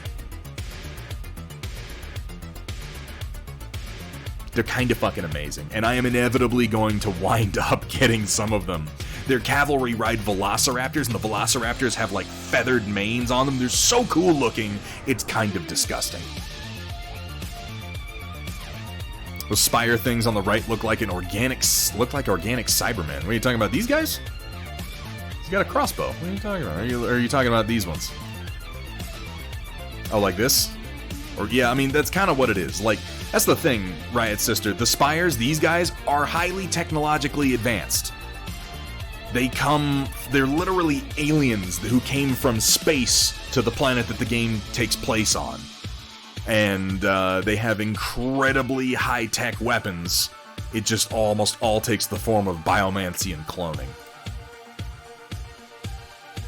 Well, thank you for sharing those builds with us, White Wolf. I'm so glad that you were excited to get into the game. It is a lot of fun and has some very, very cool sculpts. Here we have, also, for Taco Tuesday, ooh, I'm glad we're still doing that, tacos from a sadly now closed place that was a ton of fun to hang out at, Gamers Lodge. Oh, man, Gamers Lodge, and they had tacos? My God, nothing quite like a face full of tacos just before you play that damn Cat in Clank. Come to think of it, they closed just over a year ago now. Oh, that's sad. Lots of nice, fresh ingredients, good-looking lettuce and tomatoes, smothered in sour cream. Hold me back. I love me some tacos. Well, thank you for sharing this little moment in time that will never be had again in quite the same way. It's always a shame when the places that we love close down. You're gonna get some of the dudes too. Riot Sister, oh my god, if we can get everybody into playing Conquest, and we can all get together and have like a Conquest dice rolling fight day where we all roll Thunderhead dice and we all drink Thunderhead beer and we all... I don't even know. It just sounds exciting to me. Been looking at Kings of War. How are the models? Anyone know? Hi, Loth. I don't have experience with... I'm sure there's somebody in chat who could tell you more. I don't have experience with the Kings of War specific figures. I have experience with a lot of Mantix figures. They do pretty good styrene. I found some of their detail to be a little bit shallow on some of their sci-fi stuff, but I can't speak to their fantasy stuff. I know a lot of people really like the Kings of War rule set, though, so I don't think you can go too far wrong getting into that game. And yes, WJ is absolutely right. The really cool thing about Kings of War is you don't have to use their minis. If there are other minis you like, it's a mini-agnostic game. And I think that the future ones might be to Square. I haven't done a brew since I've come here and started going by Thunderhead, but I really should. I have a cellar, and we should get some going down there. That's good thinking. It was an intense thought, Skull Fairy. What can I say? 1000% down for Thunder Beer and Thunder Dice on a Conquest day. Ooh. There's something happening here. There's an idea. There's a concept. There's a seed planted in the fertile soil of our minds and our imaginations. And I can't promise now, here in this moment, that it will grow into anything. But I can say, I want it to. I want it to. And I'd like to explore some possibilities. So let's keep that in mind. Just keep the Thunder Tacos off the miniatures. Keep your miniatures out of my Thunder Taco time stop. Here we have from Magnatorius Maximus, our very own Cybran Knight. Should I even call you that anymore? I don't know if he's here right now. But I feel like Cybran Knight has almost been entirely dropped as a moniker, but I keep using it because that's how I got to know him. I'll drop it. If you just want to go by Metalcore these days, that's perfectly acceptable. Been busy with the sale, that's right. Has the second anniversary sale going on at Metalcore Collectibles. Thank you so much for dropping that, Curse Solid. There is a link right there to Metalcore Collectibles. Let me tell you, this guy makes some of the best damn 6mm sci-fi models you're ever going to get your hands on. Really, go check out his site and take a look at the amazing catalog and all the different variants you can get. I can personally attest to the quality of the final product. Trying to keep things in stock and whatnot, but I did find time to pull the second prototypes of the Fusillade off the supports and process the parts. Very few minor tweaks I want to do, but these parts are otherwise ready for production. Just need to work on the other 5. Oh, is that all? Just the other 5 variants. Bang, bang, bang. I do love these offset anti-aircraft guns. I love how he shows just how much rotation and flexibility are on the model overall. This rear section, it looks like, comes off. This is going to be part of his variant pack. There's going to be something with additional weapons or laser-guided tag systems or whatnot back here. And this is the quality you're going to get out of Metalcore each and every time, is you're going to get multi-part kits that can be assembled in a variety of ways. They are so fucking nice. Guys, go check out go check out Metalcore Collectibles if you are into 6mm sci-fi figures even a little bit.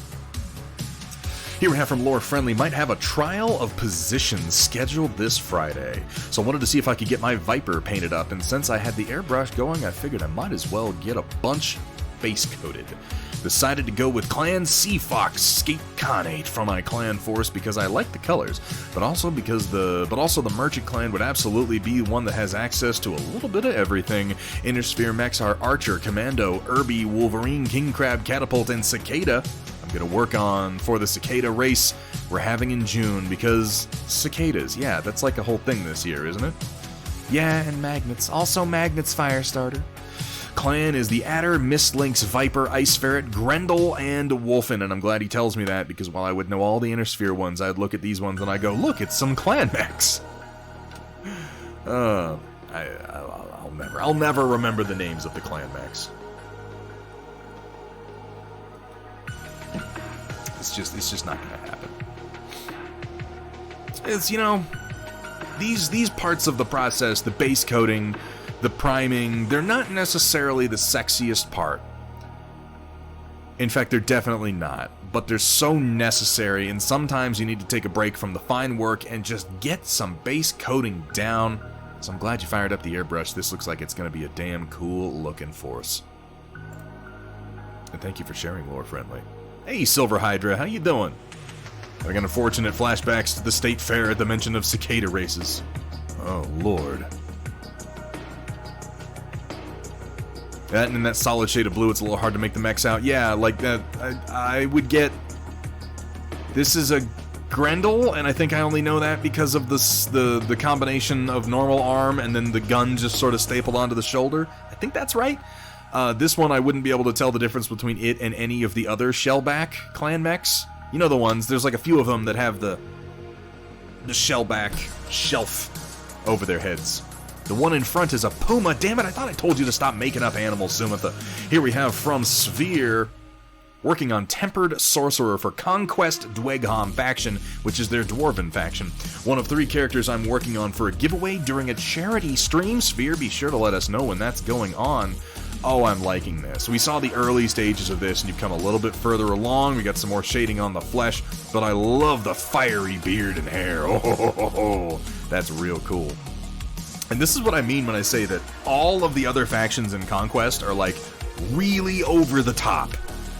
Beards with, or, you know, dwarves with fire beards and fire hair and possessed by spirits of war and building big flaming constructs. And then it's like, there's a guy and he's got, like, a crossbow. My men have specially crafted spears with pheromonal poison glands and space bone shields. And I'm like, that man has no teeth, but he knows how to use a spear. That's my force.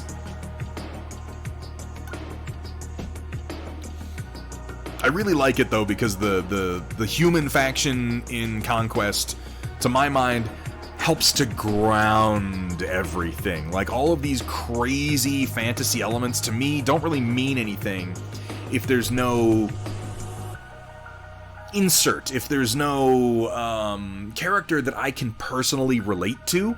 It makes things more intense and more horrifying when you're like, here are these crazy things, and the people who fight them, a lens character, exactly, Sumatha, and the people who fight them are these guys with swords and shields, and you're like, I know what that's like. Oh my god, you mean I have to fight a giant mutant ant from space? He might have a prehensile dick, you don't know. I shouldn't have to pre-screen comments from my own mods.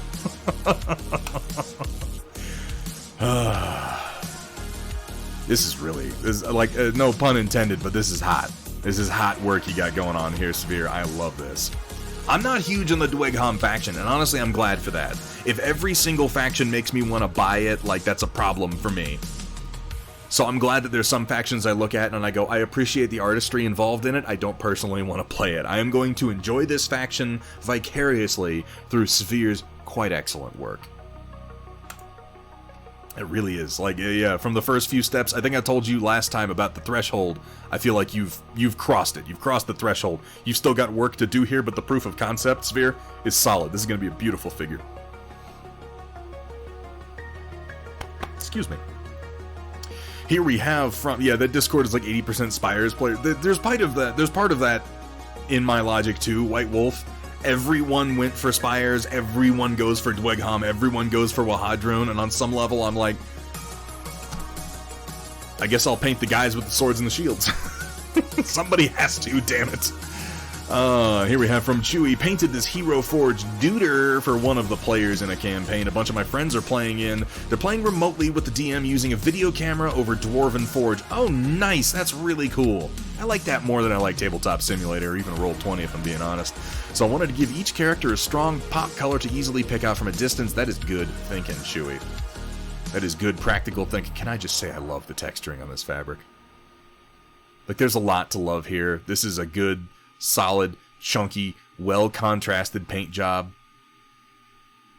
And yeah, the solid pop color with the blue, which is contrasted well against all the warm tones. Like, you don't have any bright, vibrant warm tones. You have these kind of muted warm tones.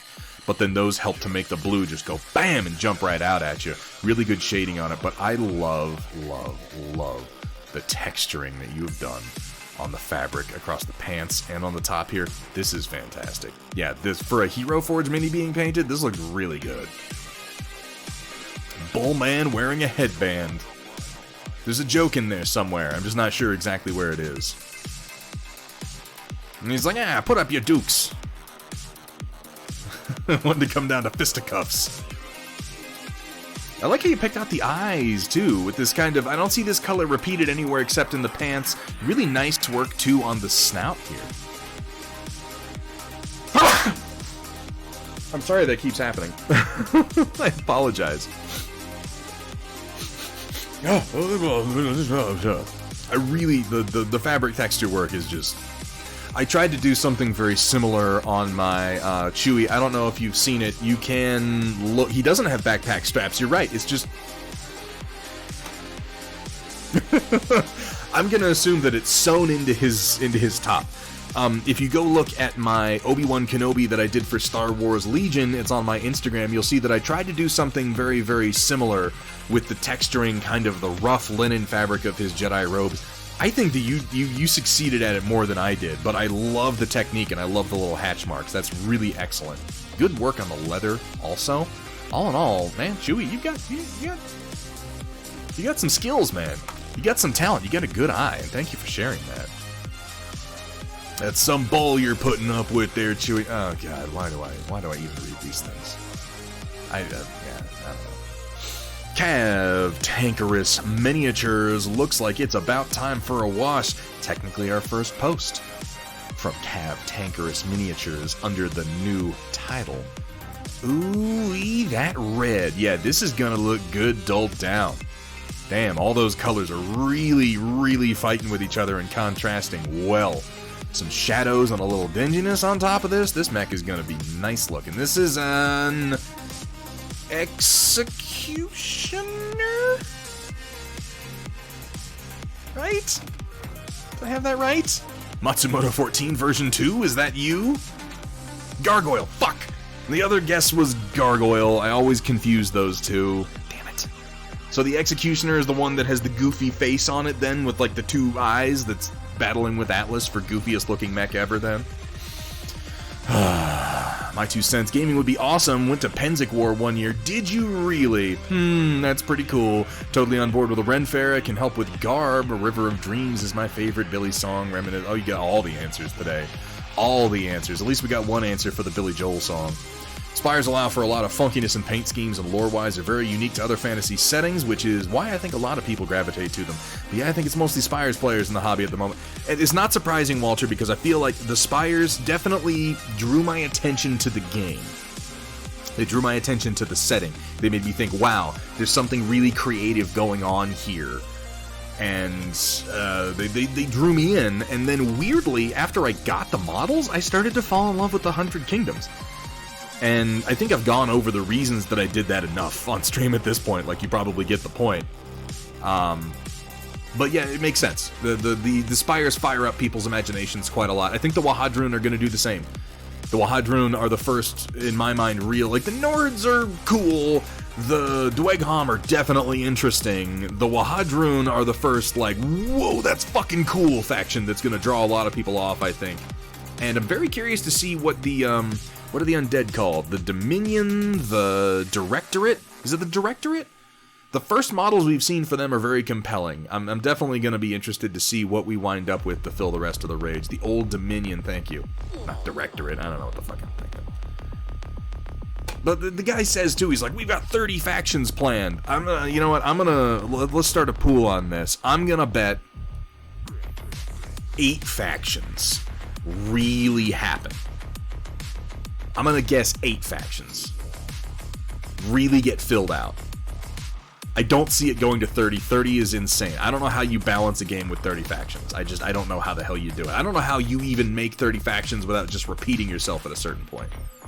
13? Okay, so let somebody write this down. I'm betting 8. Walter's Workshop is betting 13. And yeah, we'll see where we get. But that's what I'm saying, Kursala. Like, I think those 8 are really going to get fleshed out. We might get pieces of other factions, but I think those 8 are going to be established.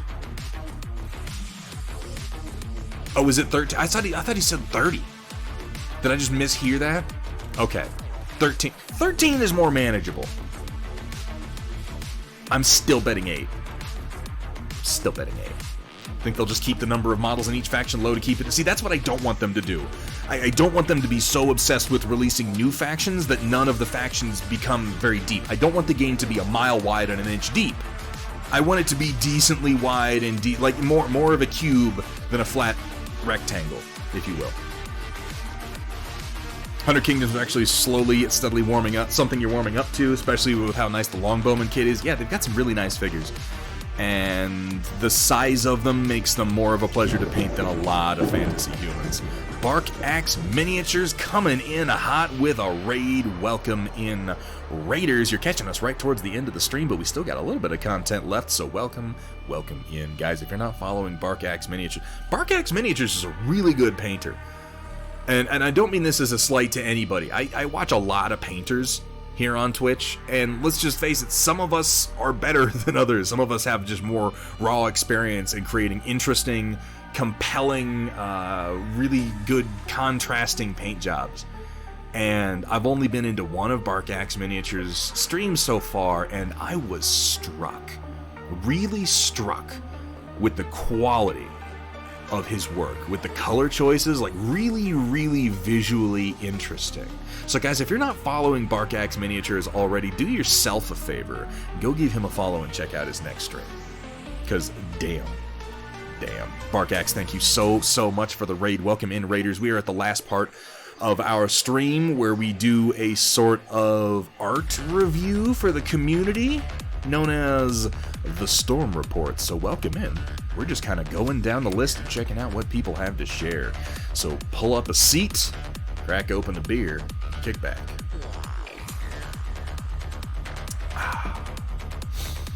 Here we have from Kursala. Haven't gotten much done in the last few days, but I did manage to get some more colors bottled. Purple caps are for the new bundled 10 milliliter bottles, and the pink magenta ones are for the metallics. Most of these don't have names yet, but the black on the left is for the basics bundle, with each one being a single pigment. The 3 next ones are for the military colors bundle. For the metallics, there's going to be gold, silver, bronze, copper, dark purple, burgundy, medium, and so blue, I and white. painted on some metallics. Ooh. Bitches love metallics. I love the metallics. This will also be split into 2 4-bottle bundles. Now about halfway through the 3rd batch and hoping they will be finished soon, so you can go ahead and hit ! Rainy River in chat to get a link to. I think this is cutting off. It's cutting off the one on the leftmost. I'm so sorry about that, Kursala. You can hit ! Rainy River to get a link over to Rainy River Designs, where Kursala and Data Nerd have been working on this fantastic line of acrylic paints. I've used a number of them myself. They're pretty damn good, and he's working on now, as he said, getting this metallic line done and working up this basic starter pack of paints. Go check out Rainy River. You can find a lot of cool stuff there. Not just paints, he's also got really good flocking and basing materials, and you can find Thunderhead Studios merch there, you know? That was possessive. I didn't say Thunderhead Studios, it's Thunderhead Studios, as in it is the merch of Thunderhead Studio. I'm not messing up my own name. Don't anybody think that I am. And certainly don't clip this. I'm warning you. But yeah, you can get some cool stuff over there. I've been asking, Data Nerd has said maybe they might do some glass etching. I want some pint glasses with the logo etched on there. I have to say that would be pretty damn cool. And Clip. No, Aberben isn't here. Ah, man, oh man. Alright. Coming down. Here we have some art from Mafik. Made 2 waifu tanks. Chinese Stuart Chan and Stug 3 Model H Chan. Next week, I will make some skit artwork of my OCs. Intriguing. The Stug 3. Oh. I like the kind of blank look on this one's face too, and the little kill tallies on the cannon. We need to get all these. Oh, there's a 404 going on too here. We need to get all the tank waifus together. We need like all posted in a row. The entire pantheon of tank waifus. I love the red and white. Of course, I am a fan of the Matsumoto 14, which means that I'm always gonna love red and white together. The 404 is a nice touch over here. I like these kind of crazy wings that you've got attached on the sides.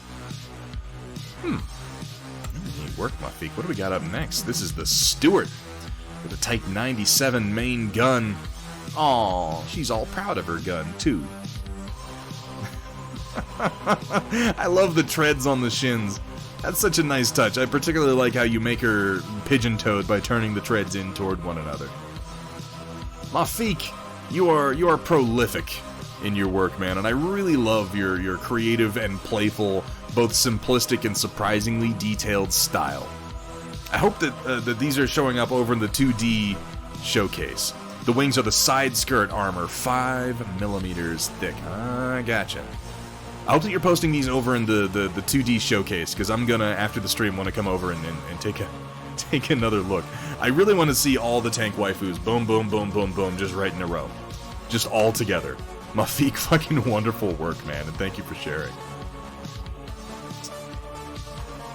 The Operation Lancaster previews from Sumatha. Tonight's subject is the Nugan Assault. I can't say it any other way. I'm sorry, the EU with the G after it is Nugan. It comes out of me that way. This long-legged strider of the battlefield began its life as an easily maintained, multi-range capable assault battle mech designed to supplement heavy combat forces. This 100-ton beast would later evolve during the Word of Blake Jihad into a purpose-built clan tech-enhanced command omni-mech, becoming a staple of the Dreadnought Battle Corps, even if not all that many of them were ever produced. The first-generation mass-production battle mech is an exceptional machine, but the Omni-Mech absolutely outshines it in every possible way. To give some idea, the first-gen battle mech has a battle value of 2,095 points. Meanwhile, the primary configuration of the Omni-Mech is nearly twice that at 3,737 points. Just a little bit of a jump. But in universe, well, unfortunate for those who face the Omni-Mech, because most battle computers have the devil's own time trying to tell the difference between the two, and usually get it wrong. That is cheating! While this was originally one of the very first commissions I had Matt Plog do for the project, it has since had a very different livery applied to it to better match the Battle Corps colors. Turned out really, I'd say. Is there a word missing there? Turned out really... Barkax, we close the Storm Report when we start doing it each time, so you always have up to the time that we start it.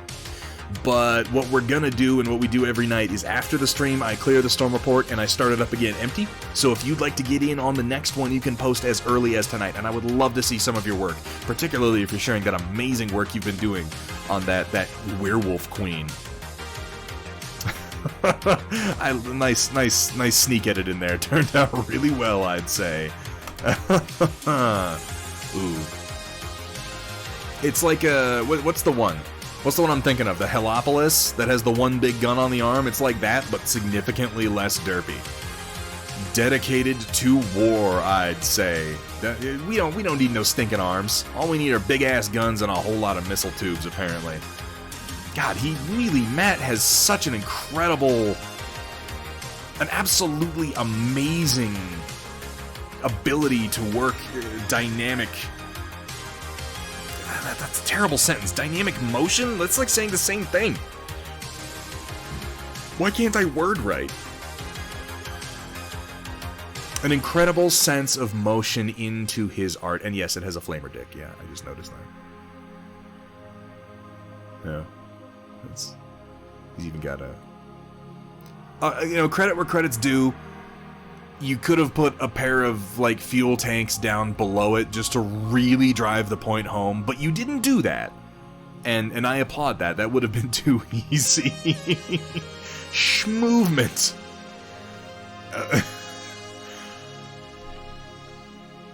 I didn't know that was the word I was looking for, Barkax, but now that I've said it, I quite like it. So yeah, it's an amazing sense of schmovement. That's an Omni, right? Is the flamer a fixed component? Asking for science. Yeah, can you pop that bad boy off? Is it a multi-attachment point? We definitely need to know. Considering that many of these designs are coming more and more available from Metalcore collectibles. Flamer is a fixed component. Oh, you're no fun, Sumitha.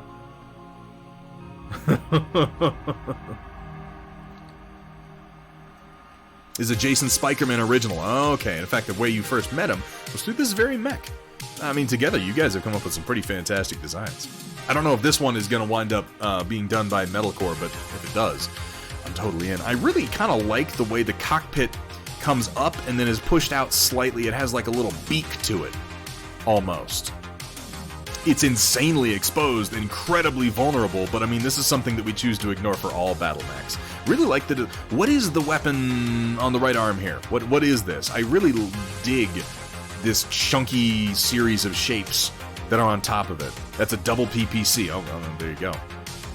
Bing, bang, boom, double lightning gun. Coming for you. Thank you so much for sharing that with us today. And now for a related closer look at the insanely detailed cover art for Operation Lancaster by Alan Blackwell. In this case, the Nugan, piloted by Colonel Ann Lawrence, the commander of the Dreadnought Battle Corps. The cockpit/canopy took a couple of attempts to get right, but the final product turned out wonderfully. Based directly on the livery that I painted on one of the miniatures. Was really neat to see said miniature realized in color, like this. Amusingly, the proportions are actually quite a bit more loyal/accurate to the miniature than with the cover art than Plog's depiction, but both are fun. Even if they are a little bit different, at least it's nothing like TRO 3058, which just leaves you scratching your head about the Bushwhacker where the cover is the accepted design in the TRO art, which doesn't even remotely match the lore for the mech, is just... the fuck? Anywho, on to the art. Oh, yeah. This is a little bit more restrained. The double PPC is a bit more restrained in its design here. It doesn't quite dominate the... but, oh, this is nice. This is the piece that I liked on Plog's art, and if anything, it looks better here when Blackwell did it. I love this curve here. I love the slight beak that it has, and I really kind of like that it's like you could have put another glass panel here, but I like that it's closed up. It's almost like this is... I think sometimes about, like, so we've got armored glass on the mech, and it's vulnerable to weapons, okay, blah, blah, blah, blah, blah. But what always concerns me is, like, what about infantry firing up at it at the weak point? You would naturally do that. As infantry, you would fire for the cockpit. And this seems like it was almost designed to prevent that. This sort of swept forward armor plate that just says, no, fuck you, infantry. You can't shoot me. And you have these little side windows here, but they are not much of a target at that angle. I really like this shape. I like the kind of beak that it gives it. This is really, really neat. There's a frontal guard. Note that it actually has raised cheekbones on the sides too. Kind of hard to see on the near side, but visible on the far side. Oh, over here? Yeah, kind of like angled upward ever so slightly. Very, very cool design. Kind of like a gorget. Yeah, Firestarter, I could totally see that. It is kind of like it's wearing a knightly gorget. Very, very cool work, and as we can see down here, it's this tiny little chunk of a much, much larger piece of art. That cover art is truly fantastic. Oh my lord. Gus Schultz, The Fly, is finally done. Now to cross my fingers and see what the judges will say. It's in the Masters Open category, so it's up against some elite mini painters. I cannot think of a better place for this to be judged. This mini. Festum, it says. I love the final basing work. Oh my god.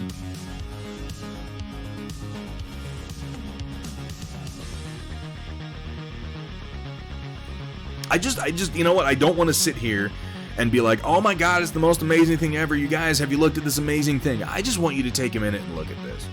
And Gus Schultz, if you're still around, if you haven't posted this in the Showcase channel, would you do me a personal favor and post any images that you have over in just the standard miniature Showcase channel, because I want more people to see this and to be able to see the full-sized image. This is amazing. The eyes look fantastic. The little subtle bits of green and blue around the edges coming out to that copper, the very, very subtle hex pattern that you worked into the texture to give it that compound eye look. The warm tones down here going up into the blue-greens of the carapace, the sort of angry, livid-looking spikes coming out looking slightly infected, the really uncomfortable veins on the cannon, the way the smooth bore kind of fades to this almost rotted flesh texture towards the end, the ammunition testicle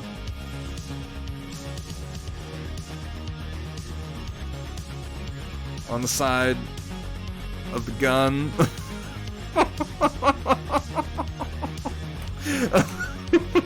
What else is it, Gus? I mean, come on, you knew what you were doing when you did it. Damn it.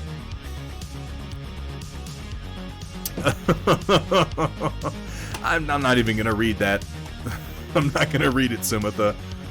Yes, the testazine, Mila. Oh, I like how there aren't that many reds. There's a little bit up here where the exhaust is kind of coming out, and it gives this impression of like this secreted resinous carapace, and then this slightly raw kind of puckered fleshy bit that's actually belching out the exhaust. And you don't really see that red again until you get down to the feet, where we have this really nasty, raw looking sort of angry muscle texture connecting to the toes from the feet. Like, this is one of the most difficult to armor parts, and it's kind of exposed and nasty looking. Like, if I was looking at this as an enemy, I'd be like, shoot it there. Shoot it in the fleshy parts. Disgusting and powerful, just like Matt Yee himself. Oh my god. I gotta look at the next picture, because Gus very kindly took a picture of my favorite part of this whole thing.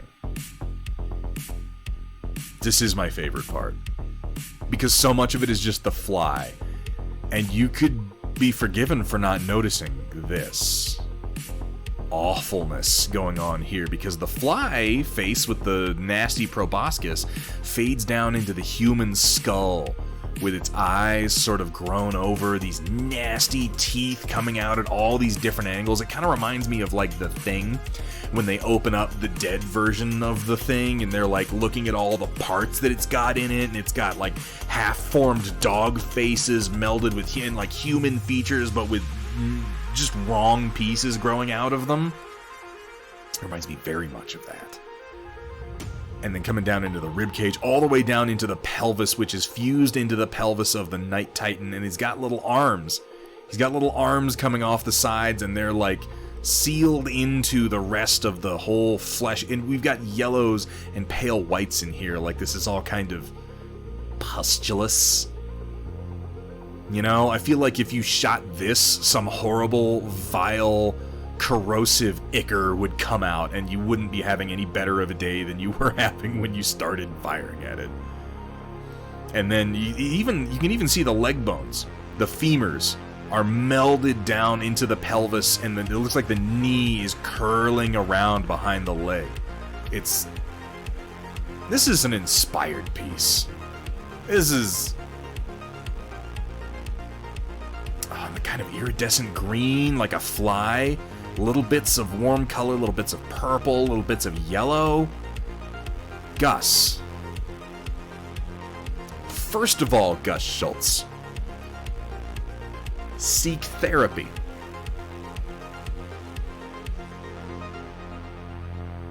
But hopefully not too much, because the methods that your madness has chosen to manifest are most pleasing.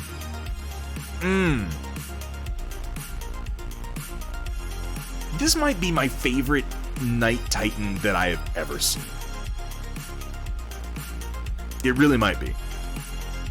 It's so imaginative, it's so clever, it uses the same basic substrate as the rest of the knights, and it doesn't go completely off into crazy fantasy land, changing all the mechanics and the way that everything connects together. Everything is recognizable. All the pieces are there. If you know the Knight Titans, you know this little cowling piece, you know the shape of the armor trim up here, you know the shape of the legs and how they connect to the pelvis, you know the shape of the shoulders. It's all just wrong. It truly looks like once it was an Imperial Knight Titan, and over time and exposure to chaos, it has become something else. It has grown into something wrong, something that it never wanted to be, something that shouldn't physically exist, something that represents a wound in the fabric of reality itself.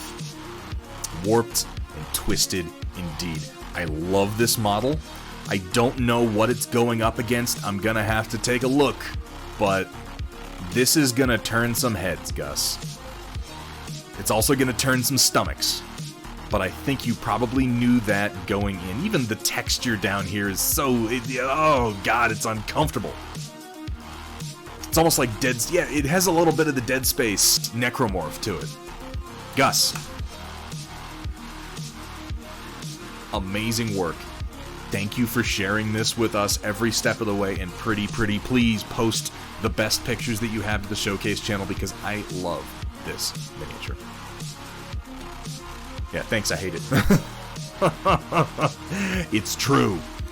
Here we have from our very own Riot Sister. Here's some wholesome culinary to make up for the ick. Yeah, let's go right from this to some delicious food, because my stomach can take that. Did not burn it. Brown sugar glazed pork loin roast, mashed taters, and broccoli. Turning into a twisted fly monster infested with rot, maggots wriggle out of the pork as the skull screams at you, the agony of its existence. Just kill me, it says. Just kill me, as it stomps towards you with its festering cannon, cycling up to spew at the...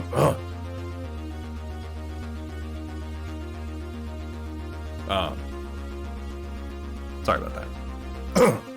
I just... yeah. Do you hear the voices too? No, anyway, yeah. It does look delicious, to be fair. I love some nice fresh broccoli. I wonder what I'm having for dinner tonight. I'm glad this is towards the end of the report, Riot Sister, and I do appreciate it being a little bit of a palate cleanser after that amazing Knight Titan. Oh, mashed potatoes, my guiltiest of comfort foods. This looks wonderful with the glaze on it, though. Just nice and crisp, and yet still tender inside. Lovely work, and thank you for sharing with us. Okay, gotta calm down a little bit. Here we have from Rook's Table. Oh my. Been painting for about 6 months. This is the Red Slod. I remember slods from Dungeons & Dragons. The Red Slod Paint Night Kit from WizKids. Painted yesterday for my local game store with a paint-along stream. Doing another kit for them in June, the Dire Troll, and looking to improve my wet blending. For painting for 6 months, this is pretty nice. I like the different skin tones. Yeah, I can definitely tell you've been doing some blending across the muscles. The eyes fade in a wee little bit. I feel like it looks like you've pulled the eyes into kind of the orange register in order to differentiate them from the skin. I would say you could do that even more if you wanted to work some yellows in there just to make these pop out from all the red surrounding them. I love the markings. Now, are these I wonder if these are meant to be war paint or if they're meant to be just natural slod markings because they have like a toad-like skin.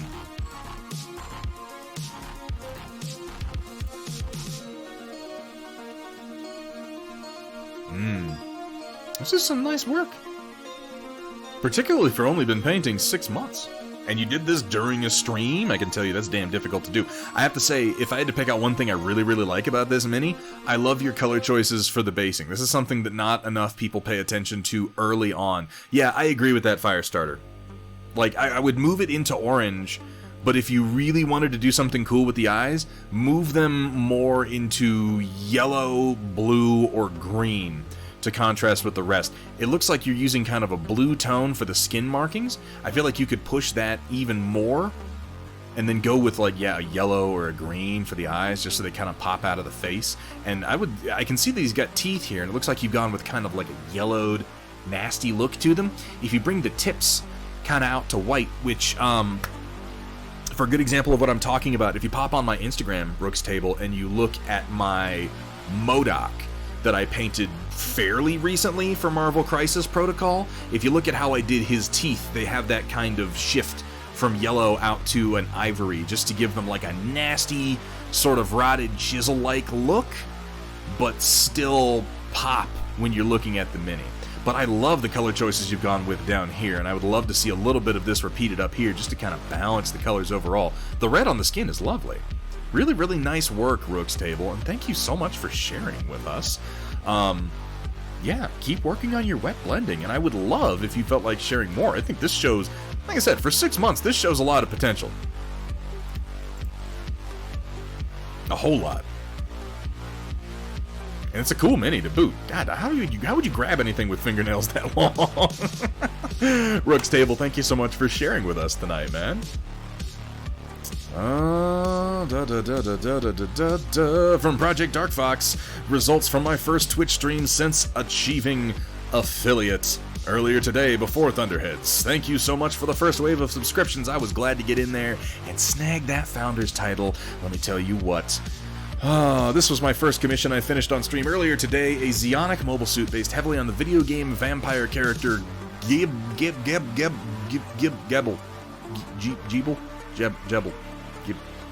Gebel.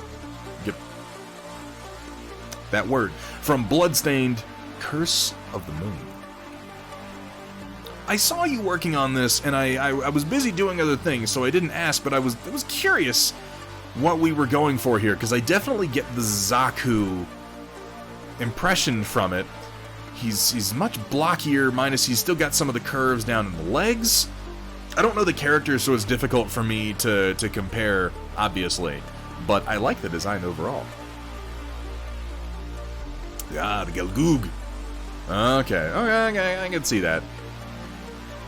It definitely has the Zeon look about it, in the overall shape and certainly in the monocular eye. Minus he has like a monocle over one side of his already singular eye here.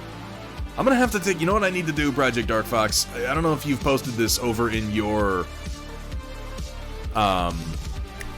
channel on the Discord, but if you would post this there and the reference character, because I'm curious what elements have made it over into this one. I love the little Gladius.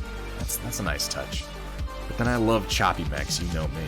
This was the second of 2 commissions completed earlier today for a different client. I am constantly impressed at just how fast you're able to crank out work. Now, this one I did see the reference picture for. Someone sent you a reference for their character and you worked this up. And this is a fantastic realization. The original reference picture was a little static, a little flat. This has more depth to it. The curves seem more natural. It's definitely got more character than the original. I'm absolutely certain that the client is going to be really, really thrilled with getting this. I love all the vibrant greens. The blue really, really stands out with the few places you've chosen to use it. Top, bottom, middle. A little village in the background, it looks like. And I like the non-metallic metal, where, I mean, obviously non-metallic, it's two-dimensional, work on the flask here. Really, really sells the depth. Very nice work, Project Dark Fox. As always, Project Dark Fox, just an incredibly talented artist. Here we have from Silver Hydra, moved about 6 months ago. And I'm finally settling in. Here's the hobby room I set up. Oh my god. 1, 2, 3 printers going at the same time. Plenty of good lighting. We got a little natural light. We have a little workstation set up over here. Which... oh no, this is an airbrushing station. That's what this is, because here's the airbrush compressor. It looks like we got a booth. And then we got our PC, our modeling area, our paints. This is... oh, we got our resin printer over. This is a pretty good hobby room. I am crammed into such a tiny fucking office. Like, really, this room, I have really, really high ceilings, but my footprint here is minuscule. And inside of the next 6 months, I've got another spot slated to move my office and my streaming rig into. And man, I'm going to go all fucking out with a bigger room. Let me tell you. 3 printers, a workstation, and a gateway to heaven. Yeah, a little bit here, right? Makes me want to go into the light. It's the lens, White Wolf, but trust me when I tell you that even recognizing that the lens is bending the walls outward to make it look not to make it look larger so much as simply to capture everything that is in the room, this is a bigger room than I'm working with. This relatively small room gives me room size envy, which should tell you something. Really, really fantastic setup, though. Particularly getting 3 printers going all at the 4 printers. I see 4 printers all at the same time. A man after my own heart. How are these lights, by the way? I've seen these on Amazon, and I know a couple of people who paint who use these style of like bar LEDs, and I'm wondering what your experience has been with them. Because I love my light arch, but holy shit was it a pain in the ass to set up. You love them? They're good, Silver Hydra?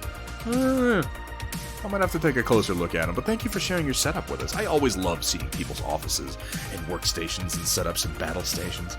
Here's one of my first painted minis in a minute, a rifleman for our campaign. Not quite finished. For not quite finished, it looks pretty damn nice. I like the basing work you've done down here. I don't know if it was intentional or just sort of a fluke of the way that the texture went down, but you almost managed to craft some little craters here.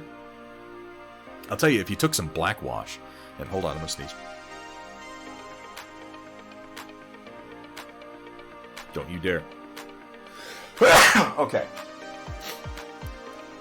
Excuse me. If you took some black wash and kind of worked it down into these little bits here, it would sell that they actually look like small arms craters, because these would be pretty large compared to a human being. Really nice work on the red. I like the simple shading and dry brushing just to bring out the details. I'm glad you're back to painting, Silver Hydra. Been playing with texture paints a bit lately. Okay, yeah. If it was on purpose, it definitely, like, that's the first thing that I saw. I think that worked nicely. Be interested to see what the canopy color will be. Yeah, I'm wondering that too, because we're flat red at the moment. But I'm wondering what's going to go on here. I'm gonna guess blue or green. Those are the 2 colors that I would love to see. I think that green would be particularly good because of how that would contrast with yellow down here on the base. But I'm wondering what you're going to choose, Silver Hydra. That will bring us, of course, to the end of the stream, and as you might have guessed... Oh, I said it wrong. I said it backwards. It's the end of the storm report, and thus, the end of the stream. Oh! Alright. Let's figure out who we're raiding right quick, why don't we?